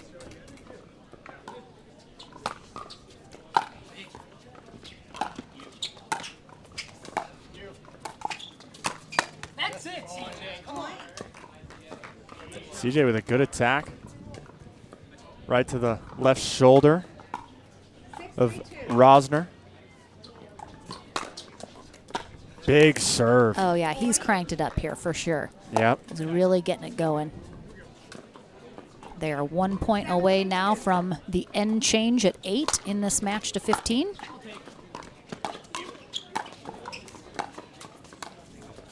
Klinger with a little bit of taunting there. Was it a fake out? A little fake out, yeah. Yep. I've seen him do some fake outs. It looked like Rosner and Bach tried to mix it up a little, put them on the opposite sides. Bach thinks it's going long, but nice little floater there from Klinger. And they'll have the end change. So I show a 2 next to Klinger and Cassidy, but I am going to assume they are not the 2 seed here today, and that's user error. But I was going to just say Rosner and Bach the 12 seed, but let's take a quick look here. Let's take a quick look at our bracket. I don't know, right now they're playing like a 2 seed team. I mean, I wouldn't put it past them. It does say 2 on here. Like, that's not right. So it's not user error here. It's user error somewhere else.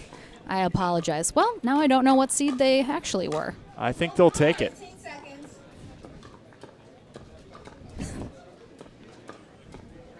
Weird. All right, well, I'm just going to leave that behind. No need discussing it further since I don't have an answer.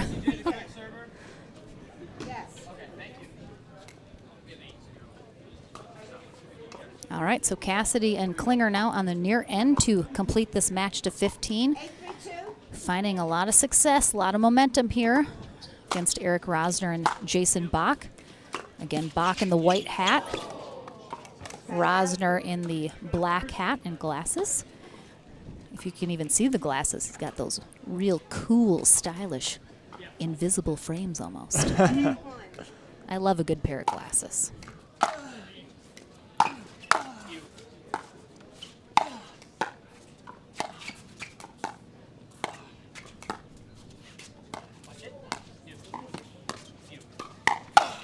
Oh, wow.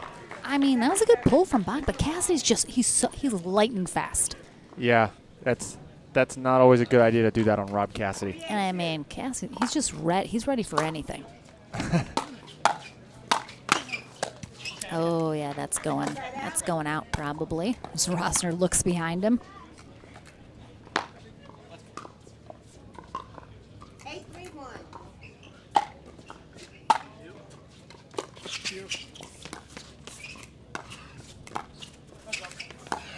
Oh, he thought about going around the post, decided not to. Yeah, I left that dink a little flat as a result. Yep.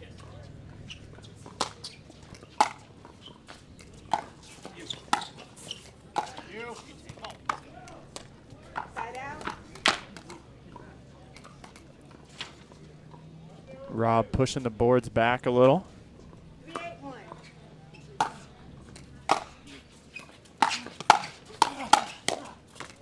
Oh, nice little change up there from Bach. Klinger completely didn't expect that ball to come his way. Yeah, he was not ready.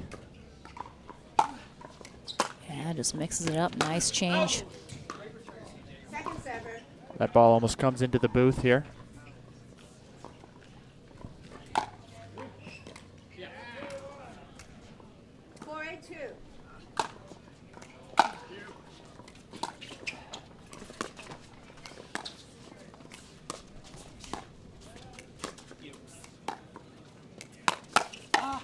Oh, some nice hands there from Rosner with the speed up from Klinger that time.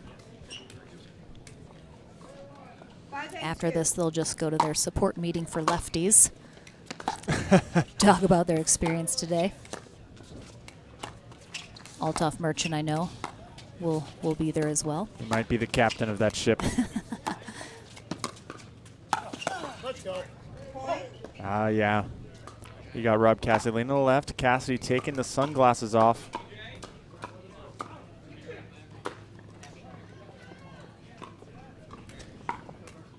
Rosner and Bach getting 2 points here.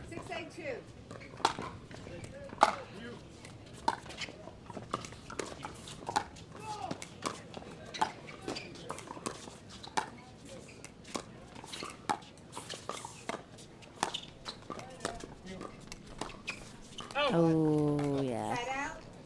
Just Yep. pushing it a little too tight. Got to give yourself just a little bigger of a cushion. Yeah, and even if that did hit the line, Cassidy had the around the post very open.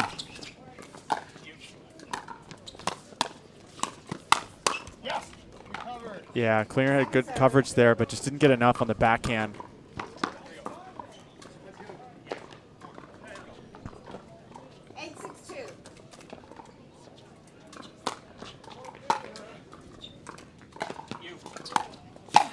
Oh, jeez. Yeah, you saved that. It's so tough because Cassidy comes at you so fast. Yep. It's just like a reflex to put your paddle up and hit those shots. So tough to pull off a ball that's going out when it comes at you so quickly. He definitely wasn't expecting Rob to hit it that high either. I don't think Rob was meaning to hit it that high as well. Out! Oh, yeah, CJ. Point.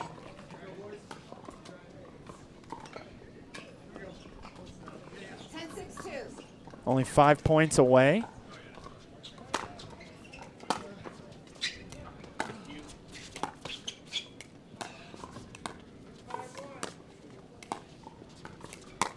Out! Yep. Timeout here. Great spot by Klinger. So looking back at our bracket at Klinger and Cassidy's days so far, they had to bye their first round, defeated the the Johnson twins, Hunter and Yates, 9-11, 11-8, 11-6, so a tight match there, but ultimately fell in the quarterfinals to Hayden Patriquin and Julian Arnold, also in 3, 2-11, 11-8, 12-10, so a very close matchup, while Bach and Rosner won their first matchup against Aspen Kern and Derek Hagino, 11-1, 11-3. And as we mentioned, played here on center court just before our stream started, losing in 3 to Johnny Goldberg and Brendan Long. So both of our teams knocked down in their second round matches and have been battling ever since here in the back draw. Right now, Cassidy and Klinger with the advantage. That's never a good feeling when you take a timeout and then miss a return right off the bat. Does not help the confidence.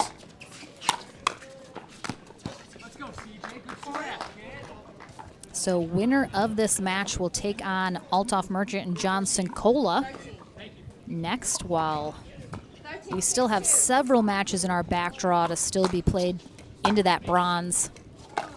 Keep you guys apprised.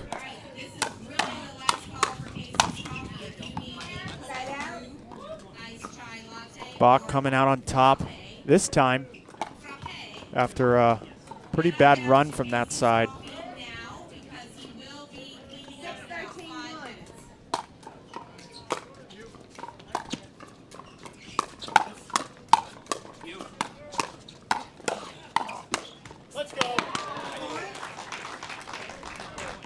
Some applause from the crowd here. Nice hands there from Bach, just relentless. Come on. Second seven.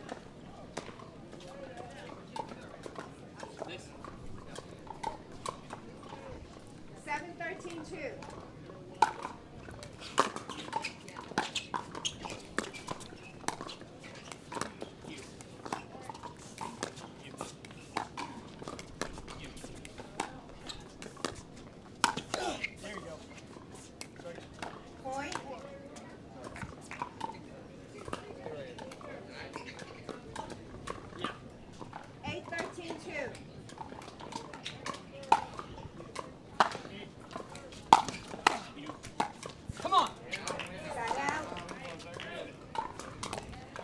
Klinger and Cassidy within 2. Again, they'll face Althoff Merchant and John Sincola if they come out on top here. You can see those two warming up in the background.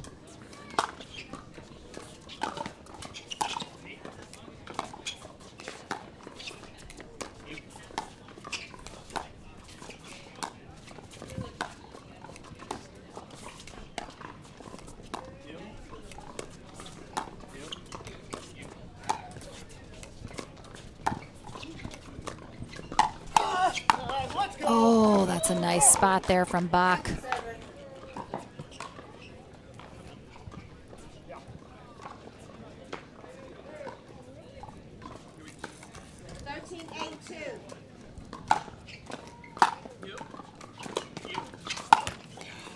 Oh, yeah.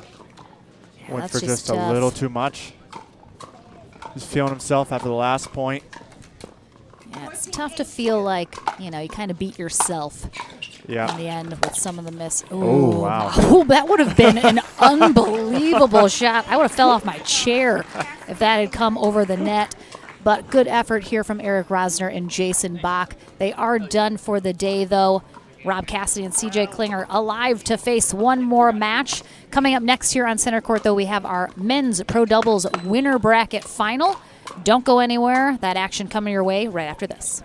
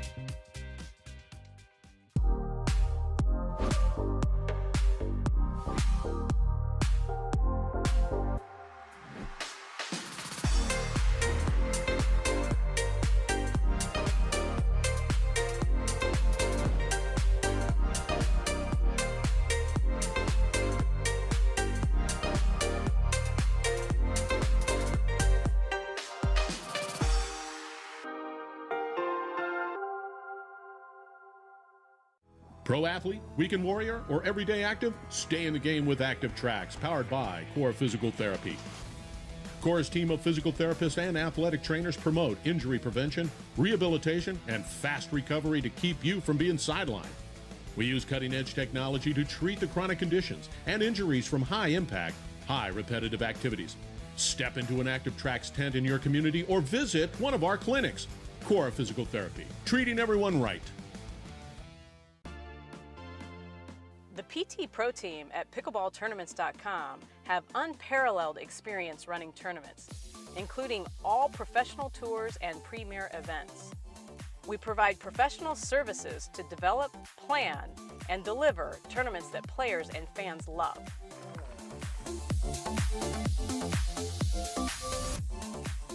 Pickleballtournaments.com, powering pickleball tournaments worldwide.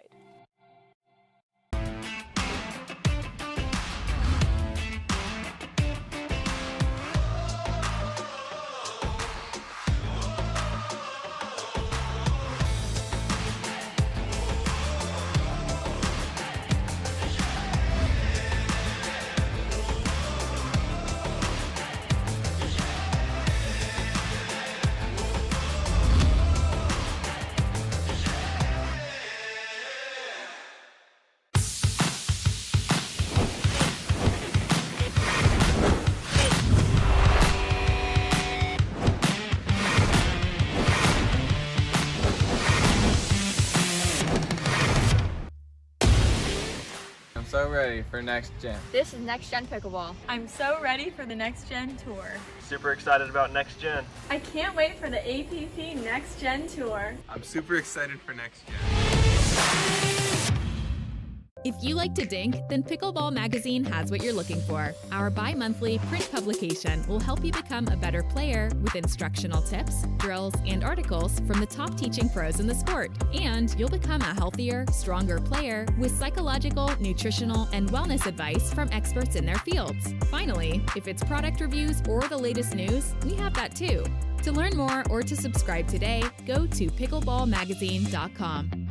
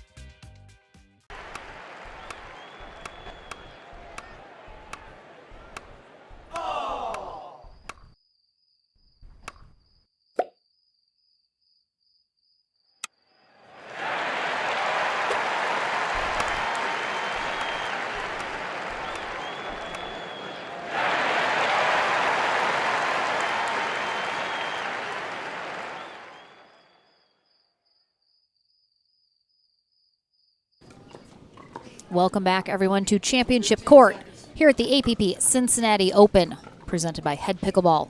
Lauren McLaughlin, John Davison here in the booth for our few final remaining matches here in Pro Men's Doubles. This is our winner bracket final. Mario Barrientos in the red hat and DJ Young in the white shirt on the far end are taking on Zane Navratil in the gray, Andre Daescu in the white on the near end. 0-0-1. Mike Baumgardner is our USA Pickleball certified referee for this match.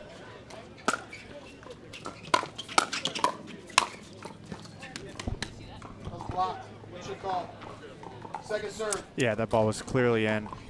Yeah, went by so quickly. DJ Navratil. Young, yeah. Ugh. He can slap it. Oh, yeah.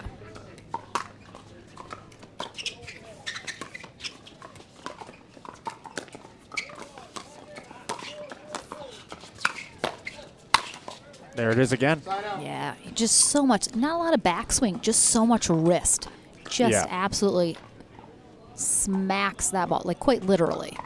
And we mentioned yesterday he got a silver medal with Andrea Koop in Pro Mixed Doubles. But DJ Young definitely feeling under the weather. He's essentially lost his voice completely since yesterday. So he's just gravelly over there. Not going to see him talking much. As he But poses. he poses for a picture. He's Oh, well, you know. always going to have time for a picture. It's all about the Instagram. Mm-hmm. DJ Young, 21 years old, currently living at Dreamland in Dripping Springs, Texas. Originally from Spain. Moved to the States when he was 13. Played very high-level tennis while in Spain. 0-0-1.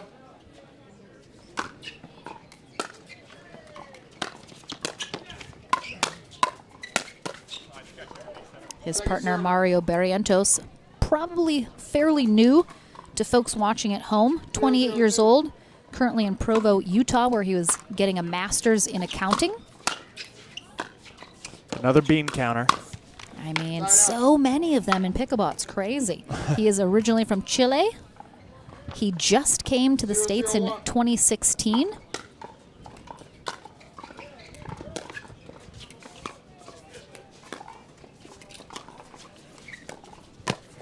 Oh, wow. Oh, my goodness. Just leaves it short. Wow. Wow. Coast to coast on that. Yeah. DJ Young called it out. 1-0-1. Yeah, a it little did look there. short. Barrientos with no racket sports in his background. Played some rugby, soccer, and basketball while in Chile. But no racket sports, and starting to make his name known here in the pickleball world.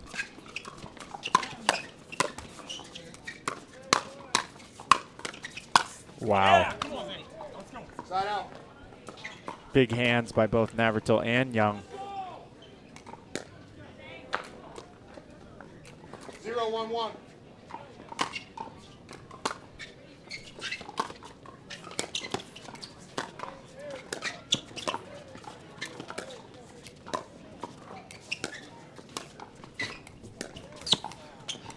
Point.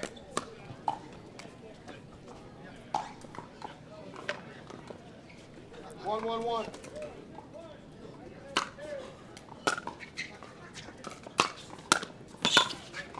Yeah. Second server. Good move, but Barrientos kept it too low for Daescu to do anything with. 1-1-2.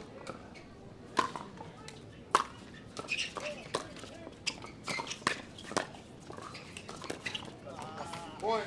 It's a little flat there from Barrientos. Again, winner of this match heads right to the gold medal match. Loser will have to play in bronze against a team working their way through the back draw.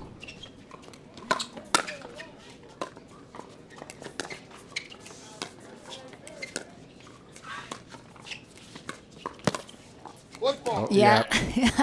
It's funny. He definitely was in between. He was going to go for an Ernie, then realized it was too short. You can see him, and then he just kind of, I mean, don't see that too often from Daescu.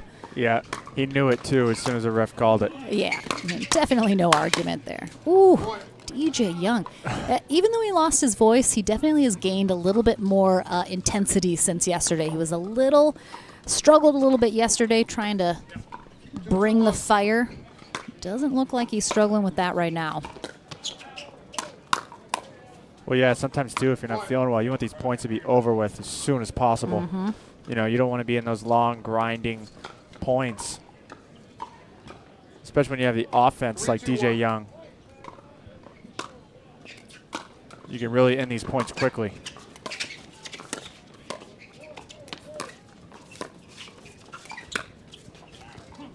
Second server. So far, you're seeing that. Yeah. He doesn't want to be in these long points at all. So we saw Navratil and Diascu take down Althoff, Merchant, and Johnson Cola in their semi. Barrientos and Young faced Hayden Patriquin and Julian Arnold.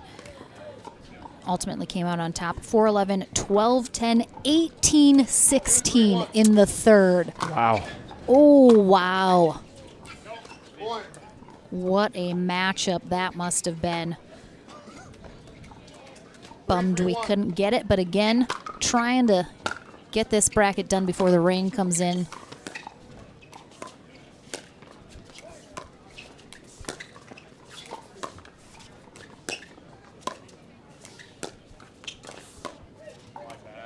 Second server.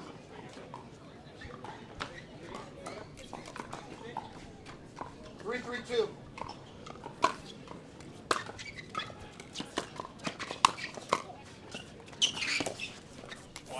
Point. Just wide. Young just holds that ball so late, and he can just do so much with it with holding that paddle so loose.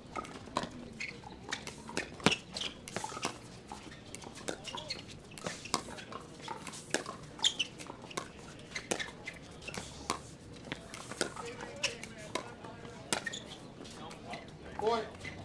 Yeah, good leave by Diascu. As Barrientos attacked that ball from 5-3-2. a little too low. Side out.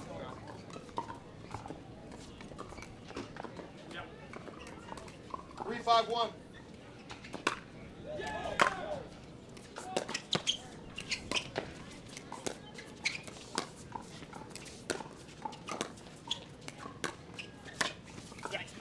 Second server. And that's what Diascu wants. He loves reaching in with that backhand. 3-5-2. Finding the left hip of Barrientos.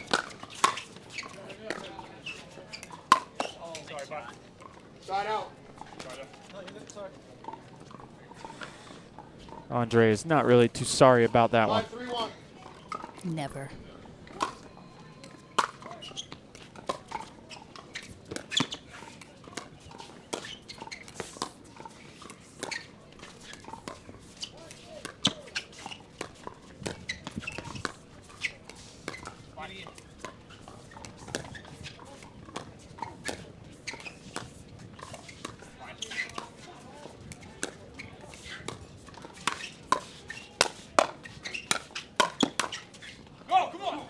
Great job getting low by the big man. Watching Barrientos play, obviously we mentioned, doesn't have any racket sports in his background. Definitely watching him, it's a little unusual of a style. And I can't tell if it's his grip or just kind of his style of the way he swings. It's a little bit of both. He kind of holds the paddle with the finger down the throat of the middle of the paddle, similar to the way Tyler Loom holds it. Mm-hmm. But, you know, even if without racket sports, as long as you can be repeatable and absolutely. consistent in however you hold the paddle, it works. That's a great thing about pickleball.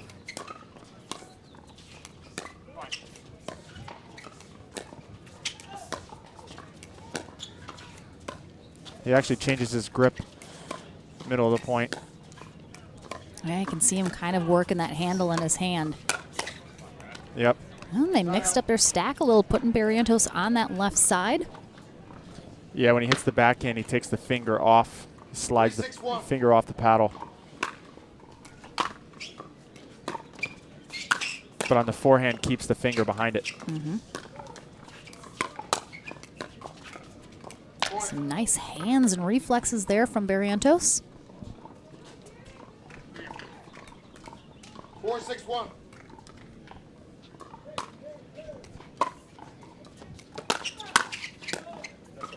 Second server.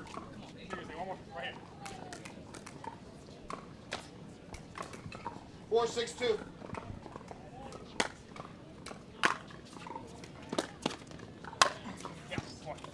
Side out. DJ Young gave up on that ball. Yeah, that's I don't like to see that. Young does that occasionally. He's been much better, but again, he is not feeling great, so I'll give him a little slack, but only a little. I just never want to see anyone just in the middle. Like, I mean, it wasn't even that close to being done. He just fully stopped playing. And a timeout. Yeah, he's not happy. So, bit of a extra oomph on that paddle drop with the timeout for Young and Barrientos as they're trailing now 7-4. They're the number 3 seed, Navratil Dasku the number 1 seed. And I will correct myself from earlier because I was absolutely wrong. Questioned the number 2 seed going to Cassidy and Klinger in our previous matchup, but that was correct. So they are based on the World Pickleball Rankings, so it's based on points. I'm not 100% sure how World Pickleball Rankings gives points, what goes to what, so I can't speak to that, but it's very objectively based, very sort of straightforward, not a lot of nuance in how those seeds are calculated, but that was my error. There was no error that I thought there might have been, so user error on your part. Yeah, absolutely. That's my bad. My bad. My bad.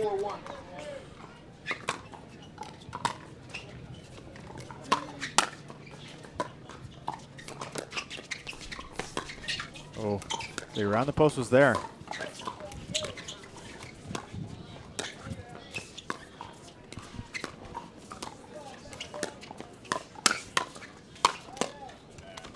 Second server. I think Navratil having some flashbacks to earlier in the day when he hit the crank on the side on the ATP. Maybe he's a little hesitant now to go for it. Yes, he's having PTSD. Nice spot there in that back corner. 8-4-2.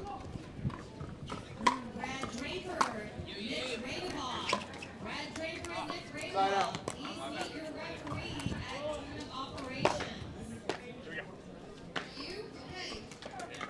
4-8-1.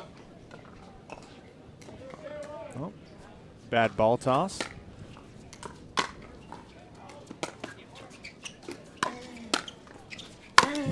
Ooh, Dasku getting big on that Ernie. And we saw, Mark Barrientos struggle a little with that ball toss. But again, I think sometimes people realize they think they have to rush it. You have 10 full seconds once the ref calls the score to serve. That's longer than you think it is. If you stand back there and you count out, a good paced 10 seconds, you have time. There's no need to rush. If you kind of fumble with the serve, you see Navratil do that a lot on his spin serve. Sometimes doesn't like the toss on the first try. Just kind of calmly reset and do it again. Oh, jeez. Oh, okay. Just called it That out. was so weird. So Dasku, he's done. He's done right now, and it goes over. Navratil goes to get it, and it goes out. They came out on top of that. Dasku was so upset that it clipped the net, he just stopped playing, even though the ball went over. Hey, it worked out for him. Oof.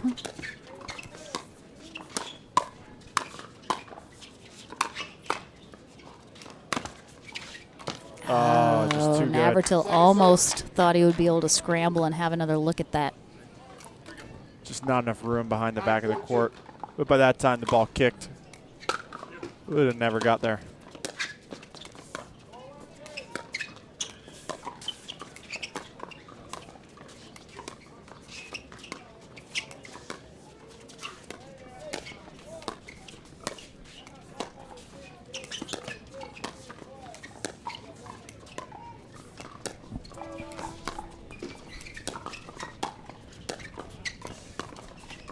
Oh. Navratil trying to go straight up with that dink. Leaves it just ever so slightly short.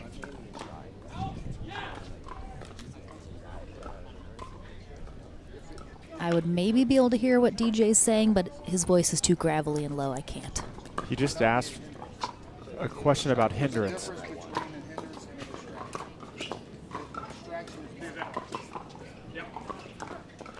He was asking the ref about a hindrance. I wonder if it's back to that one point where Diascu gave up on the ball. Yeah, maybe. I bet it was. That makes the most sense. Nice spot.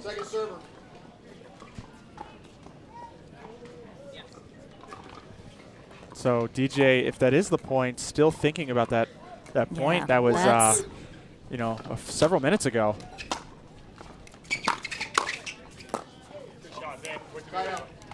You know, that team on the far side is just struggling in the transition zone. 9-4-1. They haven't been successful getting up to the net when they have the ball. Yeah, Navratil and Diascu clearly targeting Barrientos here. He's the newer player, the less experienced player to a degree amongst these four. So they're really pushing him hard right now, trying to keep Young out of it. Yeah, well, especially when you have someone so dangerous like DJ. You know, having played him before, he's just so deceptive with his attacks. Tries to get under that with that spin on the backside, but ultimately Navratil and Diascu just stay strong, stay steady, come out on top here 11-4 in game one of this winter bracket final. We'll take a short break. Game number 2 coming your way right after this.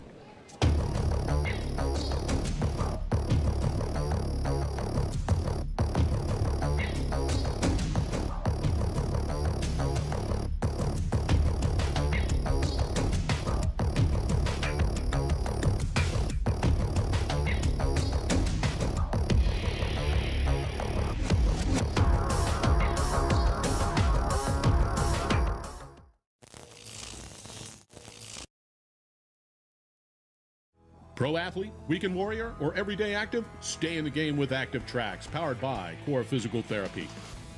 Core's team of physical therapists and athletic trainers promote injury prevention, rehabilitation, and fast recovery to keep you from being sidelined.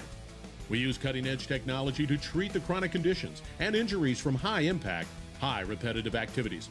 Step into an Active Tracks tent in your community or visit one of our clinics. Core Physical Therapy, treating everyone right.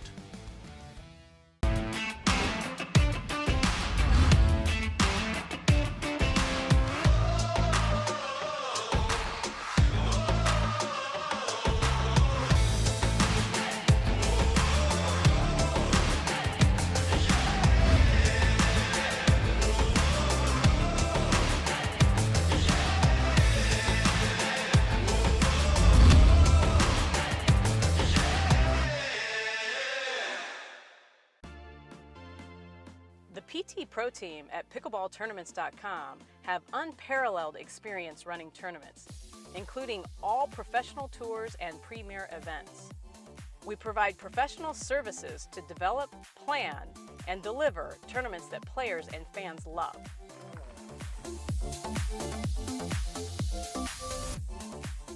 Pickleballtournaments.com, powering pickleball tournaments worldwide. 15 seconds. Welcome back into the action here in our men's pro doubles winter bracket final here at the APP Cincinnati Open, presented by Head Pickleball.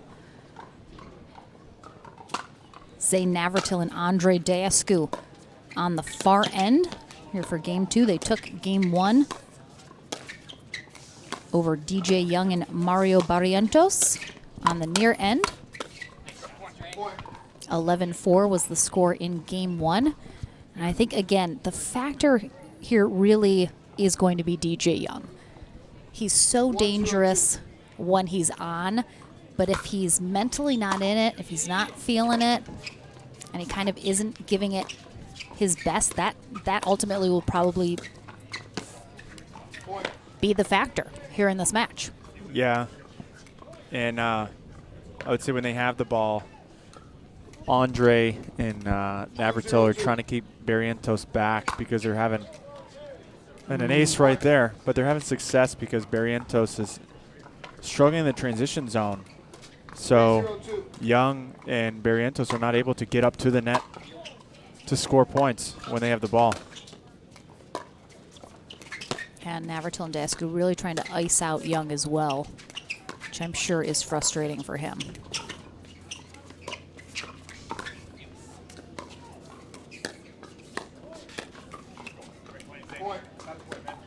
And a couple missed dinks here from Barrientos. You know, some easy unforced errors that when you're playing a team like Zane and Andre, you just can't afford to make. And there's the toss from Navratil that he didn't like. So again, resets. Side out. Nice hands there from Young. Zane Navratil will probably try to stay away from that and go back to the plan. 0-4-1.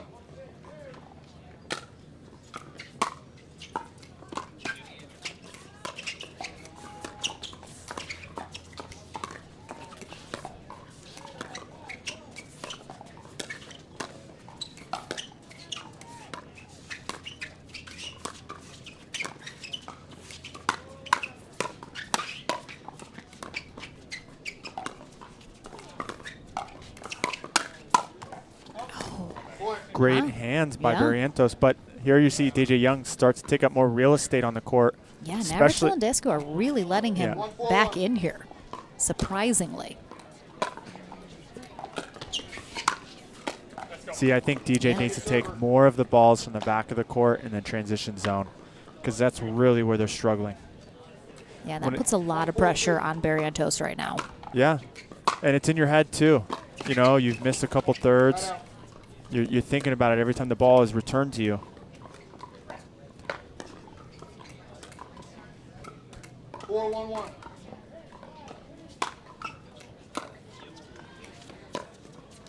We're gonna little switch of sides here for Young and Barrientos. Second server.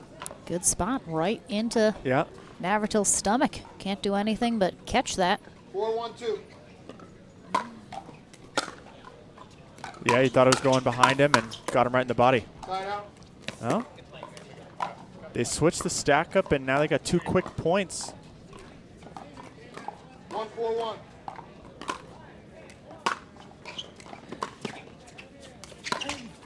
There you go. Yeah, all they need some errors like that from Dasku and being a little impatient.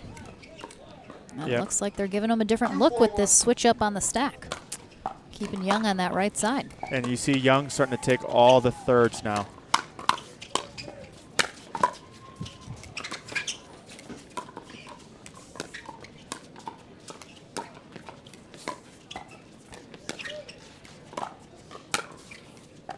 There you go.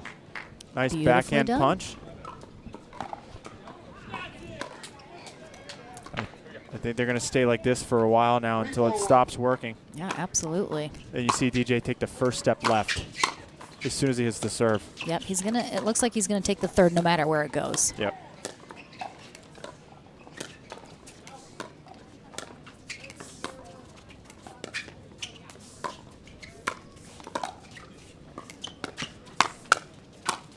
Oh, tough spot. Navratil flips that up almost into Young's face, and all he can do is really block it.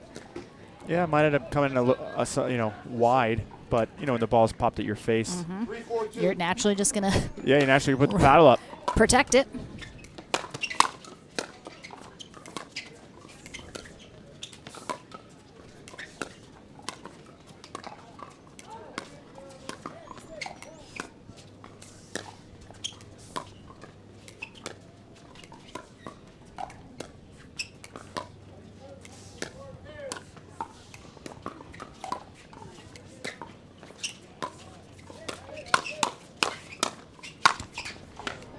Wow. Barrientos seems a lot more comfortable on the left side right now. And that's something too. I think people get into sort of this box of thinking that, the stronger, the more aggressive player has to be on that left side. that's the case a lot of times, but you got to do what works for you. If that doesn't work for your partnership, if, you know, the quote-unquote less aggressive player, less experienced player is more comfortable on that left side and you can handle yourself on the right, like, do what works for you. Well, and also, too, how you're feeling. You know, if I'm on the right side and I've missed 3 or 4 forehand dinks, you know, and some resets on the forehand side, I don't want to be on that side for another point.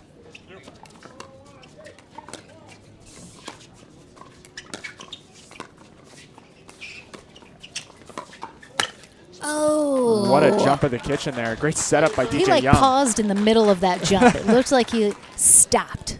Just floated up over here. Just a nice big jump. Well done. Yeah, all set up by that inside out dink by Young.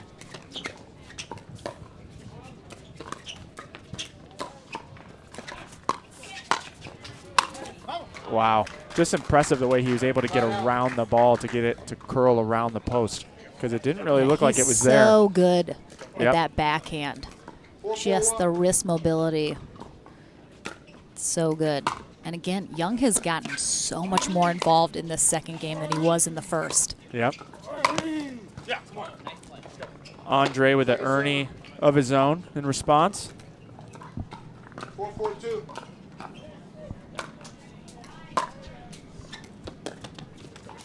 Side out. Again, you know, you see Timeout that transition zone is an area of weakness, and that's why Navratil and Diescu are just constantly returning to Barrientos. Yeah, and they are calling a timeout here in game 2. We're tied up at 4s. This is as many points as Barrientos and Young got in the first game, period. And now, I mean, they're right back in this.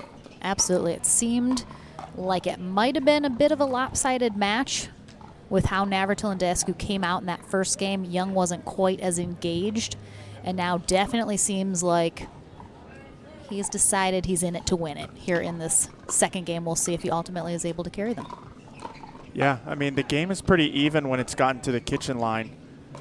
But in the first game, Young and Barrientos just struggled so much to get up to the net when they've had the ball. So you can't score when you can't get up there.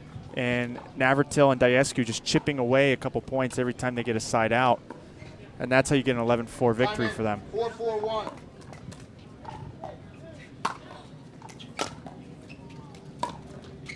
Second server. And there with a missed drop by Diescu. 4-4-2.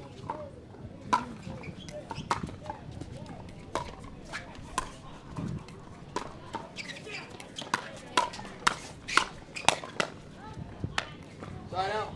TJ Young also very tall, you know, 6'2". He's just, his legs seem so long. He can get so far with just one big step. So he moves laterally so well and so quickly. 4-4-1.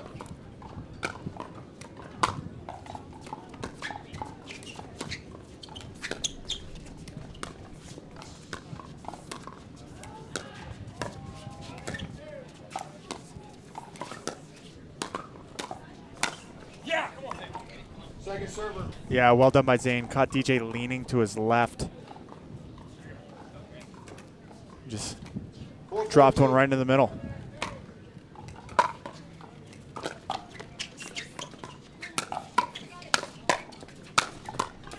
Oof. Wow, some good pickups there from Diescu and Navratil. But again, the wind has picked up here a lot more than it was earlier today, and it's into the face of Navratil and Diescu. So again, those balls are going to get held up a little bit now with the wind, leaving that last shot from Navratil a little short.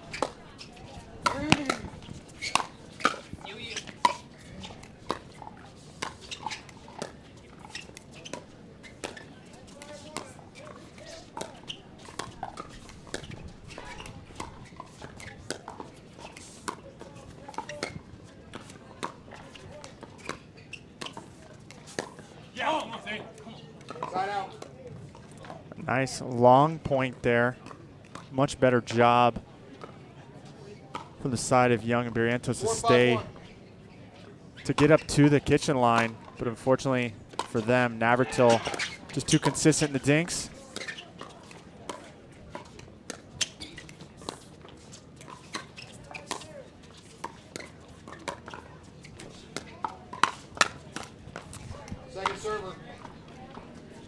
Zane trying his luck, speeding up to the left shoulder of Barrientos, but the way that his ready position holds that backhand. 4-5-2.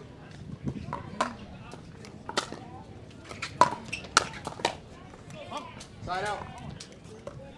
And now you're seeing almost the opposite effect of Navratil and Diescu struggling to get up to the kitchen line in that transition zone.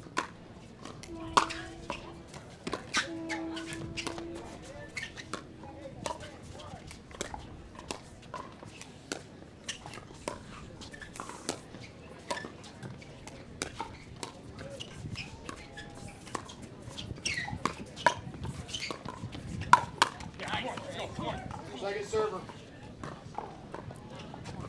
Great job by Diescu, noticing Young backed up off the line. 5-4-2.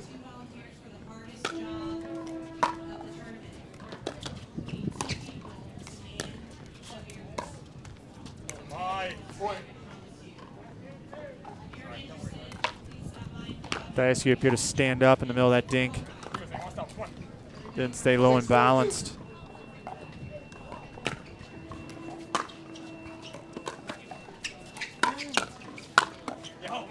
Side out. Navratil and Diescu playing catch up now, down by 2. 4-6-1. Yeah, they've been stuck on 4 since being up 4-0. Seems like a lifetime ago. Oh, wow. Point. Again, Diescu tries to call Navratil off this. 5-6-1. But again, it's so high. It's tough.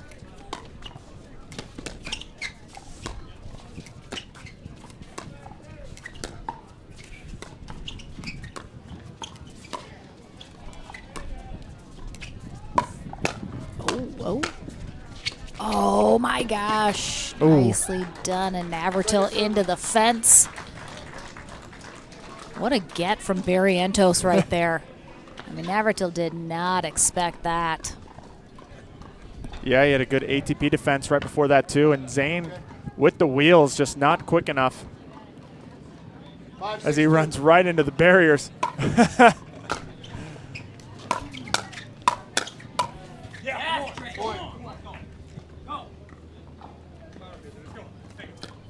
Now we have a tie ball game here.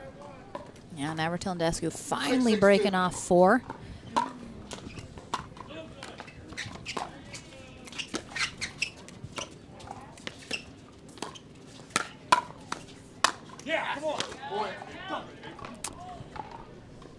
DJ Young did not seem to be prepared for Diescu to speed it up cross at him. Still able to get a paddle on it, but left a sitter for Zane. 7-6-2.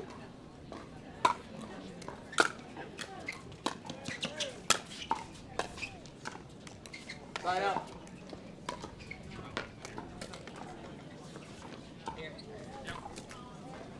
6-7-1. Barrientos getting some good kick on that serve.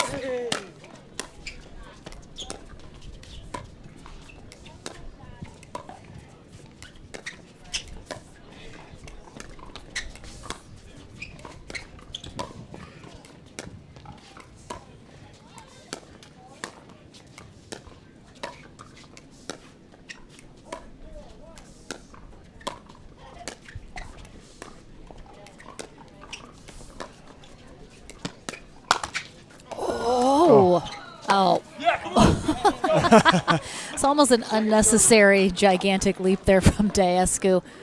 Good get from Barrientos. Oh, Andre Diescu actually was actually on the kitchen that line. kitchen line. He touched that. He got away with one. It was so awkward, I think. He got away with it. Yep.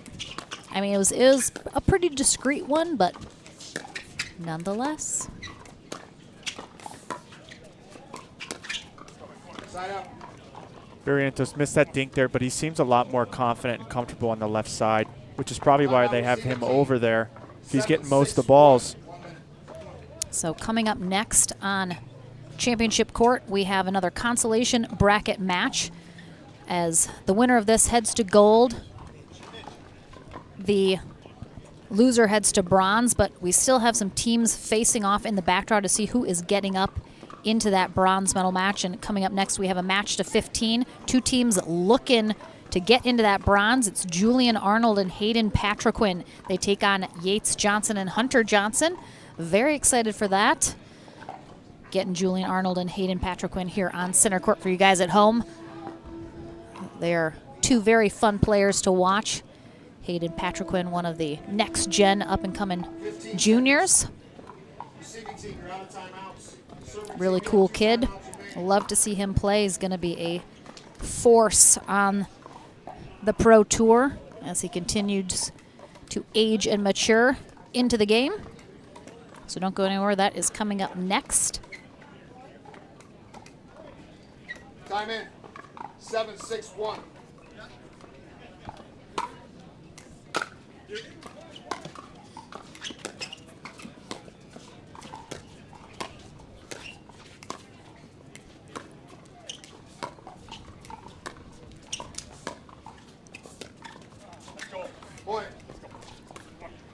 And he tried to go around that backhand, but his feet were not there to get the forehand around it.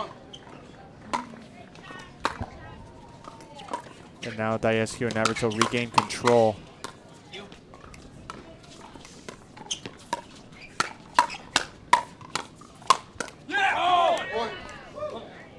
Everton Daescu getting big and loud. Nice hands exchange here. Young ultimately sends it a little high. Second serve. Yeah. Daescu just telling himself it doesn't have to be perfect. I appreciate that sentiment. He understands getting it over the net more important than dropping it perfectly over it. Oh yeah, that was a little, as you said earlier, greedy, John. Yeah. I would have said ambitious. Same thing.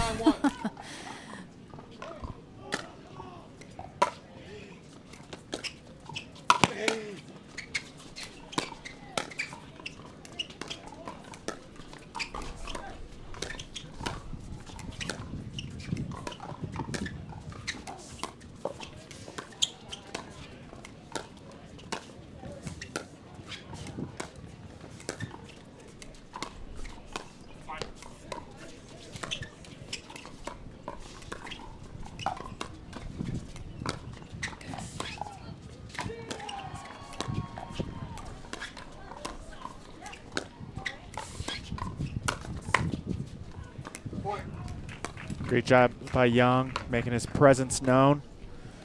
I'd love to see some stats since Daescu had that Ernie in the middle of that rally. On ATPs and Ernies, what percentage of them are just straight up winners versus just another shot in a rally? Well, if there's any data nerds out there. Get me some spreadsheets.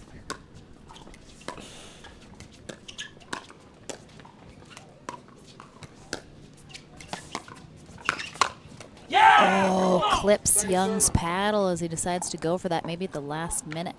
Yeah, Young tried tagging Zane across his body as Zane was coming back to close middle, but Zane had a clean paddle on it. And Young did not seem ready for it to come back. Ooh, nice speed up there from Barrientos, but keeps coming back.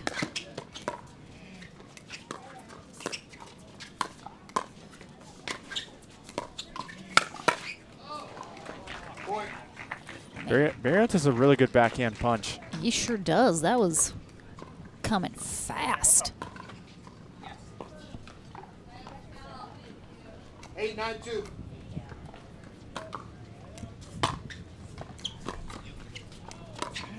Matt and Jake or Tweed. Matt and Jake or Tweed.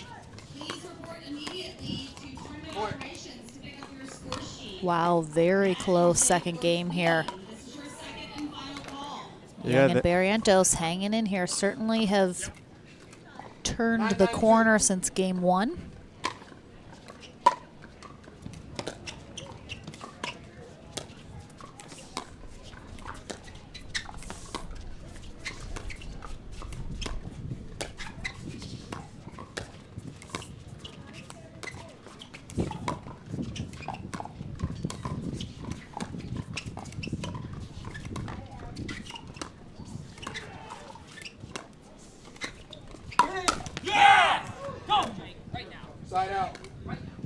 Great attack by Daskew. Right at the belly button of And you can Barrientos. just see him on this replay. He was lurking. He was lurking the whole time. Right. Ugh, words. Waiting for his moment.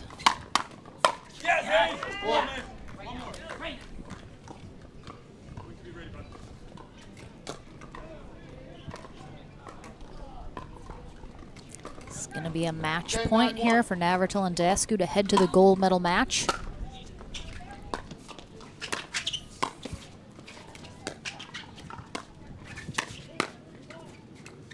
Great pickup.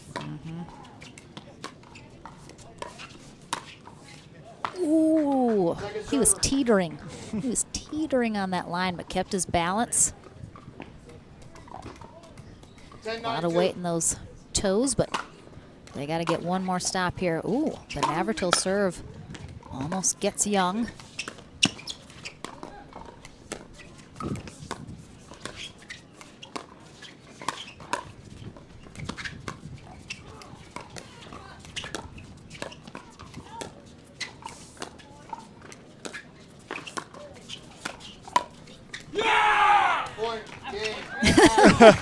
They really need to work on their chest butts. They do. They need a little more coordination on that.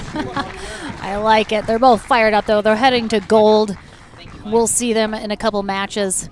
DJ Young and Mario Barrientos head to bronze, so they're still on the podium as well. Again, who they face in that bronze still up in the air. We have a consolation bracket match coming up next. Julian Arnold and Hayden Patriquin take on the twins, Hunter and Yates Johnson. We'll have that action right after this. The PT Pro Team at pickleballtournaments.com have unparalleled experience running tournaments, including all professional tours and premier events. We provide professional services to develop, plan, and deliver tournaments that players and fans love.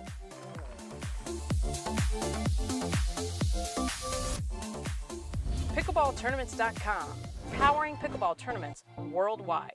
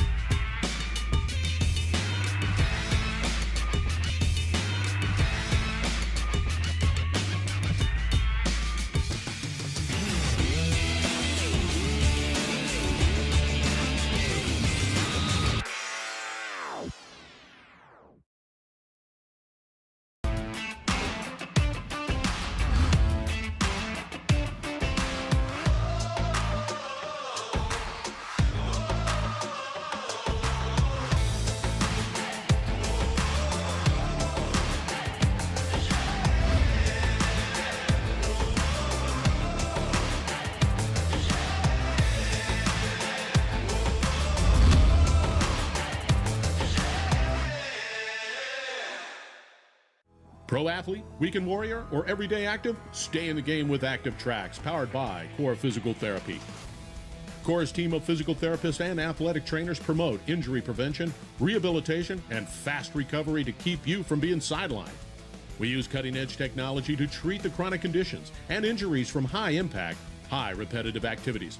Step into an Active Tracks tent in your community or visit one of our clinics. Core Physical Therapy, treating everyone right.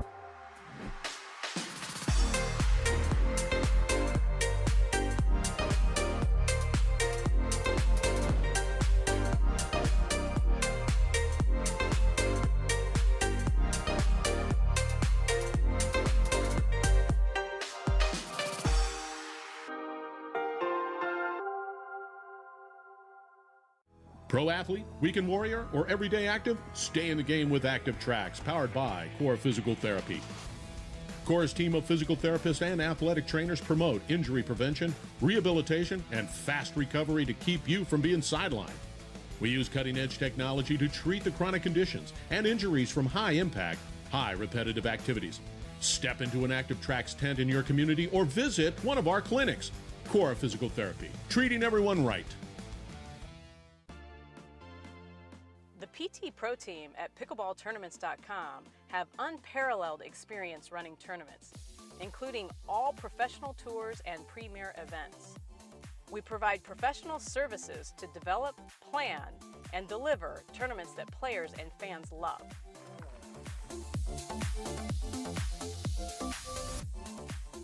Pickleballtournaments.com, powering pickleball tournaments worldwide.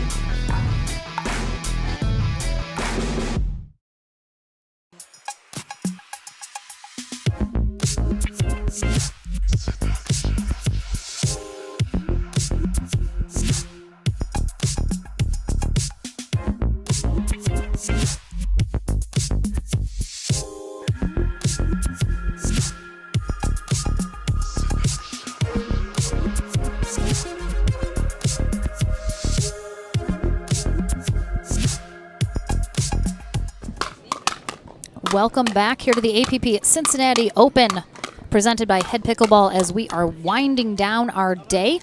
Our women's pro doubles bracket has already concluded. They had a small bracket round robin style play, so they are already done. We're still working our way through the much deeper men's pro doubles field. This is a consolation bracket match here as both these teams still fighting their way, trying to get back into that bronze medal match. I believe we have 2 consolation matches still to be played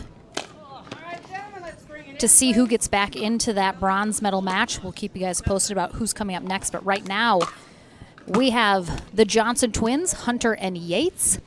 Yates is in the red shoes. Hunter is in the black shoes with the black compression sleeve on his right arm. And then we have Julian Arnold in the white and Hayden Patriquin in the blue. First time seeing these two on center court. Very excited to see them. Julian Arnold quickly making a big name for himself on the pickleball scene in singles as well as doubles. Saw him yesterday with partner Lauren Stratman. Got 4th place in mixed doubles. Okay, 15 seconds. Looks like they will be starting off on the far end. Yates and Hunter on the near end. Again, 1 match to 15. They'll switch ends at 8. Oh, that was a bad paddle toss. Again, he's got 10 seconds. He's got time. He got it. Stayed calm. I like it. Yeah, he's got a pretty crazy spin serve as well. Hayden Patriquin, recently just turning 17 years old, out of Yucaipa, California, SoCal area.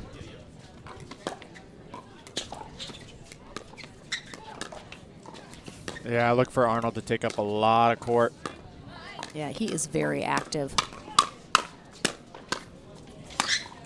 Oh, nice spot there. Very athletic. Absolutely. Julian Arnold, 31 years old, just recently relocated to Austin, Texas. 2-0-2. Side out.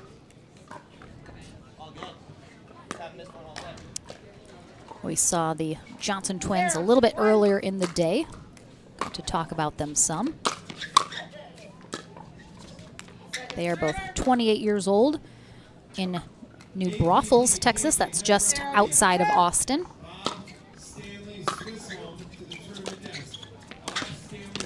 Yeah, they are going to be a very good force in pickleball once they get more. They already are, but as they get more experience, they're going to be a very strong team. Just saw someone mention they're kind of like the Bryan brothers, and I agree. Yeah. Both of them played professional tennis for about 8 years, and they did play doubles together. Had a lot of success.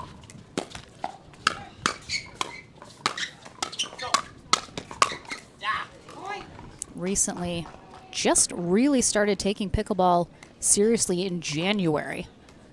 So again, a lot of those high-level tennis skills, making them competitive already. And just their on-court chemistry, the way they move together. Absolutely. It's like they have a string between them.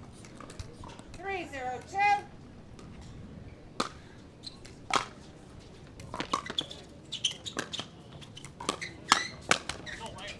out.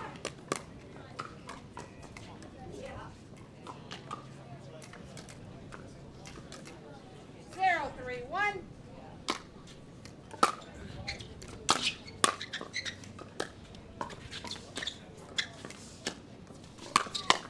Looks like Patriquin and Arnold mixing up their stack a little bit.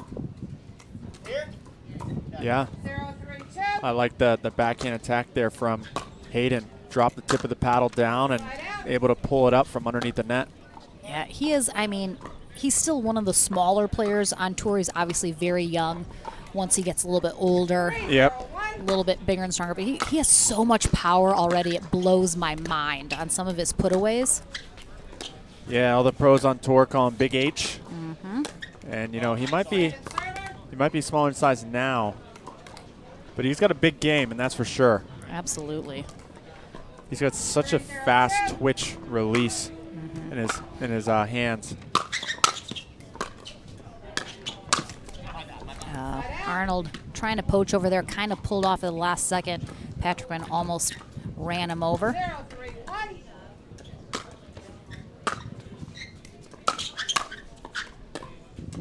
Second server. 0-3-2.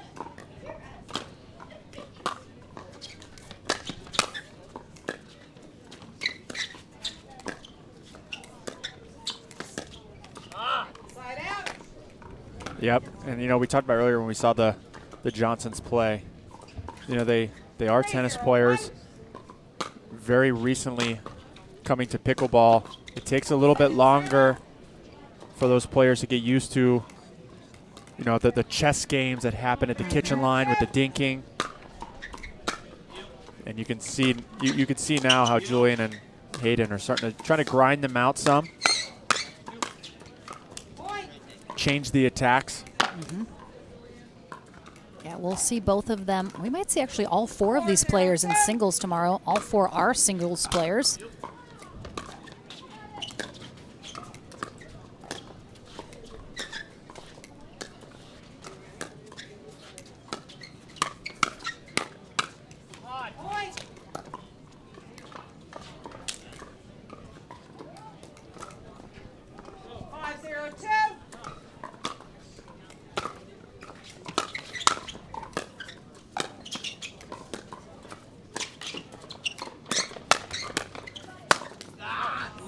Yep.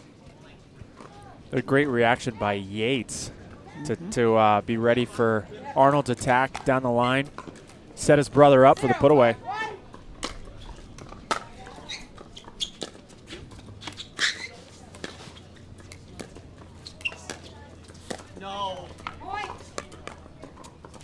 Both of the Johnson twins, the city that they live in just outside of Austin is also where Thomas Wilson lives, as well as Wyatt Stone. So got some good players there, and they also go into Austin a lot and play with the pros there. Getting a lot of high-level practice this quickly in their pickleball career. That always helps.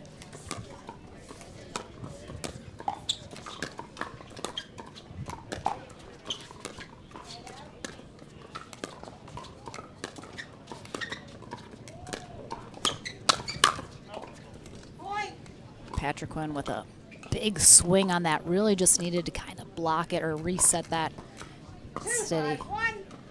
A little too much power. Oh, what an angle there from Arnold. Arnold's been pretty quiet so far this game. He has, a little subdued. Definitely bringing the fire a little bit more yesterday in mixed. No. Side out.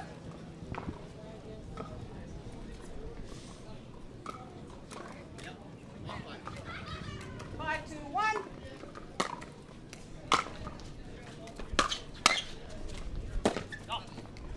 Great spot. He's also rocking the official Cincinnati Open shirt, which usually means he's run out of shirts. So I appreciate that he's repping that. Seeing people wear those a lot. Love our new logos for our tournaments. Nice and sleek and modern. I don't know. It does match the shorts too, It so does. it could be planned. I mean, just worked with his ensemble.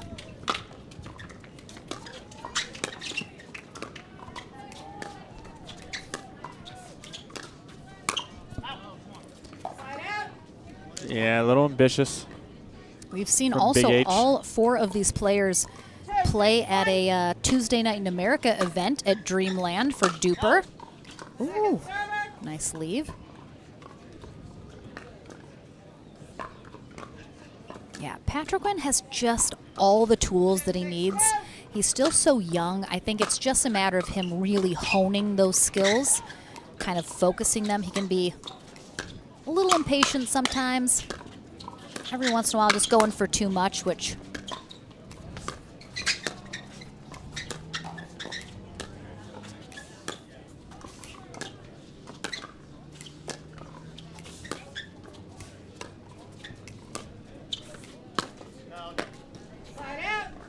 Yep.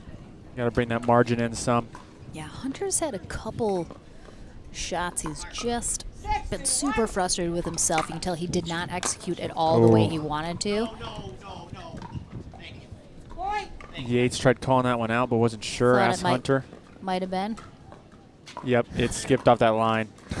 I mean, I'm pretty sure that spin helped as well from Patrick Quinn. Yep. It's a nasty serve he's got. Oh, what a recovery off the net. Oh, there's a little baby Andiamo there from Arnold as they're up 8-2 into the end change. And again, watching this play, I'd say it's pretty evenly matched right now. The Johnsons right now, they're the inexperienced ones. Obviously, Arnold, fairly new to the game as well, but they're going to be the newbies on court right now. So there's a lot of nuances that come with reps at tournaments at this high level. And obviously, they come from very high-level tennis. They're used to kind of all the pressures of that high-level competition. But again, the nuances of the pickleball game, they're different. They have to be honed. So they're clearly frustrated. They'd like to be playing a little bit better, and it is execution right now for them. Yeah, for sure. And then, you have Big H and Arnold. They're doing a good job of mixing up where they're attacking and keeping the Johnson brothers guessing.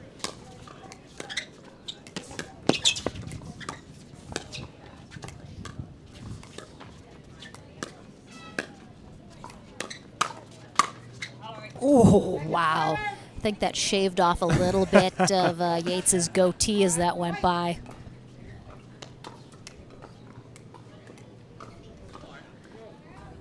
Again, Yates is in the red shoes, returning serve right now. Hunter in the black compression sleeve on the arm. Oh, that net court, so tough. I actually would like to see them attack Patriquin just a little bit more. They've been able to get him kind of swinging through some shots that he should have been blocking. They've had some success with him sailing some stuff long when it comes at him fast. But right now they're staying pretty patient. They're not really speeding up at all. Do you see any opportunity for them to maybe be the aggressors a little bit more? Well, I mean, you have Arnold and Patriquin. They're moving the ball around well. They're not really giving them, the Johnson bros, too much to attack a good ball.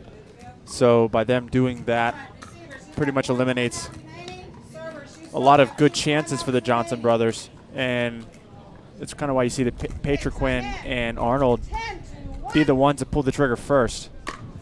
But if the Johnson brothers can pull the trigger first, maybe that game will change. Nice block there, and the wind picking up here on center court to the back of Arnold and Patriquin here into the face of the Johnson brothers.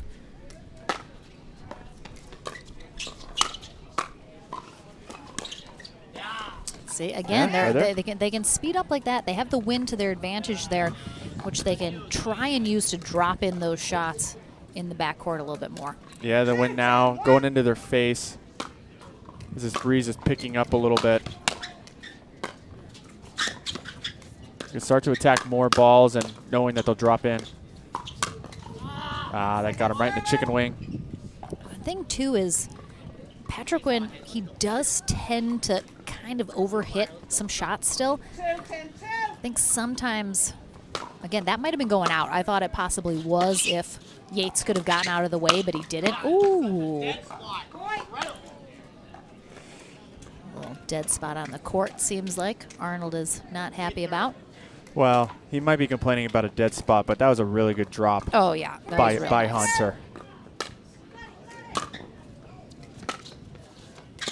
Melissa Owensby is our USA Pickleball Certified referee, if I failed to mention.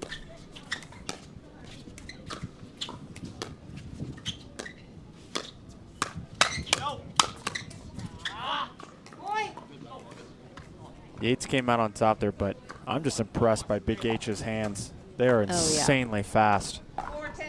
I mean, corrected in the chat by Ivy Cheddar, another one of the amazing next-gen junior players. Hayden Patriquin, still 16. It was Wyatt Stone that recently turned 17. Yeah.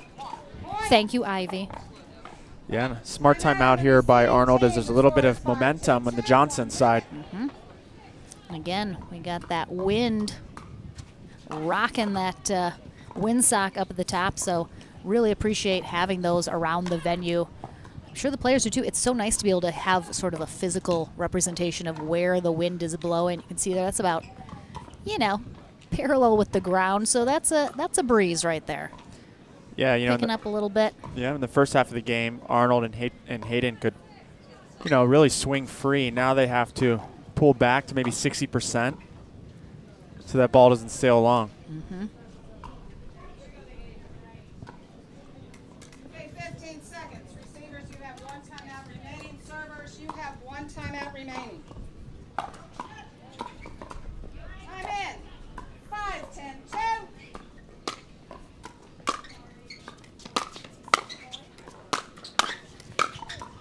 Slide out. Yeah, Yates took that ball in the middle, but I think Hunter wanted it because he was behind him. 10, 5, 1. Oh, interesting. That was a very short return there from Yates. I thought Arnold was going to attack that, and he ends up trying to drop it and leaves it short. Yeah, it might be trying to be. It wasn't too high bouncing, so try to probably be careful not to sail it long. And a quick side out. Big hold. Johnson brothers need to get something going here.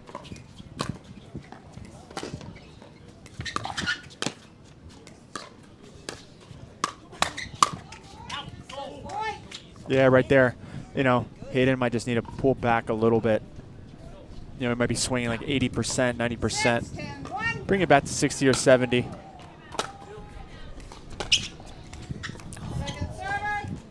That's tough. Again, you got the wind into their face.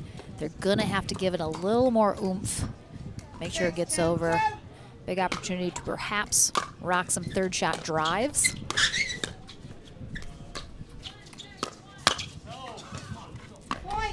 Yeah, some frustration on this near end. As now all their attacks are sailing long. Yeah, the Johnson brothers doing a great job of letting them go.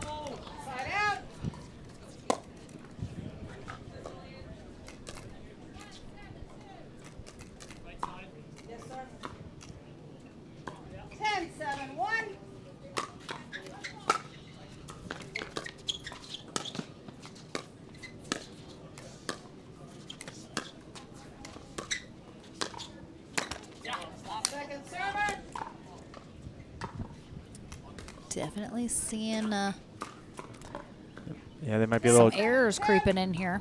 Yeah, a little trigger happy on this near end.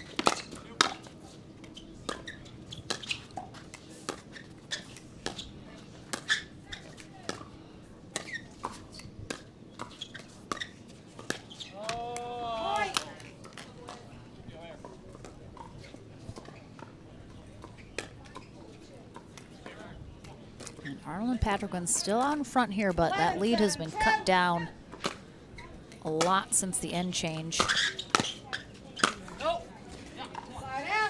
Yeah, see, that might was work on the tough. other end, but not with the wind behind him. And that was really low for Arnold to get that aggressive with that shot. Yeah, you got to pull all the pace off the ball if you want to make that.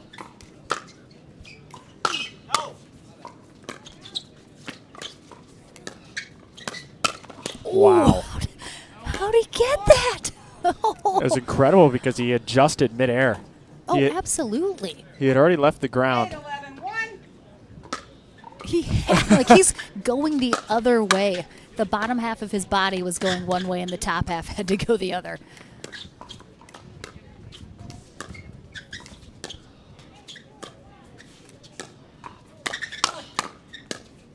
Yep. They both twin squeals, twin little squeal over there. 8-11-2.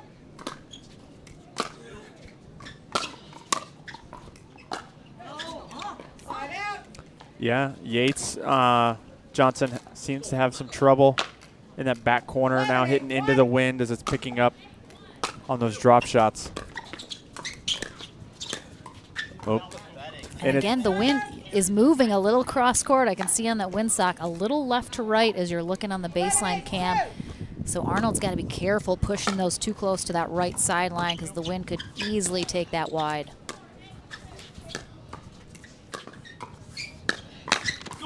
Wow.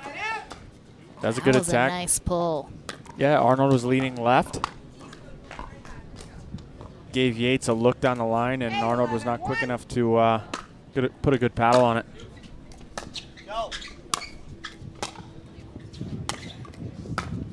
Again, you can see that getting held up by the wind.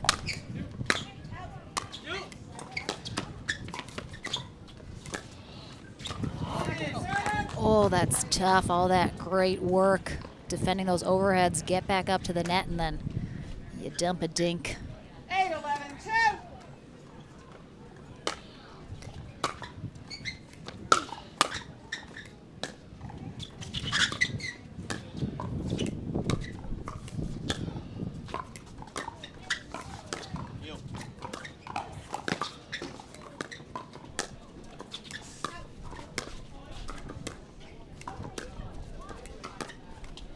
Oh, no. That ball just deciding which way to go on the net.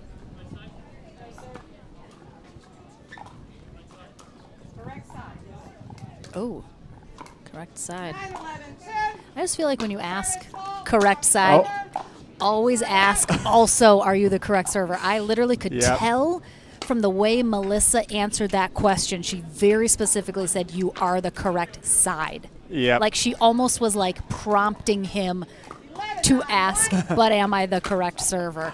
I knew that was about to happen.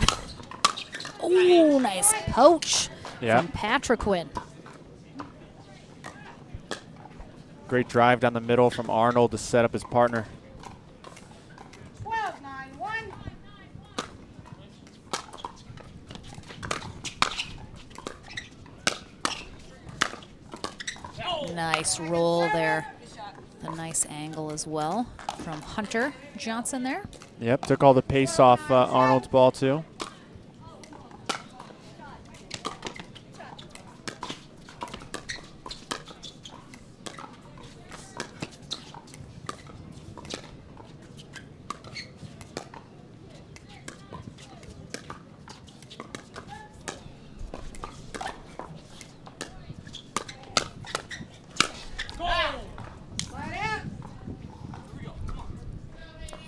Arnold and Patriquin just struggling a little bit since that end change.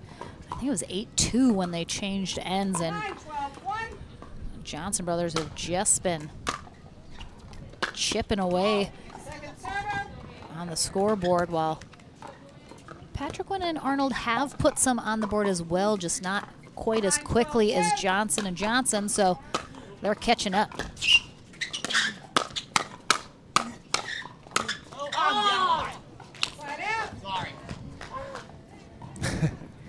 Throws himself in front of that shot like he's protecting someone as a bodyguard. He tried to create some space for his backhand, and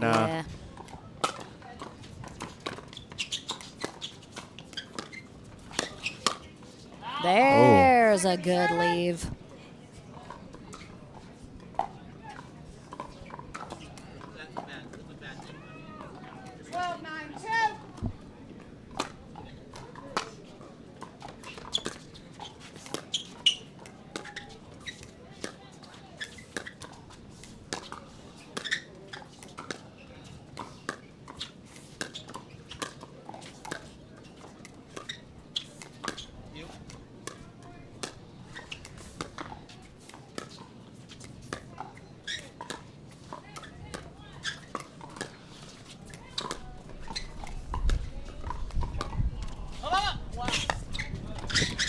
Good.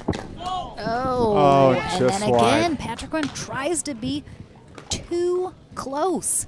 He's got that wind going cross court. Yeah. Just gotta. I'm surprised he didn't go a little more middle with that, as he had kind of. Time out on the serving team. The score is I think Yates was over there during that. And we got a timeout here from Patriquin and Arnold, I believe. It was actually on the serving team. Oh, okay, so it's Johnson and Johnson.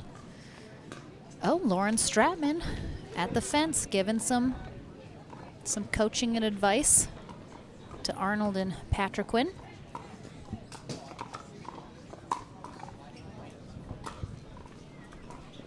Thank you again for joining us. We're winding down our day. Hopefully a dry rest of the day. Keeping our, oh my gosh. A literal chair just threw itself at me. Oh my gosh. I almost died. No exaggeration. Everyone on the booth almost. Oh my gosh. We almost lost Lauren there for a second. I would have had to hold down the fort here. Oof. All right, I'm back. I'm back.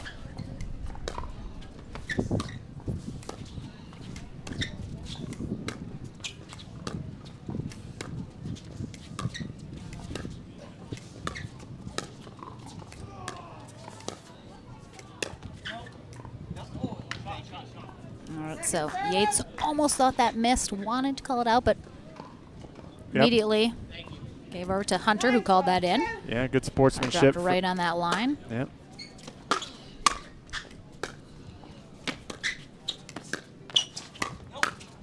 Oh, what a great spot. Again, Arnold scrambling all over the place.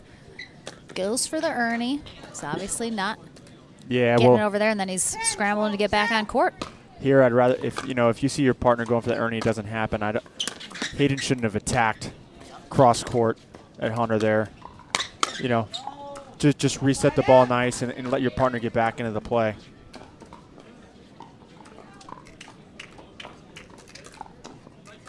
Yes. 12, 10, 1.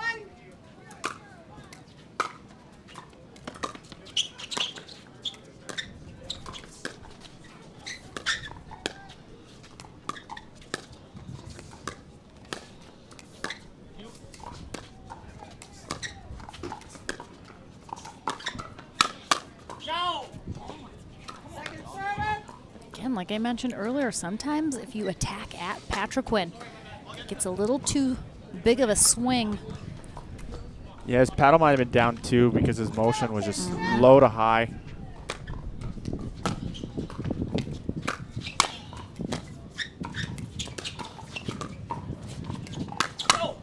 There he is. Yep. Hunter tried the same thing. Attacked right at the body of Hayden, but Hayden's paddle was up and he kept that swing nice and compact and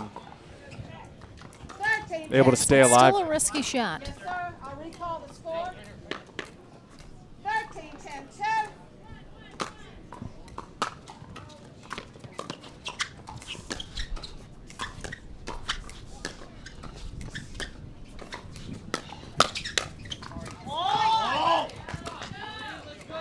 Julian Arnold trying to get fired up here. Yeah, we got a match point. 14, 10, 2. Johnson and Johnson made him work for it here after the end change. Can they hold him off? They don't. Good effort, though. Good comeback that they mounted. So Hunter and Yates Johnson, good effort here today in men's pro doubles. 4th place. Pretty good success. No, 5th. No. We have one final feeder match. So winner of this, which is, of course, Hayden Patriquin and Julian Arnold, they will be facing Althoff Merchant and John Cincola. Excuse me, that's incorrect. They take on Mario Barrientos and DJ Young. Nope, that's the medal match. I'm so sorry. Let me reset. They're in the bronze. I was correct. They're going to take on Althoff Merchant and John Cincola. So that's coming up next. I apologize. Sometimes I don't know what I'm talking about. We'll be back into the action here at the APP Cincinnati Open right after this.